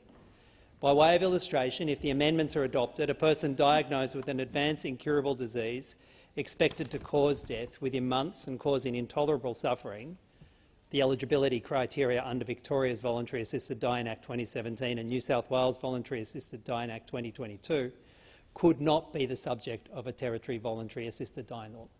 There you have it in black and white from a senior counsel, that you can't on one hand say you support Territory rights and on the other hand accept this amendment, because the amendment fundamentally, comprehensively undermines the bill. And I'll finish with this. This is not the right place to put these checks and balances in. An amendment that was tabled only hours ago without the consultation. It's not. And I know that because in my time in the New South Wales State Parliament, I engaged in two separate attempts to put in place voluntary assisted dying. Once in 2013, which unfortunately didn't succeed, but it took months and months of debate and consultation, detailed committee consideration, with I think well over 100 submissions in that initial phase in 2013. It didn't succeed. And then again in the legislation that finally passed earlier this year.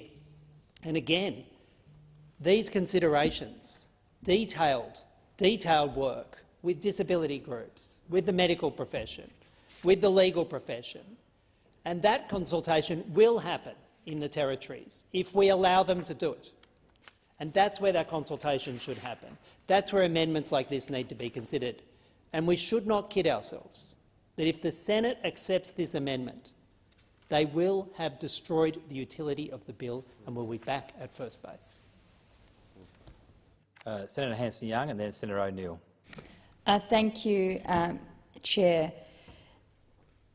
This bill is precisely about putting the rights back into the hands of Territorians. And sadly, this amendment would do the exact opposite. It would effectively render the bill useless. We sit here tonight debating this piece of legislation which, for 25 years, Territorians have been asking for. For 25 years, the Senate has made Territorians suffer, because in 1997, this place did the wrong thing. It did the wrong thing by taking those rights away from Territorians. And back then, 25 years ago, Australians knew it was wrong. Opinion poll after opinion poll showed that Australians generally, in whatever state or territory you live, did not support the bill going through. And then in the days and weeks after that original bill was put in, it was called the Senate's Night of Shame. Today, tonight, we have an opportunity to right that wrong. I just wanted to give a short contribution. I know there's been so many eloquent speeches put on the record on this issue for so long. But I wanted to pay contribution specifically to the former leader of the Greens and former Senator Bob Brown, because he was here in this place 25 years ago arguing against the attack on Territorians as this bill went through, and not just the democracy that was under threat, but the rights of people to choose dignity, the rights of people to choose to end suffering, to end pain. And in his second reading speech back in 1997, Bob called on his fellow colleagues to think about the unnecessary pain and suffering that this place was inflicting on them. And I can't be in this chamber tonight without thinking of how many people in 25 years have suffered because this place did the wrong thing on that night. This is about choice, this is about rights, but ultimately this is about human dignity. It was called the Senate's Night of Shame for a reason. People were outraged, they were insulted, they were offended, they were hurt. They felt as though their parliamentarians had let them down. And we may all have our own opinions, and we do, deeply held, of what we would do if we were faced with that choice. But Australians, by and large, have always accepted that it is a personal choice, and that just because we are a member of the parliament does not give us a right, a God-given right, to inflict unnecessary pain and suffering on somebody else. And so tonight I'd just like to, I know there's a number of important people in the gallery here, and I acknowledge Andrew Denton and Andrew Barr, but I specifically wanted to acknowledge the long-held fight of former Senator Bob Brown to this. Year after year after year, since 1997, he stood in this very place asking for us to right the wrong that was done 25 years ago, and it's time that we did. Senator O'Neill.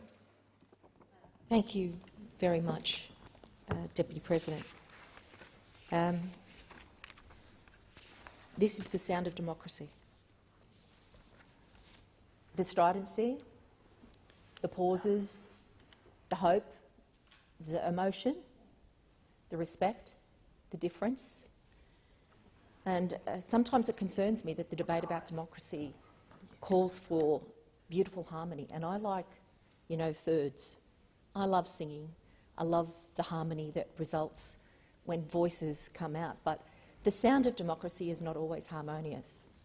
And when it's at its best, it's not autocratic, it's not one view over the others with judgment everywhere. It's a multiplicity of voices. And I actually said in one of our committee meetings this morning, the first time I heard the music of Shostakovich, I thought, oh, this is not the sort of music I'm able to cope with. I'm not able to listen to it. I'm not able to stand it because there's too much tension in the music. It didn't sound familiar enough to me. I wanted sweet harmonies from the Romantic period, but I learned to love it. as I've learned to love democracy. And so I'm very proud to be sitting in this chamber alongside colleagues who are giving serious thought to this issue that's under debate as a matter of conscience and free vote for all of us. I want to just respond to the contribution of Senator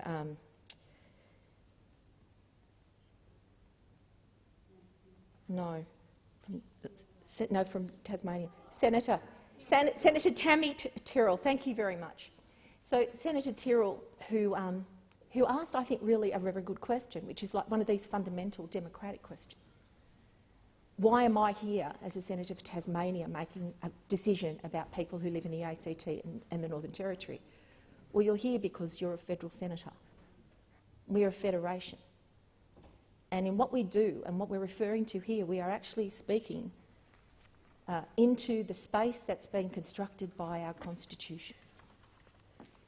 And it is a fact that the purpose of this bill, entitled the Restoring Territory Rights Bill, is to amend the Australian Capital Territory Self-Government Act 1988 and the Northern Territory Self-Government Act 1978 to remove the current provisions currently preventing the territories from passing legislation which would allow for voluntary assisted dying. That's what we are doing here. And we are doing it because Section 122 of the Constitution provides that the Commonwealth has plenary powers to legislate for the territories.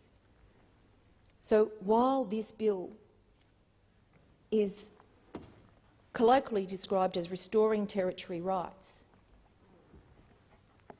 ultimately it's not giving rights to the territories that are held by states. It's giving a right on one issue. It doesn't resolve the relationship between the federal and the state, the federal and the territories completely. This is, despite much debate that articulates that this is just about territory rights, this is about one particular right, and it deserves our attention. It is the right of voluntary assisted dying, which in other contexts is called euthanasia. Now, I've made clear in my second reading speech my particular view on this matter, and I know that there was a vote last week when I wasn't here in the parliament, and I hear the contribution from Senator Roberts about the way in which that was conducted and his clarity about how this is going to turn out. And maybe mine will be a strident voice and not a harmonious one tonight, but I think it's an important night to put things on the record.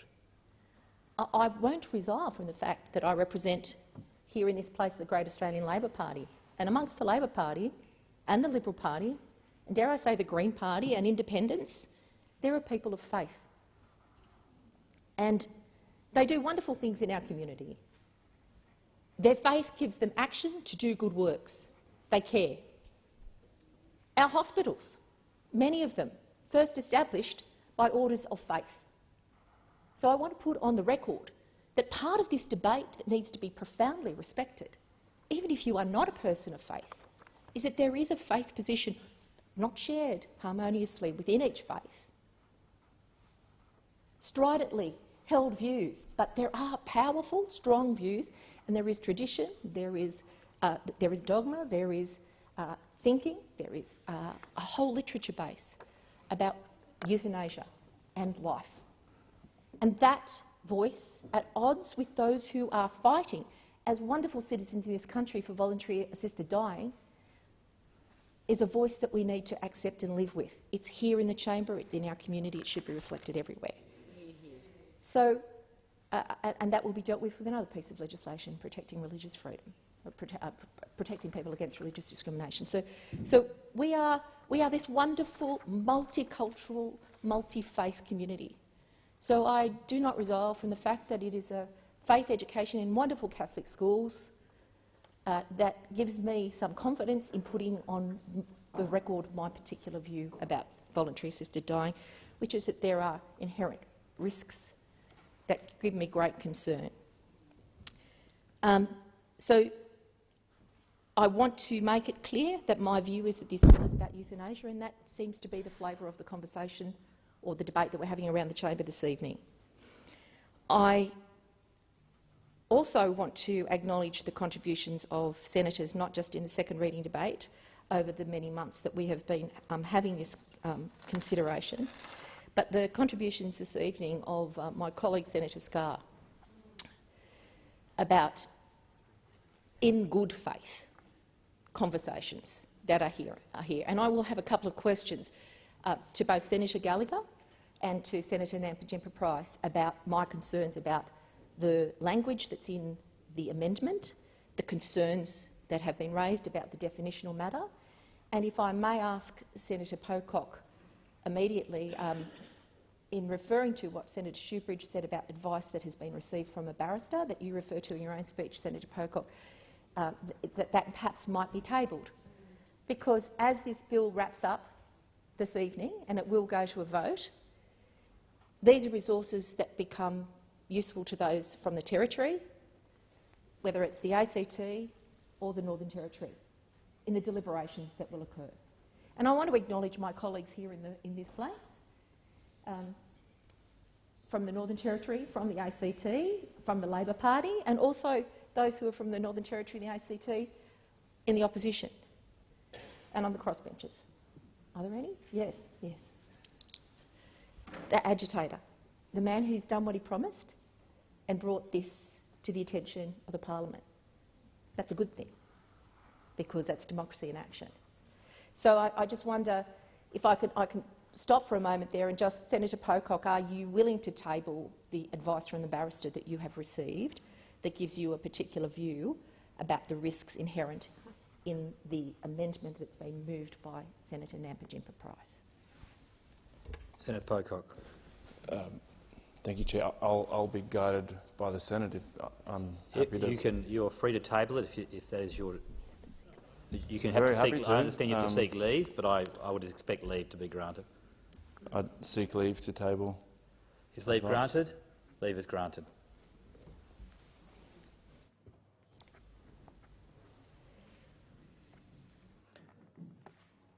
Senator O'Neill. Thank you. I want to just to respond to a couple of points that have been made in the debate, particularly with regard to concerns about coercion. And I do bemoan the fact, and I'm in agreement with Senator Shoebridge on this matter, that there are things that are being brought before us at the last leg home that deserved greater and more careful consideration. And it troubles me that there was not the opportunity for us to undertake a full inquiry. We do so much good committee work here in the Senate, and it troubles me that there wasn't a committee charged with the responsibility of perhaps gathering this information and doing the good work that the Senate does before we got to this point on the particular matter that's being moved in this amendment. So I think that that's a concern for me about where we are in terms of management. And I particularly think it goes to some of the points that have been made about people with disability and the consultation of people with disability that I think were very well made by Senator Steele-John this evening. I am concerned, and I don't know if Senator Nampijinpa-Price or Senator Gallagher can answer this question, but I am concerned about the commentary from Senator Shoebridge, who has said this evening that he, with great confidence, so it must be coming from somewhere, otherwise you would never come into this place and just make bold assertions for grandstanding, not on a matter so important. So Senator Shoebridge has claimed tonight that if the amendment passed, the amendment of Senator Nampijinpa-Price passes, that it will render inoperable and undermine any bill in the territories. Now, I'm seeking clarification on that very solid assertion that you've made, and perhaps some of the answers are in what's being received. So I understand that may be in the advice that's received, and that there may be an answer that's possible from either Senator Nampijinpa-Price or from Senator Gallagher.